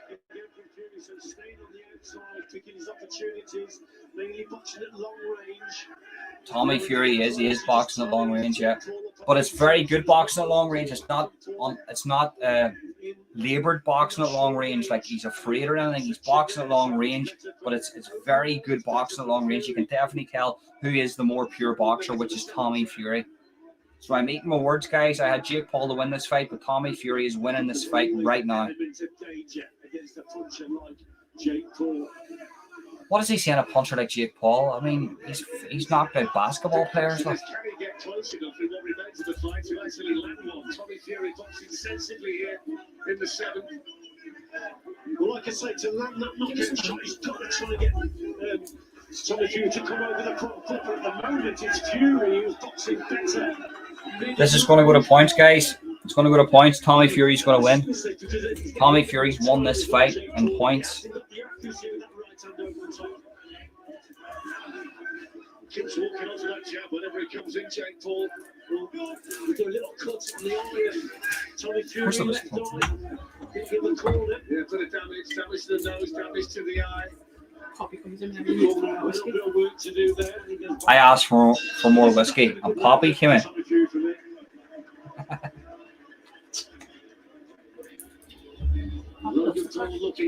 Logan Paul knows that his brother is losing this fight. But listen, this is the last round, so last glass of whiskey.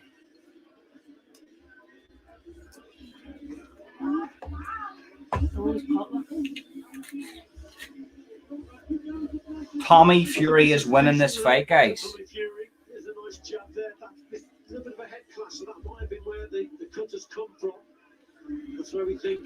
It hasn't been one-sided, JL, but Jake Paul has shown certain types of skill, like head movement. He's been able to dodge a few punches, but Tommy Fury has shown his pedigree in boxing.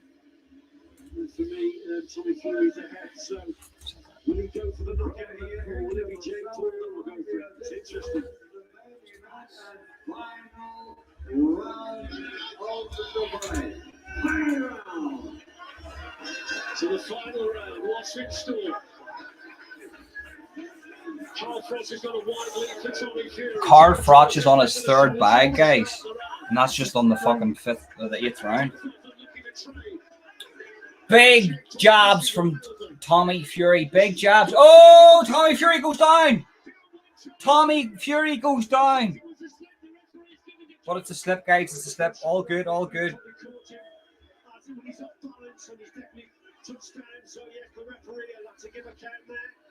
Fury down.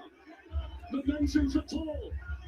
Maybe that's going to level up any scorecards. No, Tommy Fury's back in the game, guys. Back in the game, clinched up, holding in. Fair play to Fury. This is what you call an experienced boxer. I'm eating my words. And rightly so, should eat my words. This is a good fight for Tommy Fury. But he hasn't knocked Jake Paul out. Oh, big jab. Oh, big right hand from Tommy Fury. Just headbutt him for fuck's sake. It's all right. Tommy Fury trying to set up a big right hand here, guys. You can see it. He's looking for the jab, jab, jab, and then big right hand. Just over 90 seconds of the fight to go. Yep, he's not making it though. This is what I'm saying about Jake Paul. You can't discount Jake Paul. Jake Paul isn't the worst. Yes, he's just knocked out basketball players next MMA. Oh, big right hand from Tommy Fury. First right hand from Tommy Fury. It's turning scrappy now, guys. It's turning scrappy. Looking for an uppercuts.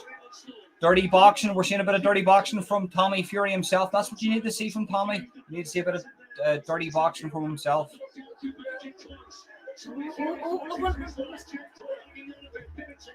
It's not going to be a draw, Tom. This is Tommy Fury's fight. If this goes to the distance, this is Tommy Fury's fight. Anything else is a fucking...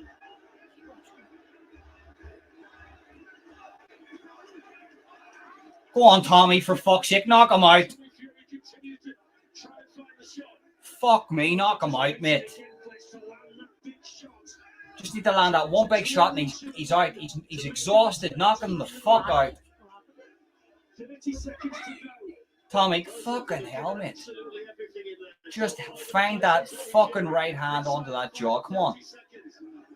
He's very elusive, Jake Paul. Very elusive. Very hard to fucking hit.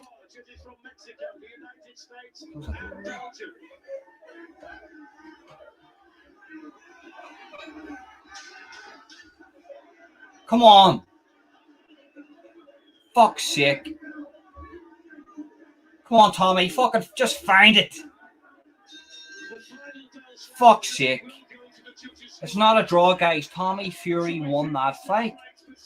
Tommy Fury won that fight. I don't give a fuck with it. I know I had Jake Paul to win, but Tommy Fury won that fight. He was the more skillful. He landed the more jabs. He landed the more power punches. He had the more damage in the fight. Maybe I'm seeing something different. I'll have to watch it back tomorrow. I've had a few whiskeys in me, so maybe I could be a bit wrong. But what I've seen from tonight, Tommy Fury won that fight. Rematch in the fucking USA. Fuck sake. USA and have it in Florida so I can go.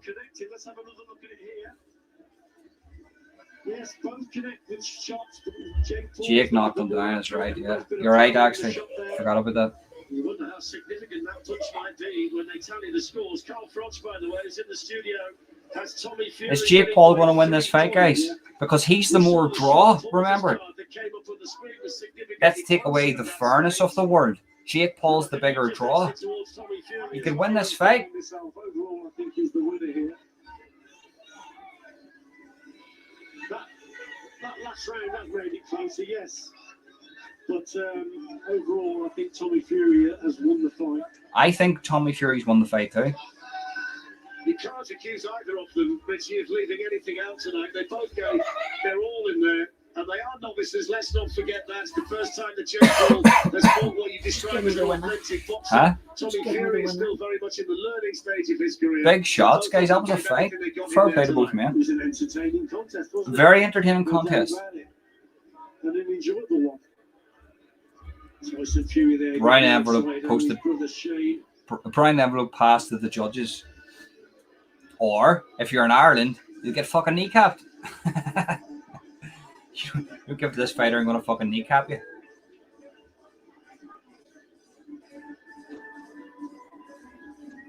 It's that kind of time where you look at people's faces and try and get an indication of what the people inside the ring are feeling. Of course, the two boxers are both going to celebrate. I would personally, that fight is for Tommy Fury. That was fight that he won that fight. Jake Paul always seemed to be struggling. He always looked to be seeming walking. I know Jake Paul knocked him down, but he always seemed to be struggling. Jake Paul. Tommy Fury, in my opinion, won that fight. So if it goes to Tommy Fury, if it's a draw, okay, I can understand that. If it's for Tommy Fury, I can understand that because of the way the fight went. But if this is for Jake Paul, what you're witnessing here is corruption. Corruption at the highest degree. Friendly in there at the end of the contest is important because none of us were really sure what it would be like at the end of 8 rounds, if that's where it went, what it would be like in terms of the two teams clashing, but everybody seems okay in there. Well, anyway, lads and and girls, Salancha. Mike Ross scores the contest. 75-74. He has it for Paul. 76-73 for Fury. And then scores it 76-73 for the winner by split decision. Tommy! Get in, son. Get in, son. Here. Tommy Fury's beat Jake Paul, guys. Mad reaction. Very, very good fight. And you know what, that, to me personally, good judging. Let's give judging words credit where credit is due. We could have given that to Jake Paul for the more favourable fighter. Tommy Fury won. I'm eating my words. Fair play. I had it for Jake Paul. I thought Jake Paul was going to win, but mad respect to Tommy Fury. Was it a British title type fight where he could beat maybe those guys going for the British title? Probably not. He's got a long way to go. But Tommy Fury has beat Jake Paul, and he's went in there. He's done it. Both guys have put on a fight. Jake Paul's lost. Let's see the reaction from Jake Paul. I want to see this now, guys. Is he going to be a cunt or is he going to be okay? Just based on the fact that he has actually won, got in there, got the job done. It means so much to him. Yeah, the whole sport of boxing. Yes, Charlene. Well done, Fury. Yes, of course. You're 100% right. Well done, Fury. And I'm eating my words, guys, because I had Jake Paul to win the fight. Go look at my prediction. I thought the longer it went into the fight, it was going to favour. Well, actually, I favoured Tommy Fury the longer it went into the fight, but I thought that Jake Paul was going to hurt him in the early rounds. That's it.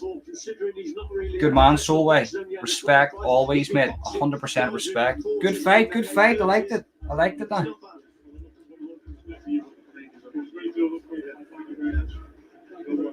Fuck me, there's Ian Paisley and all, and Jesus Christ, the amount of Ian Paisley and Ian Paisley's watching the fucking Fury Paul fight. Well, there will be a rematch. There'll be a rematch in America. Hopefully Florida, so I can get to it. Give it a crack, like.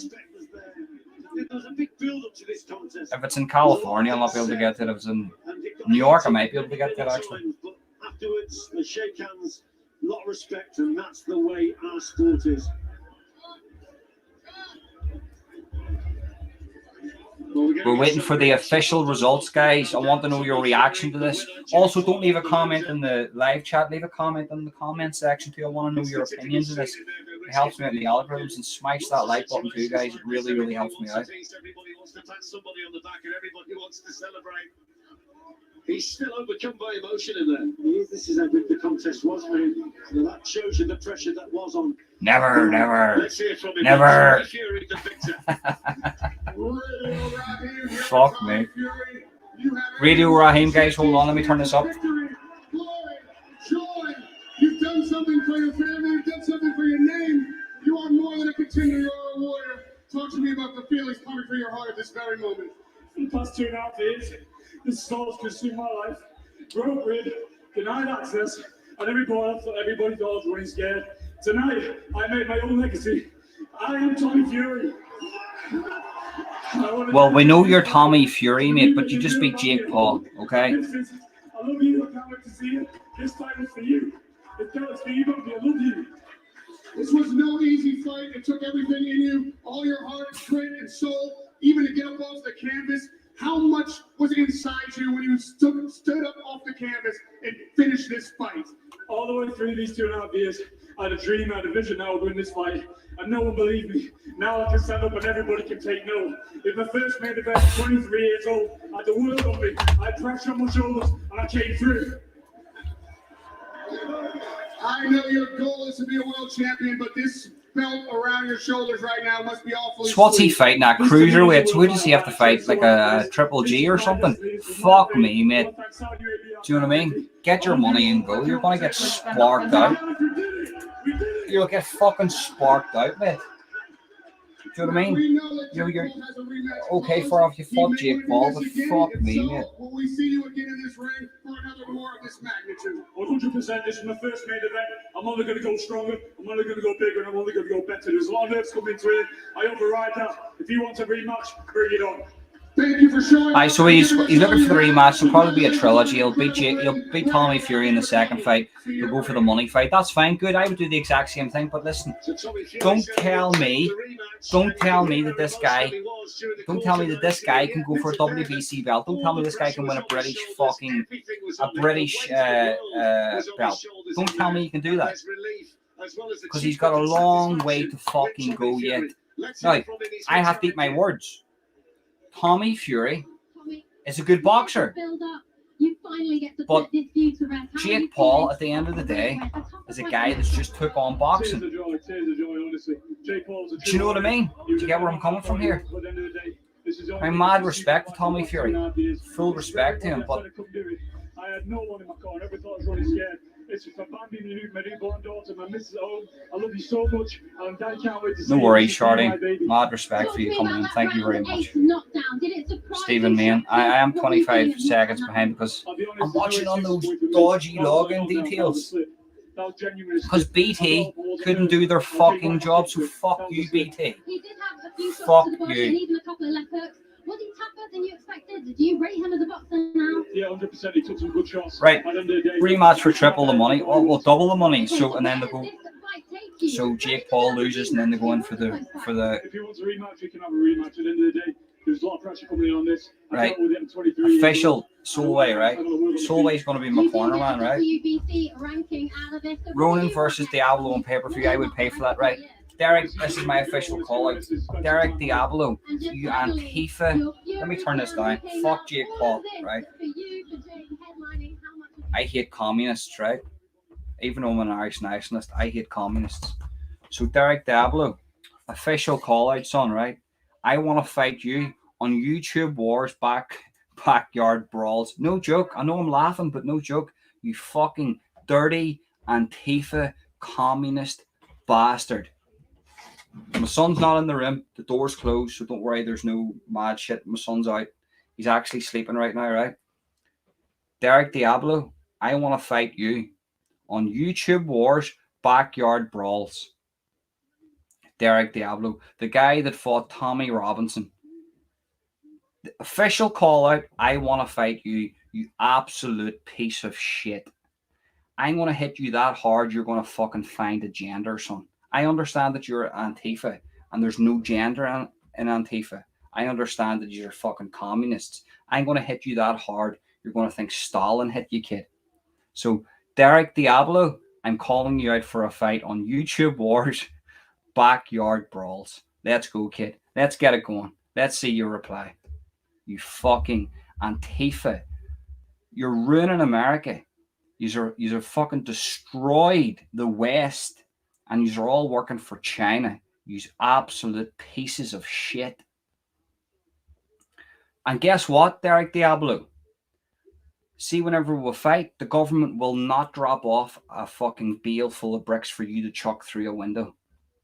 All it will be is me and you, side by side, and that's it. No bales of bricks, no government help. No, Joe Biden won't be there to wipe your hole. It'll just be me and you.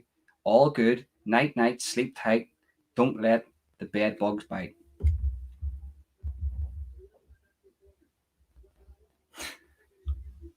I actually hate the bastard. I'm not joking. I fucking hate him. I'm an Irish nationalist, right? I want a united Ireland, but I don't want to live in a fucking communist dictatorship. I like a united Ireland where it's like free for all and everybody's living in harmony. What's the crack, mate? Well, how's you, buddy? A wee bit drunk. I'm sitting here laughing like fucking shit. I can hear whiskey's down like fucking no tomorrow. I mate, no, I just watched the fight. I thought, you know what, fuck it, I'll just have a few drinks, like, you know. That just sounds like a lame excuse to me, to be honest with you. I know it. I was actually going to hit it today, and I'm not actually feeling too well. I'm a Man U man, as you know. Fucking you, the red today. Yeah, so same here, mate. I'm a Man U fan, mate. They won the English League Cup anyway. Fucking fair play to them. You know what I mean? They're getting back on track. Like. Only team in Europe where we're the chance of winning 4 trophies. You know what I mean? This time, what's that, mate? You've grown the beard and all that, mate. Fucking fair play. You look like a proper rebel. I only shaved on Tuesday. Fucking all growing it out with a fuck up, mate. Growing it out, sure. Fuck all that. You see the winter, mate. I hibernate, grow beards, and all my hair down my back. You know one of them ones. Yeah. What's the crack anyway? What's popping? What's the crack really?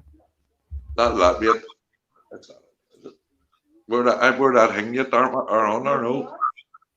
We're live, we're live. Oh mate, I didn't even put my makeup on. Fuck's sake.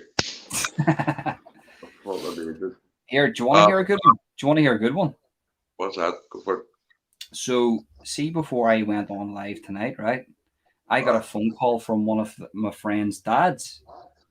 And basically what's happened is his son was speaking to a guy on a fucking PlayStation game, which was Rec Room. You call it, it's like an online PlayStation thing where people meet up and talk, all the kids meet up and talk. Yeah. But this one wee fella, he was speaking to a bloke in England, and it was asking the wee fella, who's only 9 and autistic, to jump on to a fucking Snapchat. Now, the dad rang me, and I said, mate, just go straight to the police. See this shit, see the games, mate, because people don't realize who Liam is. Liam is one of the best root hunters, pedo hunters in the north of Ireland, and the situation right now is it's not fucking calming down, mate. It's getting worse, isn't it? Like, no, it's not. It never. Look, listen. See, since the invention of internet, full stop. Right. Years ago, right, internet, you'd have heard the odd fucking one, 30-year bastard Billy down the street that stay away from his door. He's, you know. So once internet introduced, see, look, mate, you can go on as you know and be anybody you want online, hide behind. That's why I wouldn't tonight, I wouldn't come on like not my face. I don't like that. If you're not showing your face, I think personally you're something fucking hide. I don't know, right? That's just me, right? But like I say, once the internet's introduced there, like you're fucked. It doesn't matter. Like once you said PlayStation, I remember even doing it on one of your podcasts where you saying that it was Fortnite at the time. It doesn't matter. See, anything you can access a mic on or a wee chat room. Them bastards prey on everything. So what you got to do is not see the police. Well, let the police know, yeah, but know what to do. Everybody needs to start telling their kids at a very young age, not shouting at them, not in a loud manner, but it's not wrong. You're doing nothing wrong. It's them that's just doing wrong. As long as you let me know, we'll delete and block them. Because see if kids hear you shouting, not at damage, but at what the situation then, like I said this before, then the kids see like a fear. They get fear because they see a parent angry, right? Mm-hmm. Then they don't want the parent to get angry, so they'll not tell them the next time. But Well, if do you know you're the advice that you give me, right? My son came to me because he's friends with this wee fella, right? And he came to me, right? And I says, son, I goes, you've got nothing to worry about. You can tell me the truth. It's all right. It's 100% fine. And he came to me and he says, Dad, he says, look, I said to such and such fella that to kick your fella from the live chat. And I was actually very proud of that because I actually said to my son after the conversations me and you had about certain things that go on the internet, I sort of had a word with my son and I says, look, if there's anything that goes on, you know, this is what the crack is. I was honest with him. I told him that this is a certain thing. There's certain adults that will do this. Yeah. And he took that in and he actually told his mate to kick your fella from the chat. And he was the one to sort of initiate him telling his dad, the other fella's dad, which Well, was he's good. It was actually a very proud moment, you know, as a father myself. But of course, the broader sort of picture of this here is that this happened on a PlayStation on a child's game. It doesn't matter, mate. Anything that has access to a microphone or a keyboard or a game, a fucking computer, it doesn't matter what it is. These bastards are on the kids, right? And they don't care. Right? So say you go on the Roblox, right, which is a kids game, for example, right? So it's a kids. As you know, you go on as a kid. These people are going on and posing as kids. Now, okay, I think Roblox now has a thing where you have to contact the adult female. Sure, how long does it take you to make up an email? 2 minutes. You know, right. So he can make up an email for the kid that he's alleging to be, and also a fake email for the adult that he's alleging to be for the kid. So you can't win. So what you got to do is educate the kids. And see, just to let people know, if people don't realize, it should be in the school curriculum. It should be right there at the start of curriculum. From kids are brought in nursery school, they should be taught how to use the internet safely, right, and how to not be afraid, right? Because once again, once a kid gets afraid, then they're afraid to tell their parents, and then that's when things do happen. Yes, you have to put them in the right. Because I was the angry dad at that one stage. You know what I mean? The fucking bastards will fucking rip their heads off, but their kids are hearing that, thinking I'm shitting at them. You know, but guys, you know, if people don't realize who I'm speaking to, Liam has been protecting kids in the north of Ireland, Northern Ireland, for a very long time. I've got mad respect. We've been through a lot. There's been a lot that Liam's been through, and I'll have to say this, that there's a lot of kids that have been saved on, you know, if you look at the statistics of the amount of people that you've caught, the amount of kids that you would have saved, it's a lot of children. So there's a lot of badness going out in the world at the minute in regards to PlayStations. If any mothers are listening, any fathers are listening, if you think that your kid doesn't have a phone, it's not that your kid's safe. See, a PlayStation today, what I witnessed was something completely out of the ordinary. I couldn't believe it, that one of my son's friends was actually targeted by one of these 6 people. And it's very good that, you know, I had the knowledge of what Liam gave me to pass on to my son, but he passed on to his friend, and then inevitably he then told his father, and this was all sorted. Now the guy, all the information, I'm not going to give away the username, but the username's been passed on to the police. But it could have been a hell of a lot different, Liam, because me and the dad were speaking and we were thinking about, look, this guy was from England. We're going to meet up and just give this cunt spilling. That's what you do think. I go and kill the cunt, but then if you go and kill the cunt, right, who ends up in jail? He ends up the victim. Your kids have no dad, right? Exactly. So that's why. Don't get me wrong. I'm for everybody. Everybody, you get people commenting saying, "Cut their balls off," and sorry for language. That's what's late enough, right? Yeah. Cut this off and put them on an island and burn them. Yes, I agree. I wouldn't even like. I wouldn't even waste bullets. I'd go and get one of them things that do cows. You know, a big bolt. Boom. Yeah, reusable. Yeah, so you don't have to waste anything. So that's what I'd love to do. But in the real world, mate, all I can tell you is see the amount of people that I've caught. It's not even a scrape. But you haven't scraped it. It's unreal. There's not. It's hard to explain. There's so many, and it's so rife, and it's so like you can't trust no one. You can trust fucking nobody, especially when it comes to your kids, right? How has this affected your mental health being in this world?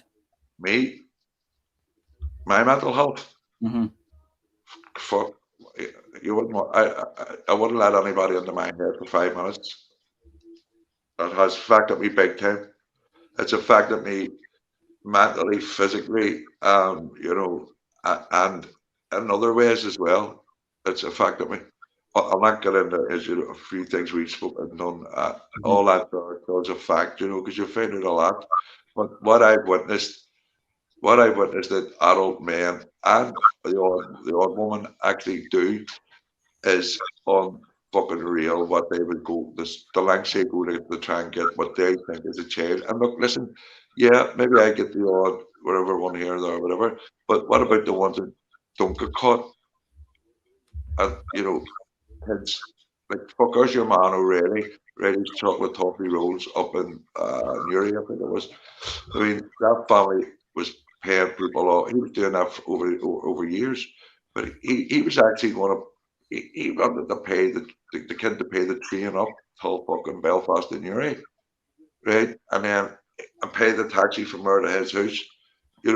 It's come on, it's scum. It goes from look, it goes from I've caught from doctor, psychiatrist, school teacher, right down to your Asda worker. You know what I mean? It doesn't matter. People think that there's a picture of us, there's a root, there's what he looks like.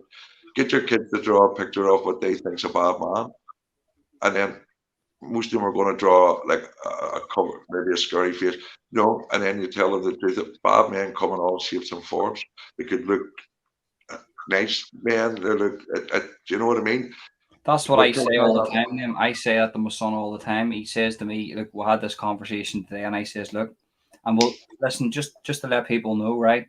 Liam's been through a lot. There's been a few situations in his life, and we're gonna do a podcast. We're gonna get it done, professionally done, and he's been through a lot, and the advice that he's given me, I've passed on to my son in regards to what to look out for, and it's paid off. Today is proof, and I'm not joking you. It's been proof. I didn't even text you this, by the way, but it's been proof that. Well, what I'm going to say to you is not only did it help you understand a wee bit, helped your son understand a wee bit, but now his friend and his dad understands it a wee bit. Do you know what I mean? But that's a word that needs spread. It's just what we need to do, because there's no point saying that don't go on that up, or don't. Make sure the kids are just aware. If someone says something bad with their sexual, just to make sure. Just tell mommy, daddy, we're not going to take you off the computer, but just make sure you delete that bad man. Exactly.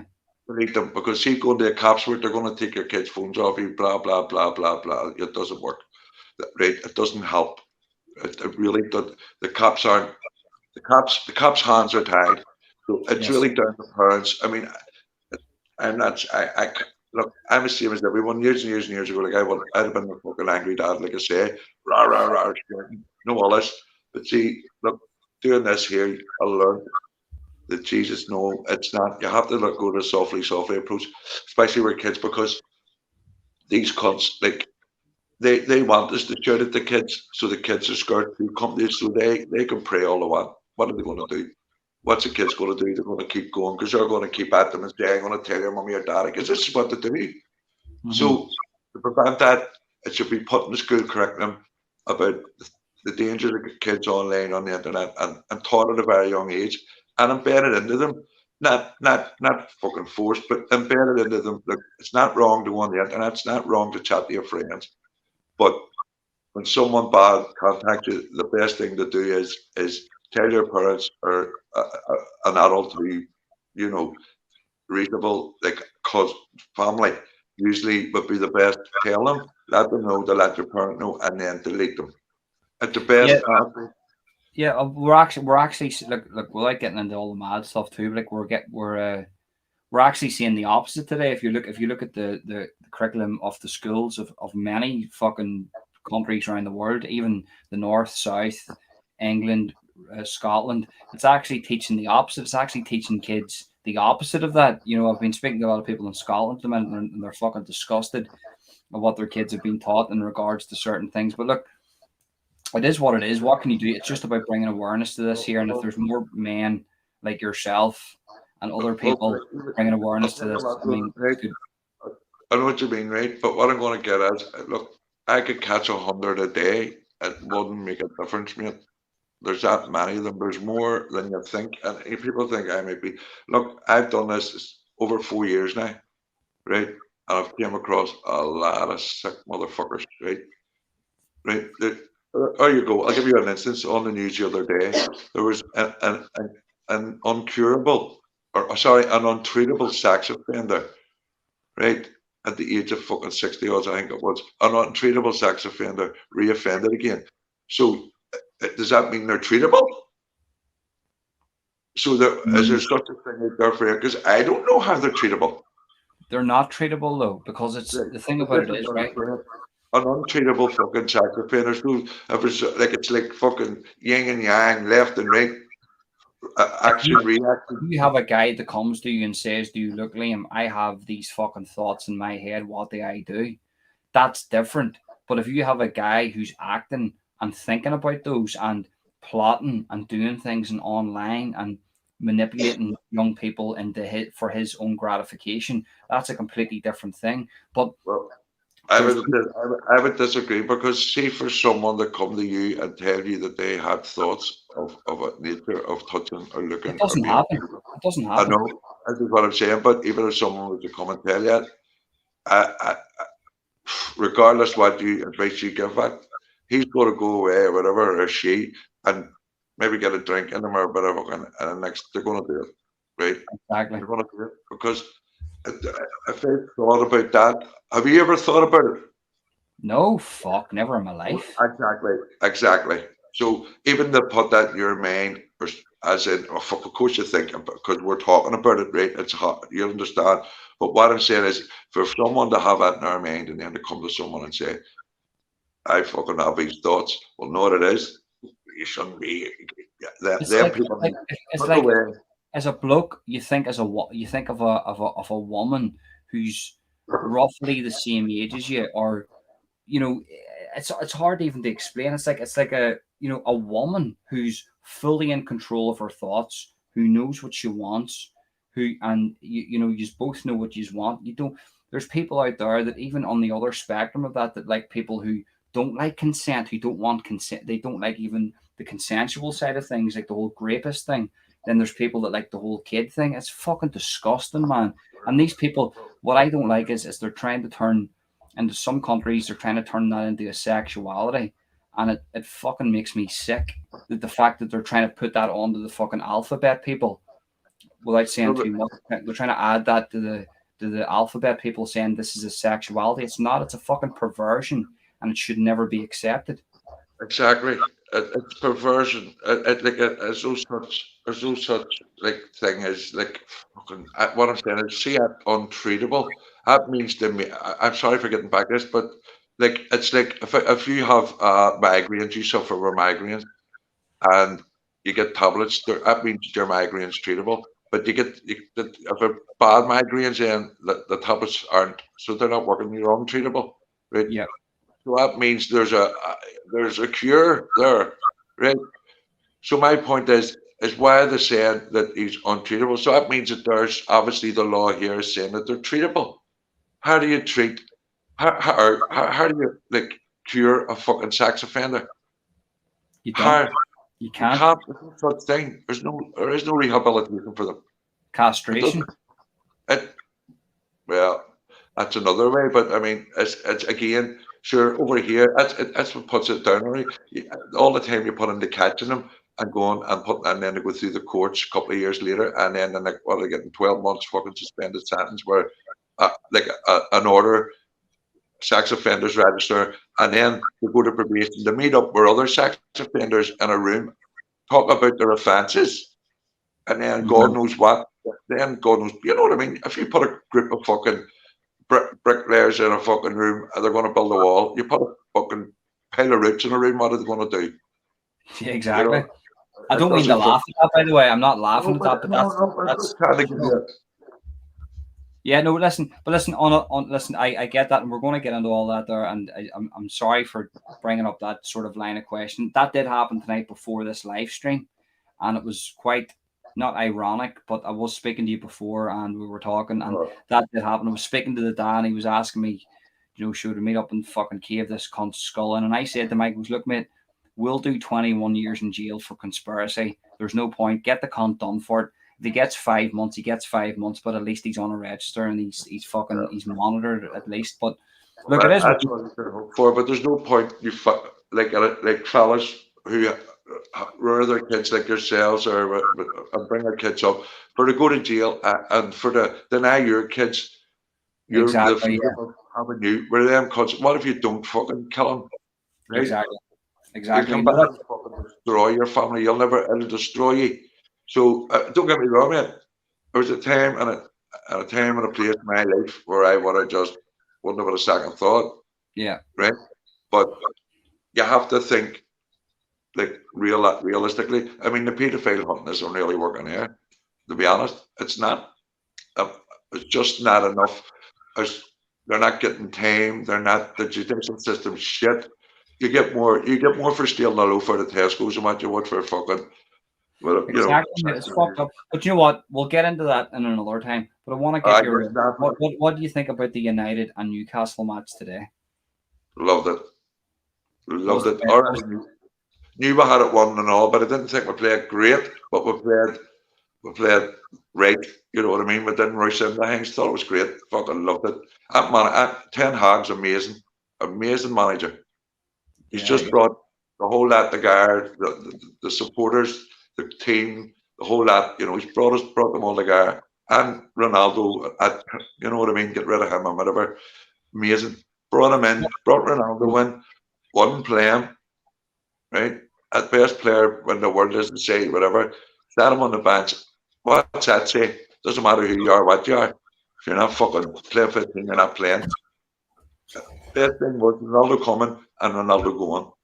Because Ronaldo came and broke everybody's confidence. And when he went again, look at them now. Ronaldo relied on a whole team on him. But see, when Ronaldo lost that bit of pace and he lacked that bit of that final third moment, that's whenever you can't put a whole team around him. Now, if he was able to drop back in the midfield or drop back to a certain position, he probably would have benefited the team. But the fact that that ego was still there, he wasn't able to take the fact that he wasn't a goal scorer. He was, it was a discredit to the team. But the fact that United are sort of half back on track, they're not. I wouldn't say that they're back at winning trophies. Newcastle, we're 5 points off the top of the table, right? We just won a trophy today. We're still in for the European UEFA one, right? The Cup and the FA Cup. We're the only club in Europe still in with a chance of winning 4 cups. No, I get that 100%. But how far do you think United is away from winning a Premier League and a Champions League, the fucking best 2 cups in the world? How far do you think we're away from that? This season with Champions League, but we can win the league. Only 5 points. Remember, like I say, from behind the leaders, right? We're in the Europa. We'll put Barcelona out, done them up 3-2, and then we drew with them to each at their home. You know what I mean? See at the minute, we're playing as a team. We're not playing as fucking individuals. Yeah, no, 100% I get you. But if you look at, for instance, the team that you're playing today, right, Newcastle United, right, there's been a massive injection of money into Newcastle United, right? So now you've got Newcastle United, Liverpool, Arsenal, Chelsea, Man City. That's a fucking league. That is the most dominant. That like any of those teams with the injection of money that they've had would go into any other league and dominate probably. But so if you're thinking you're having to play these week in, week out, okay, you might get an odd game here and there that's not as dominant, like not as competitive. Sorry. So you get what I'm saying? The Premier League is the hardest league in the fucking world. How do you think United actually cope with that type of pressure, with all this money getting pumped into the Premier League? Well, you have a couple of World Cup winners there who already have experience of that, like the glory, the euphoria, Do you understand? They've got that. Yeah. You know, they've also got the glory days. Like they already know the history you needed. Yes. They've already today they just started rewriting their own history. That's the Yes. start of it. You know what I mean? It's amazing, mate. I'm buzzing now talking about it. I love it. 100%, man. I watched the film last night, United, and with Bobby Charlton, and it was a very emotional movie. I'm a Oh, United yes. supporter all my I mean, life. You know, it's it is very emotional. I've got respect for the Liverpools. I've got respect for the Arsenals. I miss the days of the Patrick Vieira's and Roy Keanes. That was they were the heydays. But in this modern age where you got players so fit, you got an Arsenal team, you got a Man City team, you got a Liverpool team. These teams are the fit. Like, I mean, they could run for fucking days. Just their fitness levels are off the charts. So you can pay. You can have all the money in the world and buy the dearest players from all around the world and put them together, and they won't be able to play together. It's getting the team to jail. Finding out each other's weaknesses and strengths. Do you get me? So money doesn't. I mean, money doesn't. Sure, everybody we're going a Casemiro. Here's 31 euro a day. About the price tag on him. Fucking look what he's done for us already. Exactly, mate. Exactly. I seen Casemiro today. He was a fucking machine. I was an absolute machine. Sorry, mate. I'm actually just making a smoke here. I But walk away. no, here a machine wouldn't be in it. And see, like you're talking fucking mate. The jail and off them players is scary. It's scary. I mean, I'm a Man U man. I remember the days when Liverpool were dominant, and then we were running fuck all, and then the class of '92. You know, all this I remember, and then us the victories, and then I've also been going through whenever fucking Ferguson left. We won fucking nothing. 6 years ago was the last trophy.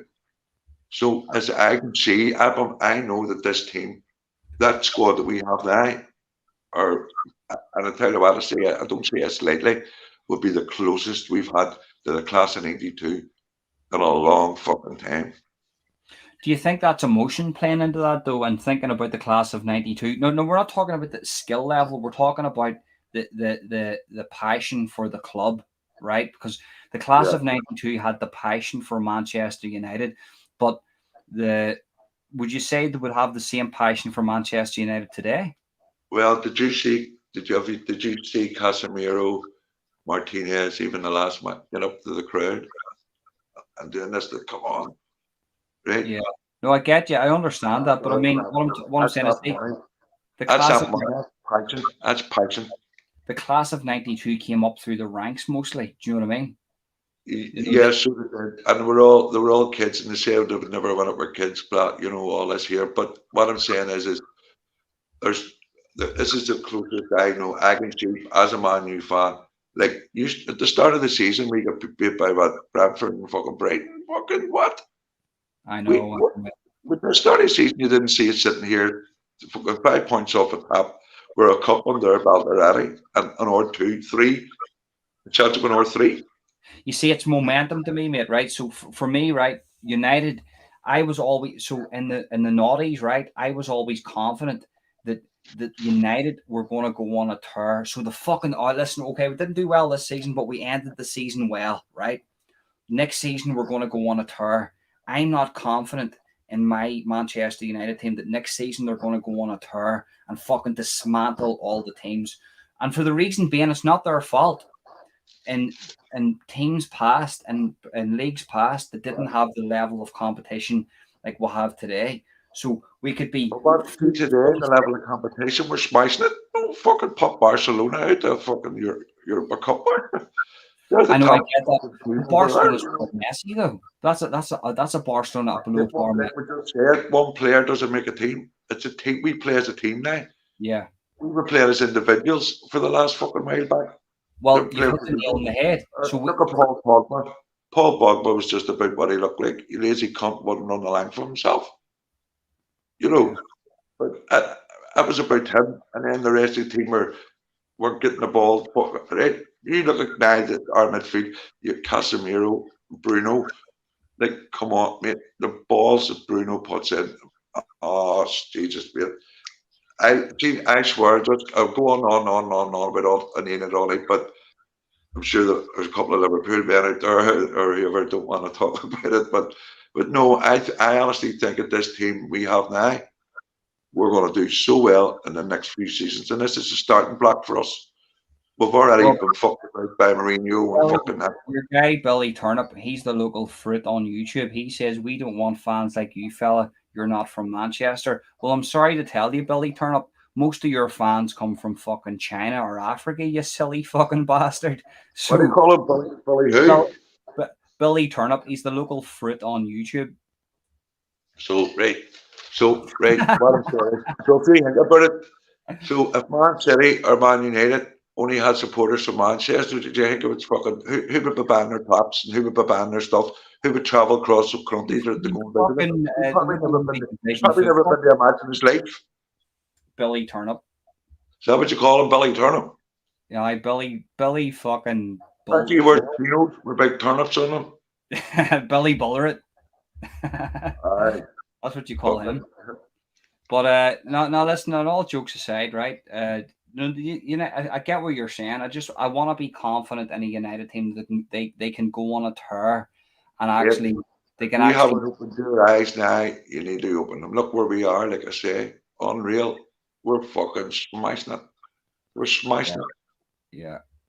You know what I mean? I stopped, see the whole Premier League thing, right? I stopped watching the whole Premier League thing whenever the European League came in, because I felt that they were trying to do a disservice to all the other teams in Europe. Do you know what I mean? Like whenever they brought that whole fucking wasn't it not the Europa Cup, but that Europe thing that they brought in, where like the top team, there was no relegation. I was like a Europe League. I was like, no, you're kind of. I haven't done that. They were really going to. I don't think that ever evolved. They were going to do it like a Super League. Yeah, like Europe Super League. Yes, that there to me personally, right? I was like, my team's involved in this. There's big teams involved in this. There's no relegation. They want to turn it into the American thing. Fuck that there. I don't want to be involved in that. Fuck my team. I'd rather support a smaller team that's not involved in this bollocks and just move away from it. But I haven't, to be honest with you, see, since that moment, I haven't really been following football. I've sort of drifted away from football and just sort of not even looked at it because of that. Could you remember, right, it used to be League One, Division 1, Division 2, Division 3, blah, blah, blah, blah. Yeah. Where did all the super teams end up? In the Premier League. That's your first ever super thing, if you know what I mean. Yeah. You know what I mean? But I agree that because there's too many matches already to be played. Yeah. Right? You know, especially United now, we've a game every fucking thing now because we're in every cup. You know, imagine being in a super fucking league as well. Yeah. You know, it wouldn't fucking it wouldn't be like and then flying from one country to the other. Yes, you know. Yeah, no, it's either the Champions League or the Europe League, because you couldn't play in both because it would be too much because there's too many competitions. No, I get that 100%. Well, the Champions League you have to finish the top four, or I think I might have changed it to 5 in the league to get into it. But I think that like if you finish 4th and 5th or something underneath, you end up in the Europa League. Yeah. So that's like that. I'm going to listen. I'm going to end the live here anyway because I'm knackered. I'm up early in the morning anyway. But listen, it was good speaking. It was good speaking to you, Liam. I appreciate you coming on, mate. It was a good. It was a good night of fights anyway. It was a fucking Tommy Fury won the fight.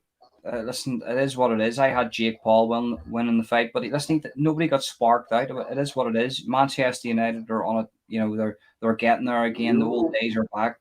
You know, Newcastle United have got an injection of money that could be big next year. They all get the beef injection as well, or shit. You're right, mate. You're right, 100%. Fucking man, tags up a holes. That's good, Liam.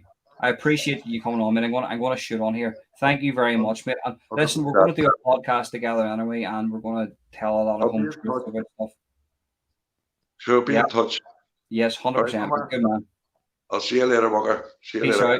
Peace out. Bye-bye.